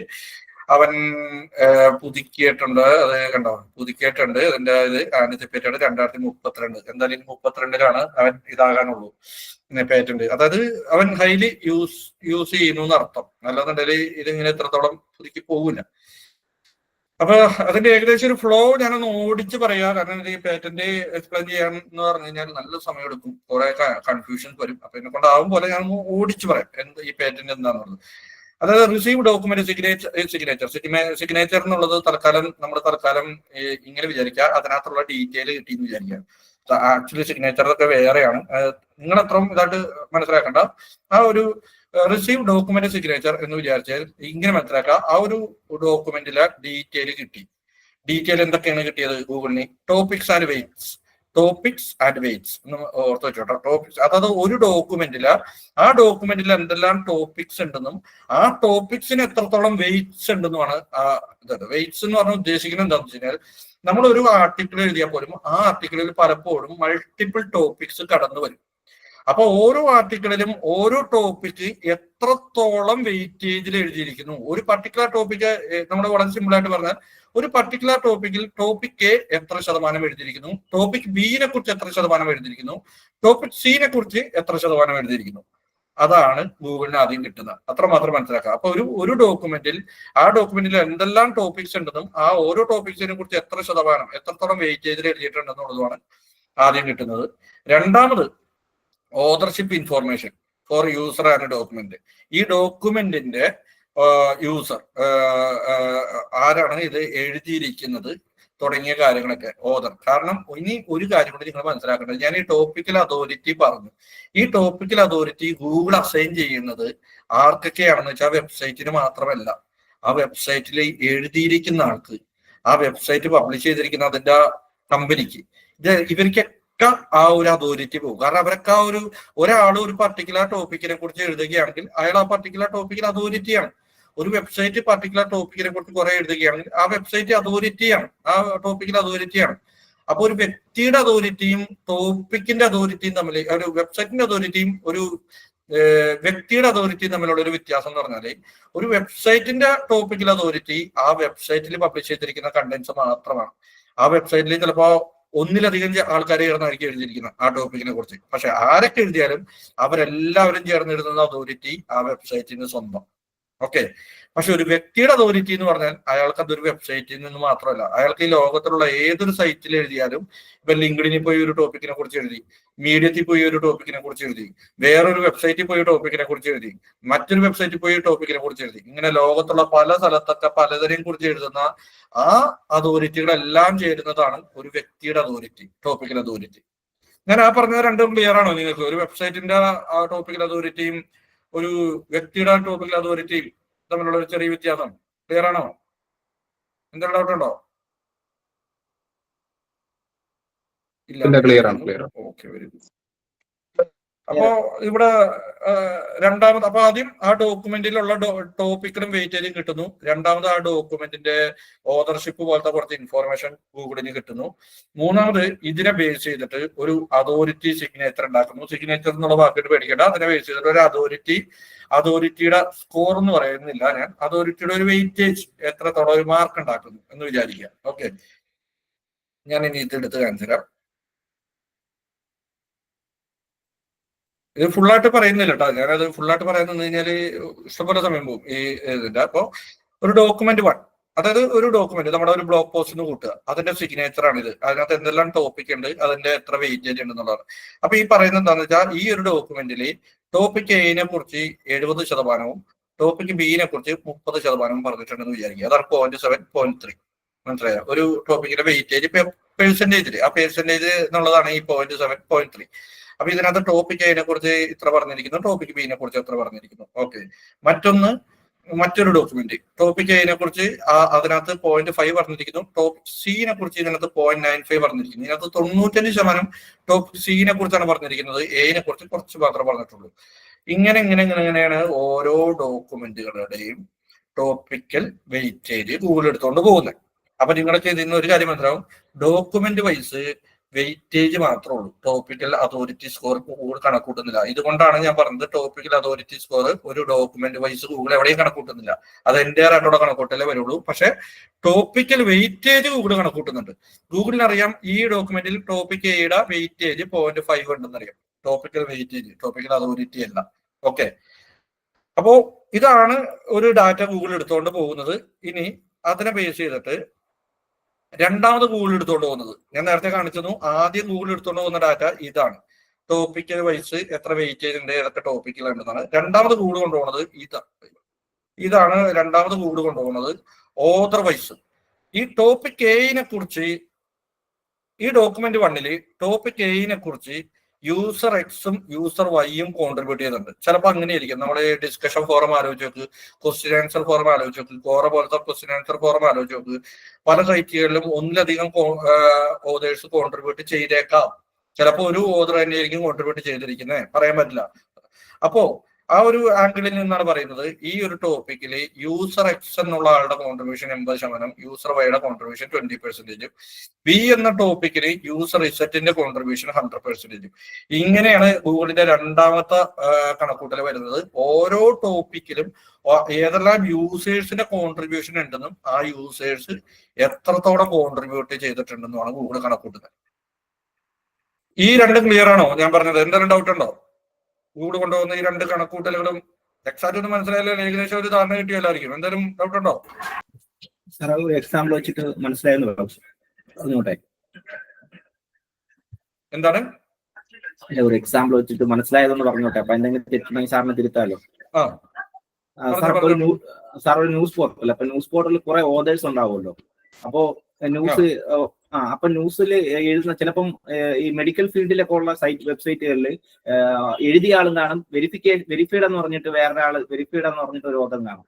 അപ്പം ഈ ഓതർ പിന്നെ രണ്ട് ഓതർ ഉള്ള ഒരു വെബ്സൈറ്റ് ഇപ്പോൾ ന്യൂസ് പോർട്ടൽ ആണെങ്കിൽ ആ വെബ്സൈറ്റിൽ കുറെ ആർട്ടിക്കിൾ എക്സ് എന്ന് പറഞ്ഞ ഒരാൾ എഴുതിയിട്ടുണ്ടായിരിക്കും, കുറെ ആർട്ടിക്കിൾ വൈ എന്ന് പറഞ്ഞ ആൾ എഴുതിയിട്ടുണ്ടായിരിക്കും. അപ്പം അപ്പൊ ഇതാണോ? അതായത് ഞാൻ അങ്ങനെ ഇങ്ങനെയാണ് പല രീതിയിലും വരും. അതായത് ഒരു പർട്ടിക്കുലർ കണ്ടന്റിൽ ആരൊക്കെയാണ് കോൺട്രിബ്യൂട്ട് ചെയ്തിരിക്കുന്നത് നോക്കും, അതിനനുസരിച്ച് വെയിറ്റ് ചെയ്ത് കൊടുക്കും.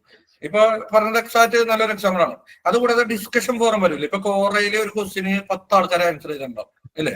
ഒരു ക്വസ്റ്റിന് 10 ആൾക്കാരെ ആൻസർ ഉണ്ടാവും. അപ്പൊ ശരിക്കും ആ ഒരു പേജിൽ 10 യൂസേഴ്സിന്റെ കോൺട്രിബ്യൂഷൻ ഉണ്ട്, മനസ്സിലായല്ലോ. 10 ഈ യൂസേഴ്സിന്റെ 10 തന്നെ കോൺട്രിബ്യൂഷനിൽ വ്യത്യാസം ഉണ്ടാവും. ചിലവന്റെ കോൺട്രിബ്യൂഷൻ കൂടുതലായിരിക്കും, ചിലവന്റെ കോൺട്രിബ്യൂഷൻ കുറവായിരിക്കും. അങ്ങനെയായിരിക്കും അനലൈസ് ചെയ്യുന്നത്, മനസ്സിലായി. അപ്പോൾ ഡിസ്കഷൻ ഫോറത്തിൽ വരും. ചില പേജുകളിൽ നമ്മുടെ ബ്ലോഗ് പോസ്റ്റുകളിൽ പതിയെ മിക്കതിലും നമ്മൾക്കായിരിക്കും 100%. അത് നമ്മുടെ ഇവിടെ സാധാരണ ബ്ലോഗുകളിൽ ഇടുന്ന ആ ബ്ലോഗ് പോസ്റ്റുകൾ ചിലപ്പോൾ അതിന് 100% ഒരാൾക്കായിരിക്കും വരിക. അപ്പൊ അങ്ങനെയാണ് കറക്റ്റ് എക്സാമ്പിൾ ആണ്. പലയിടത്തും മൾട്ടിപ്പിൾ കോൺട്രിബ്യൂട്ടേഴ്സ് വരും. എന്തായാലും ആരൊക്കെ എഴുതി എത്ര പേരെ നമുക്ക് അതിനൊക്കെ ഒരു വെയിറ്റേജ് വെക്കും, ടോപ്പിക് വൈസ് വെയിറ്റേജ് വെക്കും. ഓക്കെ, ക്ലിയർ ആണെന്ന് വിചാരിക്കുന്നു. അങ്ങനെ 2 വെയിറ്റേജും ഗൂഗിളിന് കിട്ടും, author wise and topic wise. ഇത് കിട്ടിക്കഴിഞ്ഞാൽ ഇത് ഇത്ര ഇടങ്ങേറായിട്ട് വരും. അടുത്തത് എന്താ, ഇവരുടെ ഈ ഇന്റർഫേസ് ഇപ്പോഴും ഒരു സുഖമില്ലാത്ത ഇന്റർഫേസ് ആണ്. നോക്കട്ടെ, ഇത് ആണ് ലാസ്റ്റത്തെ കണക്കൂട്ടലിലേക്ക് പോകുന്നത് ഗൂഗിള്. ഇനി നോക്കുന്നത് ഗൂഗിള് ടോപ്പിക് എയില് ഈ ടോപ്പിക് എയില് ടോപ്പിക് ബിയിലും ടോപ്പിക് ഡിയുടെയും ഓരോന്നിന്റെയും ഓരോ ഡോക്യുമെന്റ് വൈസ് വെയിറ്റേജ് ആണ് ഗൂഗിൾ എടുക്കുന്നത്. നോക്കുക, ഡോക്യുമെന്റ് 1 ടോപ്പിക് എയുടെ ഇതിന്റെ ഒരു സ്കോർ, ഡോക്യുമെന്റ് 2 ഒരു സ്കോർ, ഡോക്യുമെന്റ് 3 അതിനെ കുറിച്ചില്ല, ഡോക്യുമെന്റ് 4 അങ്ങനെ ഓവറോൾ ടോട്ടല് ഇതൊരു വെബ്സൈറ്റ് ആയിട്ടൊന്നും നമ്മൾ കണക്കൂട്ട്. അപ്പൊ ടോപ്പിക് എയിനെ കുറിച്ച് 1.1 ഇതാണ് അതിന്റെ ഒരു അതോറിറ്റി സ്കോർ എന്ന് വേണം കണക്കൂട്ട്. അങ്ങനെ വിചാരിക്കും 1.1 ആണ്. ടോപ്പിക് ബിക്ക് 0.11, ടോപ്പിക് ഡിക്ക് 0.08 എന്നുള്ള രീതി. അപ്പൊ ഓരോ ടോപ്പിക് വൈസ് ആ എൻറ്റയർ വെബ്സൈറ്റിലുള്ള ഒരു വെയിറ്റേജ് ഗൂഗിൾ കണക്കൂട്ടും. അതേപോലെ യൂസർ വൈസ് ഇത് യൂസറിന്റെ ഒരു കൂട്ടുന്നുണ്ട്. അതേപോലെ തന്നെ ഓരോ ടോപ്പിക് വൈസ് യൂസറുടെ വെയിറ്റേജ് നോക്കും, ഡിഫറെന്റ് ടോപ്പിക്കുകളിലുള്ളത്. അപ്പോ നമ്മൾ ഈ പറഞ്ഞ 3 കാര്യങ്ങൾ ക്ലബ് ചെയ്തൊന്ന് ആലോചിക്കുക. അതായത് ഒരു വെബ്സൈറ്റിന്റെ ഇനീഷ്യലി ആ ടോപ്പിക് വൈസും വെയിറ്റേജും പോകും. അതിൽ നിന്ന് ഗൂഗിളിനെ ഒരു ടോപ്പിക് വൈസ് വെയിറ്റേജ് ആ വെബ്സൈറ്റിനെ അസൈൻ ചെയ്യാൻ പറ്റും. അതേപോലെ തന്നെ രണ്ടാമത് പോകുന്ന സാധനം user wise contribution per topic pass ചെയ്യുന്നുണ്ട്. ഈ യൂസർ വൈസ് കോൺട്രിബ്യൂഷനും പേജ് വൈസ് ഉള്ള ഇതിന്റെയും വെച്ചിട്ട് ഗൂഗിൾ ഒരു വെബ്സൈറ്റിനുള്ള എന്റെ ടോപ്പിക്കൽ അതോറിറ്റിയും അതേപോലെ ഒരു യൂസർക്കുള്ള ആ ടോപ്പിക്കിലുള്ള അതോറിറ്റിയും ഗൂഗിൾ കണക്കൂട്ടുന്നുണ്ട്. ഇവിടെ മറ്റൊരു കാര്യം കൂടി നിങ്ങൾക്ക് തെളിഞ്ഞു വരുന്ന കാണാൻ പറ്റും. ഈറ്റിലേക്ക് ഇതിൽ നിന്ന് എന്തെങ്കിലും കോൺട്രിബ്യൂട്ട് ചെയ്യുന്നതായിട്ട് നിങ്ങൾക്ക് തോന്നുന്നുണ്ടോ? ഇതിനകത്ത് കിടക്കുന്ന ഏതെങ്കിലും വാക്ക് വെച്ചിട്ട് ഈ പേറ്റന്റിൽ നിന്ന് ആർക്കെങ്കിലും പറയാമോ? ഈറ്റിലുള്ള ഏതെങ്കിലും ഒരു സാധനം കിടക്കുന്നുണ്ടോ അതിനകത്തോട്ട്?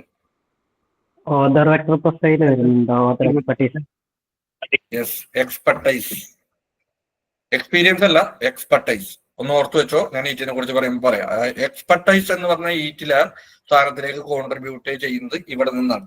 ഓക്കെ, ഇത് അതായത് പറഞ്ഞ ഈ പേറ്റന്റുകളിൽ നമ്മൾ വായിച്ചു പോയി കഴിഞ്ഞാൽ ഗൂഗിളിന്റെ വാക്കുകൾ സ്ഥിരതയുള്ളതാണ്. അവരൊക്കെ അങ്ങോട്ടും ഇങ്ങോട്ടും കണക്റ്റഡ് ആയിരിക്കും.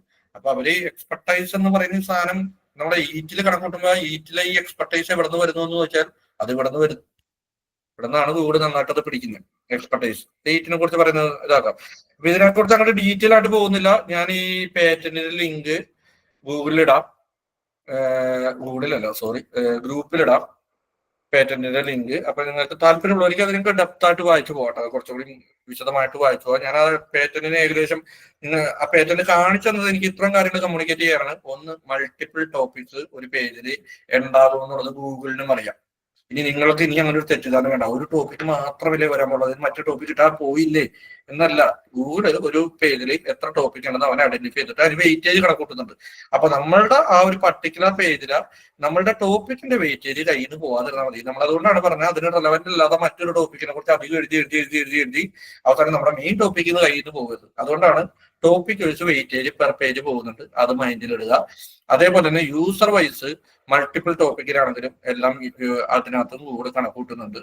അപ്പോ നമ്മളുടെ ഒരു വെബ്സൈറ്റ് ഒരു പർട്ടിക്കുലർ ടോപ്പിക്കിനെ കുറിച്ച് അത് ക്വാളിറ്റിയോടുകൂടി കൂടുതൽ ഡോക്യുമെന്റ്സ് എഴുതുന്നതോറും ടോപ്പിക്കൽ അതോറിറ്റി വർദ്ധിച്ചു വരുന്നതായിട്ട് നിങ്ങൾക്ക് കാണാൻ പറ്റും. അതേപോലെ ഒരു യൂസർ വൈസ് നിങ്ങൾ ആലോചിക്കുകയാണെങ്കിൽ നിങ്ങൾ മൾട്ടിപ്പിൾ സ്ഥലങ്ങളിൽ, നെറ്റിലുള്ള മൾട്ടിപ്പിൾ സ്ഥലങ്ങളിൽ നിങ്ങളൊരു ടോപ്പിക്കിനെ കുറിച്ച് നിങ്ങൾ വീണ്ടും എഴുതിക്കൊണ്ടിരിക്കുന്നതോറും നിങ്ങളുടെ ഈറ്റിലെ എക്സ്പെർട്ടൈസ് വർദ്ധിക്കും. ക്ലിയർ ആണോ? എക്സ്പെർട്ടൈസും ഇത് ഈറ്റിലേക്ക് കുറെ കോൺട്രിബ്യൂട്ട് ചെയ്യും. ഈ മാത്രമല്ല, അത് ഞാൻ ഈറ്റ് പറയുമ്പോ പറയാം.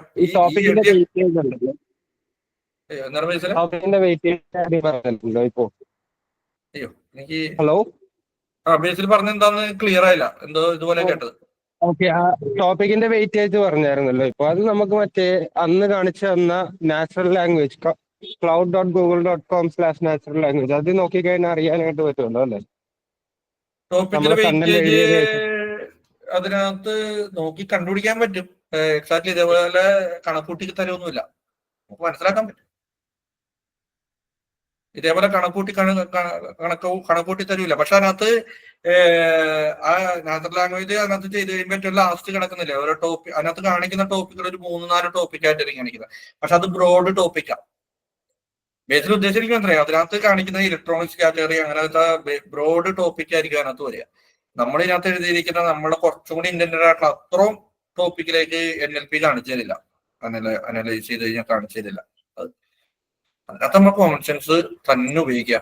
നമ്മൾ എഴുതി വരുമ്പോ ലെമൺ, ഇപ്പൊ മാംഗോ പിക്കിളിനെ കുറിച്ച് എഴുതുകയാണെങ്കിൽ മാംഗോ പിക്കിളിനെ കുറിച്ച് തന്നെ കൂടുതൽ പറയാം. അതിനകത്ത് ലെമണിനെ കുറിച്ച് വളരെ കൂടുതൽ പറഞ്ഞാൽ പോയി, അത് ലെമൺ അച്ചാറായി മാറും. ആ രീതിയിൽ ആലോചിച്ചാണ്. ഓക്കെ ആണോ? എന്തെങ്കിലും ഡൗട്ടുകളുണ്ടോ? ഞാൻ ഇതിന്റെ ഒരു മെറ്റീരിയല് പറഞ്ഞല്ലോ, എനിക്ക് പറ്റിയില്ല എന്ന് പ്രിപ്പയർ ചെയ്യാനായിട്ട്. അപ്പൊ ഇതിന്റെ ഒരു മെറ്റീരിയൽ ഞാൻ പ്രിപ്പയർ ചെയ്തിട്ട് ഞാൻ ഇട്ടിട്ട് ഷെയർ ചെയ്യാം. എന്തെങ്കിലും ഡൗട്ടുകൾ ഉണ്ടെങ്കിൽ ചോദിക്കും. കുറച്ച് ലെങ്തി ആയി പോയല്ലോ ഇന്നത്തെ. സാർ അതെ, ബ്ലോഗ് റൈറ്റ് ചെയ്യുമ്പോ ഡെയിലി റൈറ്റ് ചെയ്ത് ഇടണാണോ അതോ വീക്കെൻഡിൽ ഇടണാണോ ഏതാ നല്ലതായിരിക്കുക? അതിനൊന്നും അങ്ങനെ ഒരു ഉത്തരവൊന്നുമില്ല ആനന്ദേ. അതിന് നമ്മള് ഡിമാൻഡ് ചെയ്യുന്ന, നമ്മുടെ സൈറ്റ് ഡിമാൻഡ് ചെയ്യുന്ന ഒരു ഫ്രീക്വൻസി നമ്മൾ അതിന് സെറ്റ് ചെയ്യണം. നമ്മുടെ വെബ്സൈറ്റ് ഇപ്പൊ ഞാൻ നേരത്തെ പറഞ്ഞില്ലേ, ചില വെബ്സൈറ്റിന് മാസം 20, 30, 40, 50, 100 ബ്ലോഗ് പോസ്റ്റുകളായിരിക്കും പ്ലാൻ ചെയ്യുന്നത്. ചിലവര് 2 ആഴ്ച കൂടുമ്പോഴായിരിക്കും പ്ലാൻ ചെയ്യുന്നത്. ചിലവര് ആഴ്ചയിലോ ഒരെണ്ണമായിരിക്കും നമ്മൾ ചിലപ്പോൾ പ്ലാൻ ചെയ്യുന്നത്. അത് ഒന്ന് നമ്മളുടെ നീഷ് ഡിമാൻഡ് ചെയ്യുന്ന ഒരു ഫ്രീക്വൻസി നമ്മൾ കണ്ടുപിടിക്കണം. പക്ഷെ അതുകൊണ്ട് മാത്രം കാര്യമില്ല, നമ്മുടെ ക്ലയന്റിന്റെ പോക്കറ്റും കൂടി അതിന് മാച്ച് ആവണം. ക്ലയന്റിനും പറ്റണമല്ലോ അത്ര മന്ത്ലി ഇതാകാൻ. ഇത് രണ്ടും ചേർന്നിട്ട് നമ്മൾ ആഴ്ചയിലോ മാസത്തിലോ നമ്മളൊരു ഫ്രീക്വൻസി സെറ്റ് ചെയ്യും. അത് നമ്പർ 1. പിന്നെ ഇതെപ്പോ പബ്ലിഷ് ചെയ്യണം എന്നുള്ളതിന് അങ്ങനെ ഇന്ന ദിവസം അങ്ങനെയൊന്നുമില്ല. സോഷ്യൽ മീഡിയയിലെ പോലെ ഇന്നത്തെ ദിവസം ഇട്ട് കഴിഞ്ഞാൽ ഈ ടൈമിൽ ഇട്ട് കഴിഞ്ഞാൽ കൂടുതൽ എൻഗേജ്മെന്റ് അങ്ങനെയൊന്നുമില്ല. നമ്മൾക്കത് ഇടില്ല. പിന്നെ അവിടെ വേണമെങ്കിൽ എനിക്കൊരു ടിപ്പ് പറഞ്ഞു തരാനുള്ളതെന്ന് വെച്ച് കഴിഞ്ഞാല്, ഒരു ഫിക്സഡ് ആയിട്ട് ഒരൊറ്റ ഫ്രീക്വൻസി നോക്കാതെ കുറച്ച് റാൻഡമൈസ് ചെയ്യുന്നത് നല്ലതായിരിക്കും. അതായത് എല്ലാ മൺഡേയും 10 മണിക്ക് പബ്ലിഷ് ചെയ്യുന്നതിനെക്കാളും ഞാൻ പ്രിഫർ ചെയ്യുക ഒരു ദിവസം മൺഡേ 10 മണിക്ക് പബ്ലിഷ് ചെയ്തിട്ടുണ്ടെങ്കിൽ അടുത്ത പ്രാവശ്യം ചൊവ്വാഴ്ച 8 മണിക്ക് പബ്ലിഷ് ചെയ്യാം. വേറെ ദിവസം ബുധനാഴ്ച വേണമെങ്കിൽ അങ്ങനെ ഇത്തിരി ഇറഗുലാരിറ്റി നല്ലതാണ്. ഗൂഗിളിന് അങ്ങനെ എക്സാക്ട്ലി നമ്മളുടെ ഒരു പാറ്റേൺ ഒട്ടിക്കണ്ടെന്ന് തന്നെ വിചാരിച്ചോ, നല്ലതായിരിക്കും. എന്താണ് പ്ലാഗരിസം ചെക്ക് ചെയ്തിട്ട്? അയ്യോ അതൊക്കെ മസ്റ്റാണ്. കണ്ടന്റിന്റെ ഞാൻ ആ ഭാഗത്തേക്കൊന്നും പറഞ്ഞില്ല. കണ്ടന്റിന്റെ ക്വാളിറ്റി അത് പ്രൈമറിയാണ്. കണ്ടന്റിന്റെ ക്വാളിറ്റി നമ്പർ 1 ആയിരിക്കണം. നിങ്ങൾ പ്ലാഗരിസം മറ്റൊക്കെ ചെക്ക് ചെയ്യുന്നതിനേക്കാളും വളരെ ബെറ്റർ ഞാൻ പറയുന്നത് ഇന്നത്തെ കാലത്ത് നേരെ ChatGPT-യിലേക്ക് അല്ലെങ്കിൽ അതേപോലത്തെ AI ബേസ്ഡ് കണ്ടന്റ് റൈറ്റേഴ്സിനെ യൂസ് ചെയ്യൂ. AI അടിപൊളിയായിട്ട് കണ്ടന്റ് എഴുതി തരും. പക്ഷെ അവനെ കൊണ്ട് നന്നായിട്ട് എഴുതിക്കണം, അത്രേ ഉള്ളൂ. Yes okay.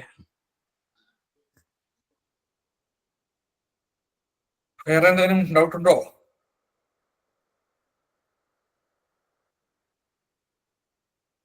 ഈ AI വേഴ്സസ് ഹ്യൂമൻ റൈറ്റർ എന്ന് പറയുന്ന ഒരു കൺസെപ്റ്റ് ഉണ്ടല്ലോ. ഹലോ. അപ്പൊ അതിന്റെ അകത്ത് ഇപ്പൊ ഞാൻ റീസെന്റ് ആയിട്ട് ഒരു ടൂൾ യൂസ് ചെയ്ത് തുടങ്ങിയായിരുന്നു, SEOaboutai.com എന്ന് പറഞ്ഞിട്ട്. പ്രീമിയം ആണ്, മീൻസ് പ്രൈസ്ഡ് ടൂൾ ആണ്. അപ്പോ ഞാനത് ടെസ്റ്റ് ചെയ്ത് നോക്കിയപ്പോഴേക്കും അതിന്റെ അകത്ത് വന്നിരിക്കുന്ന കണ്ടന്റ്സ് ഒക്കെ ഇൻഡെപ്ത് ആണ്. സോഴ്സസ് അവർ എടുത്തിട്ടുണ്ട്. AI കണ്ടന്റിന് ഡിറ്റക്ഷൻ വരുന്നില്ല. ഞാൻ മറ്റേ അൺഡിറ്റക്റ്റബിൾ എന്ന് പറഞ്ഞ ടൂൾ വെച്ചിട്ടാണ് ചെക്ക് ചെയ്തത്. ആൻഡ് 1-2 ബ്ലോഗ് പോസ്റ്റ് പബ്ലിഷ് ചെയ്ത് നോക്കിയപ്പോഴേക്കും അതെല്ലാത്തിനും ഇംപ്രഷൻസും കയറുന്നുണ്ട്. അപ്പോ അത് യൂസ് ചെയ്യുന്നത് നല്ലതായിരിക്കും. ഉറപ്പായിട്ടും ഞാനിപ്പോ യൂസ് ചെയ്യുന്നതിൽ നല്ല ശതമാനം AI കണ്ടന്റ് ആണ്. 100% AI കണ്ടന്റ് ആണ് ഞാൻ ചെയ്യുന്നത്. അസാമാന്യ റിസൾട്ടാണ് കിട്ടുന്നത്. ഇടുന്നു പിറ്റേ ദിവസം തന്നെ ഫസ്റ്റ് പൊസിഷനൊക്കെ തന്നെ പിടിക്കുന്നു. 100% AI കണ്ടന്റ് ആണ് എഴുതിക്കുന്നത് ഞാൻ. അപ്പൊ നമുക്ക് വേറെ ഒരു ഇതും കൂടെ ഉണ്ടല്ലോ, മീൻസ് നമ്മളുടെ ആ ഒരു കണ്ടന്റ് റൈറ്റിംഗ് സ്റ്റൈലൊക്കെ ഗൂഗിൾ നോക്കും എന്നുള്ള രീതി പറഞ്ഞിട്ടില്ലായിരുന്നേ. സോ അപ്പൊ നമ്മളിപ്പോ സഡൻലി നമ്മൾ അത്രയും നാൾ കണ്ടന്റ് എഴുതിക്കൊണ്ടിരുന്നിട്ട് സഡൻലി ചേഞ്ച് ടു AI, അപ്പൊ അവിടെ ഒരു പ്രശ്നം ഉണ്ടാകത്തില്ലേ?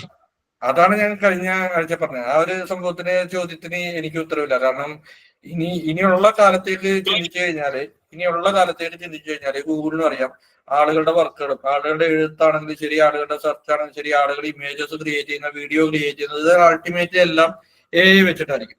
അപ്പോ അൾട്ടിമേറ്റ്ലി റിസൾട്ടിന്റെ ഔട്ട്, അതായത് എൻഡ് പ്രൊഡക്റ്റ് ക്രിയേറ്റ് ചെയ്യുന്നത് ഇനി എവിടെ എന്ത് ഫീൽഡ് എടുത്തു കഴിഞ്ഞാൽ എൻഡ് പ്രൊഡക്റ്റ് ക്രിയേറ്റ് ചെയ്യുന്നത് AI ആണ്. അതായത് ഇതിന്റെ ഇടയിൽ അവരെ കൊണ്ട് ചെയ്യിക്കുന്നത് മാത്രമായിട്ട് മാറും മനുഷ്യൻ.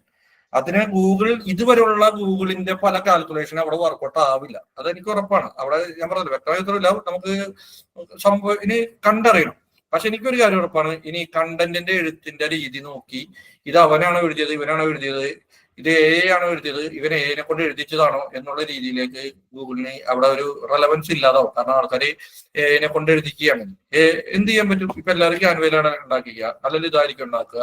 കുറെ കഴിഞ്ഞാൽ കോഡിങ്ങുകള്, കുറെ കഴിഞ്ഞല്ലേ ഇപ്പൊ തന്നെ നമ്മൾ കോഡിങ്ങുകള് AI കൊണ്ട് എഴുതിക്കുന്നു. അപ്പൊ ജസ്റ്റ് ബാക്കിൽ ചെയ്യിക്കുക എന്നുള്ളതിലേക്ക് ഒരാൾ മാറുകയാണ്. എഴുതുന്നതിൽ നിന്ന് എഴുതിക്കുക എന്നുള്ളതിലേക്ക് മാറുകയാണ്. അത് എഴുതിക്കുക എന്നുള്ളതിന് വരുമ്പോ ഇയാളുടെ ഇതുവരെയുള്ള ബേസിൽ പറഞ്ഞ പോലെ ഇതുവരെയുള്ള ഇയാളുടെ ഒരു എഴുത്തിന്റെ സ്റ്റൈലോ ടൂണോ ലാംഗ്വേജോ അല്ല. ഇയാൾക്ക് കുറെയൊക്കെ ട്രെയിൻ ചെയ്യിക്കാം, ഇയാളെ പോലെ കുറെയൊക്കെ ട്രെയിൻ ചെയ്യിക്കാം. അതിന് ഇയാൾ എഴുതിയേക്കുന്ന ഒരു 10-15 ആർട്ടിക്കിള് ChatGPT ഇട്ട് കൊടുക്കണം. ഇതൊക്കെ വായിച്ചു മനസ്സിലാക്കൂ, ഇതാണ് എന്റെ എഴുത്ത്, ഇനി ഇതേപോലെ എഴുതണം എന്ന് പറഞ്ഞാൽ അവൻ എഴുതും. അവൻ പഠിക്കും അതിനാണ് ട്രെയിനിങ് കൊടുക്കണം എന്ന് പറഞ്ഞത്. അപ്പൊ നമ്മളെ പോലെ ആക്കാനൊക്കെ പറ്റും ഈസി ആയിട്ട്. പക്ഷെ എന്തൊക്കെ പറഞ്ഞാലും വ്യത്യാസം ഉണ്ടാവും. എക്സാക്ട്ലി അതേപോലെ വരില്ല. എന്തൊക്കെ പറഞ്ഞാലും വ്യത്യാസം ഉണ്ടാവും. പക്ഷെ അത് എന്റെ അറിവിൽ ഗൂഗിള് ഇനി അതിനെ കണക്കാക്കാൻ പോകുന്നില്ല, ആൻസർ ചെയ്യാൻ പോകുന്നില്ല എന്ന് തന്നെയാണ്. കാരണം എങ്ങനെ ആൻസർ ചെയ്യും? എല്ലാവരും ഇത് വെച്ചിട്ടല്ലേ എഴുതുന്നത്. ഒരു വ്യത്യാസം ഉണ്ടാവില്ല. എന്തായാലും ബേസിൽ എന്ത് തോന്നുന്നു, AI കണ്ടന്റുകള് നല്ല രീതിയിൽ റാങ്ക് ചെയ്യുന്നില്ലേ കമ്പാരിറ്റീവ്ലി? നന്നായിട്ട് ചെയ്യണോട്ടോ, ഇല്ലെന്നുണ്ടെങ്കിൽ വെറുതെ ഒരു കാര്യമില്ലാത്ത AI കണ്ടന്റ് ആണെങ്കിൽ നിങ്ങൾ വിചാരിക്കുന്ന പോലെയല്ല കാട്ടിപ്പോവുള്ളൂ. ഒരു വിധത്തിൽ റാങ്ക് ചെയ്തെന്നല്ല ഗൂഗിളിന് നമ്മുടെ അടുത്ത സൈറ്റിനോടുള്ള താല്പര്യം കൂടിയും പോകും. പക്ഷെ എനിക്ക് ഇവിടെ ദുബായിൽ ഞാൻ ഒരു പ്രൊജക്ട് വെബ്സൈറ്റ് ചെയ്യുന്നുണ്ടായിരുന്നു, ഐലോൺ ദുബായ് എന്ന് പറഞ്ഞിട്ട്. അപ്പൊ അതിന്റെ അകത്ത് ഞാൻ ഇവിടെ ഇന്റേൺസിനെ വെച്ചിട്ടാണ് കണ്ടന്റ് എഴുതിച്ചത്. ടൂറിസ്റ്റ് അട്രാക്ഷൻ ആണ് പുഷ് ചെയ്യുന്നത്. അപ്പൊ ഒരു ഇന്റേൺ എഴുതിയ കണ്ടന്റ് ഫുൾ 100% AI റിട്ടേൺ ആണ്. പക്ഷെ ആ സാധനമാണ് ഏറ്റവും കൂടുതൽ റാങ്ക് ചെയ്തിരിക്കുന്നത്. എന്നാൽ വേറെ ഉള്ളതൊന്നും പിടിച്ചിട്ടുമില്ല. Out of around 80 pages create ചെയ്തതില് കുറച്ച് 3-4 പേജസ് മാത്രമേ ഇവൻ AI കണ്ടന്റ് ആയിട്ടും ഇംപ്രഷൻസ് കൗണ്ട് കാണിക്കുന്നുള്ളൂ. ബാക്കിയുള്ള പേജസിനൊക്കെ പയ്യെ വരുന്നതേ ഉള്ളൂ. അതുകൊണ്ട് അതിന്റെ അകത്ത് ഒരു എക്സാക്ട് എന്താണെന്നുള്ളത് പറയാൻ പറ്റുന്നില്ല. അതൊക്കെ AI കണ്ടന്റ് റാങ്ക് ചെയ്യുമെന്ന് ഞാൻ പറയാൻ കാരണം റാങ്ക് ചെയ്യും 100%. ഞാൻ വേണമെങ്കിൽ ഇപ്പൊ കാണിച്ചില്ല, ഫസ്റ്റ് പൊസിഷനിൽ കിടക്കുന്ന കുറേയൊക്കെ 100% AI കണ്ടന്റ്. അത് എന്താന്ന് വെച്ചാൽ ഇതിനെ പ്രോസസ് ചെയ്യുന്നത് ആരാ? NLP ആണ് അല്ലെ? ഈ AI കണ്ടന്റിനെ പ്രോസസ് ചെയ്യുന്നത് NLP അല്ലേ? AI കണ്ടന്റ് ഒരു കണ്ടന്റിനെ പ്രോസസ് ചെയ്യുന്ന NLP അല്ലേ? NLPക്ക് ഏറ്റവും നന്നായിട്ട് വായിക്കാൻ പറ്റുന്ന ലാംഗ്വേജ് ഒരു NLP എഴുതിയത് തന്നെയാണ്. കാരണം അവന്റെ ലാംഗ്വേജ് അവനല്ലാതെ വേറെ ആയിരിക്കും അത്ര നന്നായിട്ട് എഴുതുക. അപ്പൊ അവൻ നന്നായിട്ട് നല്ല കണ്ടന്റ് എന്ന് വിശ്വസിക്കുന്നത് ഏതൊരാളും അവന്റെ സ്വന്തം കണ്ടന്റ് ആയിരിക്കും. NLPക്ക് ഏറ്റവും നന്നായിട്ട് വായിച്ച് മനസ്സിലാക്കാനും ഇന്റർപ്രറ്റ് ചെയ്യാനും സിമാന്റിക്കലി കണക്ഷൻസും എൻറ്റിറ്റി വൈസ് കണക്ഷൻസ് തുടങ്ങിയ എല്ലാം ക്രിയേറ്റ് ചെയ്ത് കറക്റ്റ് ആക്കാനും പറ്റുന്നത് ഈ ലോകത്തിൽ ഞാൻ പറയണത് മനുഷ്യനല്ല, NLPക്കാണ്. അത് മനുഷ്യന് പറ്റൂലെന്നല്ല ഞാൻ പറഞ്ഞ, നമ്മൾ എടുക്കണതിന് 100 മടങ്ങ് സമയം കുറവ് മതി അവന് എടുക്കാനായിട്ട്. അത്രയും കൂടി വേണ്ട. നമ്മൾ ഇതിന്റെ എത്ര എഫർട്ട് എടുക്കണം. നമ്മൾ SEO പരമായിട്ട് നമ്മളൊരു എന്താണോ നമ്മൾ ചെയ്യാൻ ശ്രമിക്കുന്നത് അത് ഇവനെ ഫീഡ് ചെയ്യുക. നമ്മൾ വേണ്ട SEO കംപ്ലീറ്റ് കാരണം ഇതിനെ ഫീഡ് ചെയ്യുക. അപ്പൊ ഇവനതനുസരിച്ച് ഇവന് കണ്ടന്റ് റെഡിയാക്കി ഇവൻ തരും. നമ്മളുടെ അല്ലെങ്കിൽ ഞാൻ ചോദിക്കട്ടെ, നമ്മുടെ കണ്ടന്റ് റൈറ്റർ ഇപ്പൊ എന്താ ചെയ്യുന്നത്? സാധാരണ രീതിയിൽ ചെയ്യുന്നതിന്റെ പകുതി ജോലിയല്ലേ അവൻ ചെയ്യുന്നുള്ളൂ. അവനെന്ത് ചെയ്യും? അവനൊരു ടോപ്പിക് കൊടുത്താൽ അവൻ നിലവിലുള്ള ഒരു 10 വെബ്സൈറ്റ് എടുത്ത് അത്രയും വായിക്കുന്നുണ്ടാവും എനിക്ക് സംശയമാണ്. എന്നാലും അവൻ പോയി 4-5 വെബ്സൈറ്റ് നോക്കും. 4-5 വെബ്സൈറ്റ് നോക്കിയിട്ട് അവൻ അതിനെ മനസ്സിലാക്കും, വായിച്ച് മനസ്സിലാക്കും. എത്രത്തോളം ഇൻഡെപ്തായിട്ട് വായിച്ച് മനസ്സിലാക്കാൻ ആൾക്കാർ മെനക്കെടാറുണ്ട്, വളരെ കുറവാണ്. അവൻ വായിച്ച് മനസ്സിലാക്കിയിട്ട് അവൻ എന്ത് ചെയ്യും? അവന്റെ ലാംഗ്വേജിൽ എഴുതും. അതായത് അവനൊരു 5 വെബ്സൈറ്റ് വായിച്ചിട്ട് 5 വെബ്സൈറ്റിലെ കണ്ടന്റ് അവൻ വായിച്ച് മനസ്സിലാക്കിയാണ് അവന്റെ ലാംഗ്വേജിൽ എഴുതുന്നത്. എന്താ ചെയ്യുന്നത്? ഈ 5 അല്ല, അവൻ 10, 100, 500ഓളം സൈറ്റുകൾ വായിച്ച് മനസ്സിലാക്കി അതിനെ കുറച്ചും കൂടി റിസർച്ച് നടത്തി അവന്റെ ലാംഗ്വേജിൽ എഴുതുന്നു. അത്രയല്ലേ വ്യത്യാസം. ലാംഗ്വേജിന് മാത്രമേ വ്യത്യാസമുള്ളൂ. ഒരെണ്ണം ഒരു മനുഷ്യന് 5 വെബ്സൈറ്റ് വായിച്ചിട്ട് അവന്റെ ലാംഗ്വേജിൽ എഴുതി, മറ്റേത് ഒരു 100 കണക്കിന് സൈറ്റുകൾ വായിച്ചിട്ട് അവന്റെ ലാംഗ്വേജിൽ എഴുതി. ഈ ലാംഗ്വേജിൽ പ്രോസസ് ചെയ്യാൻ എളുപ്പം എഴുതിയ കണ്ടന്റാണ്. കാരണം അത് എഴുതിയത് ഒരു NLP ആണ്. NLP ആയതുകൊണ്ട് NLPക്ക് പ്രോസസ് ചെയ്യാൻ എളുപ്പം. അത്രേ ഉള്ളൂ. അപ്പൊ അവിടേക്ക് നമ്മൾ SEO എലമെന്റിനെ കൂടി കൊണ്ടുവരാൻ പറ്റിക്കഴിഞ്ഞാൽ അസാമാന്യ റിസൾട്ട് കിട്ടും.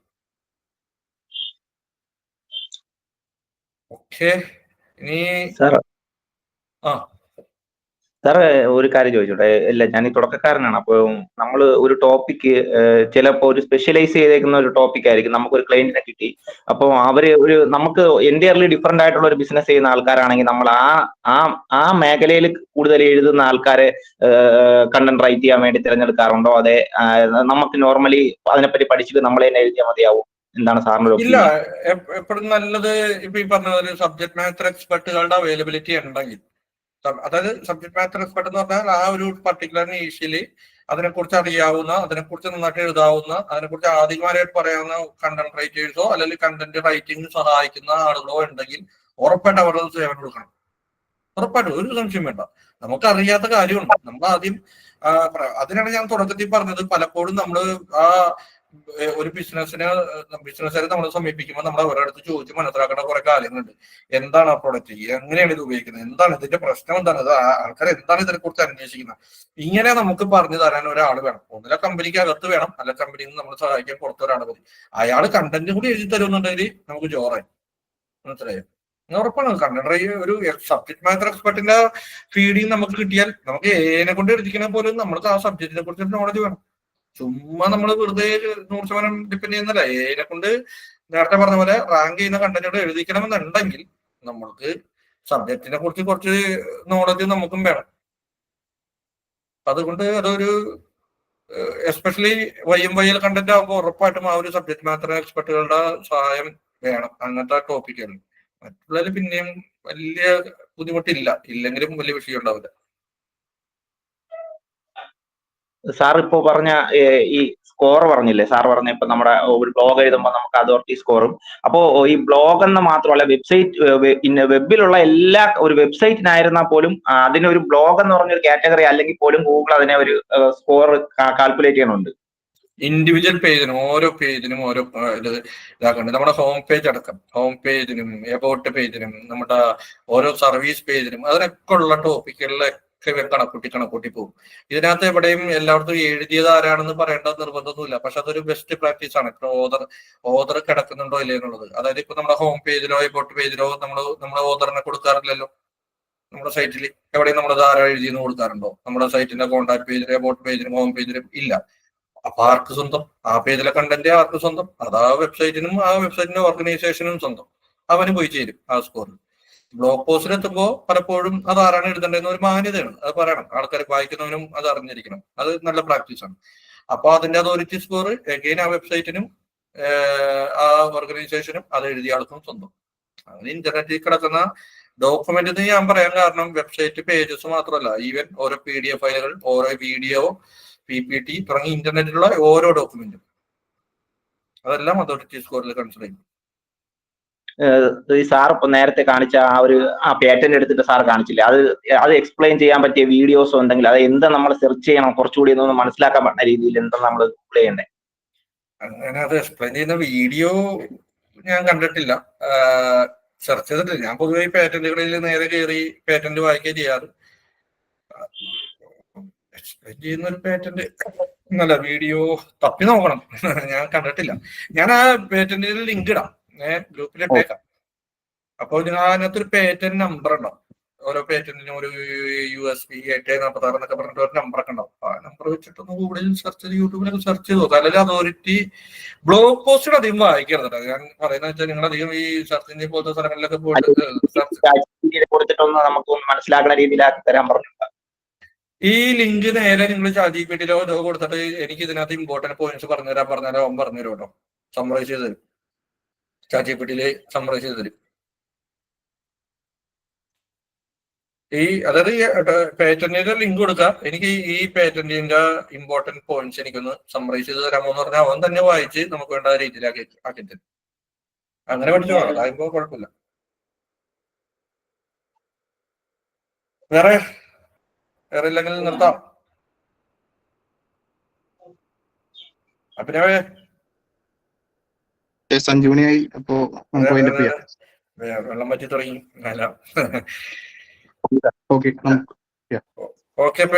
ഗ്രൂപ്പില് നമ്മുടെ സൺഡേ ചർച്ചയുടെയും മെന്ററിന്റെയും സോഷ്യൽ ലിങ്ക്സ് ഒക്കെ വരും. അപ്പൊ ഒന്ന് ഫോളോ ചെയ്യാം.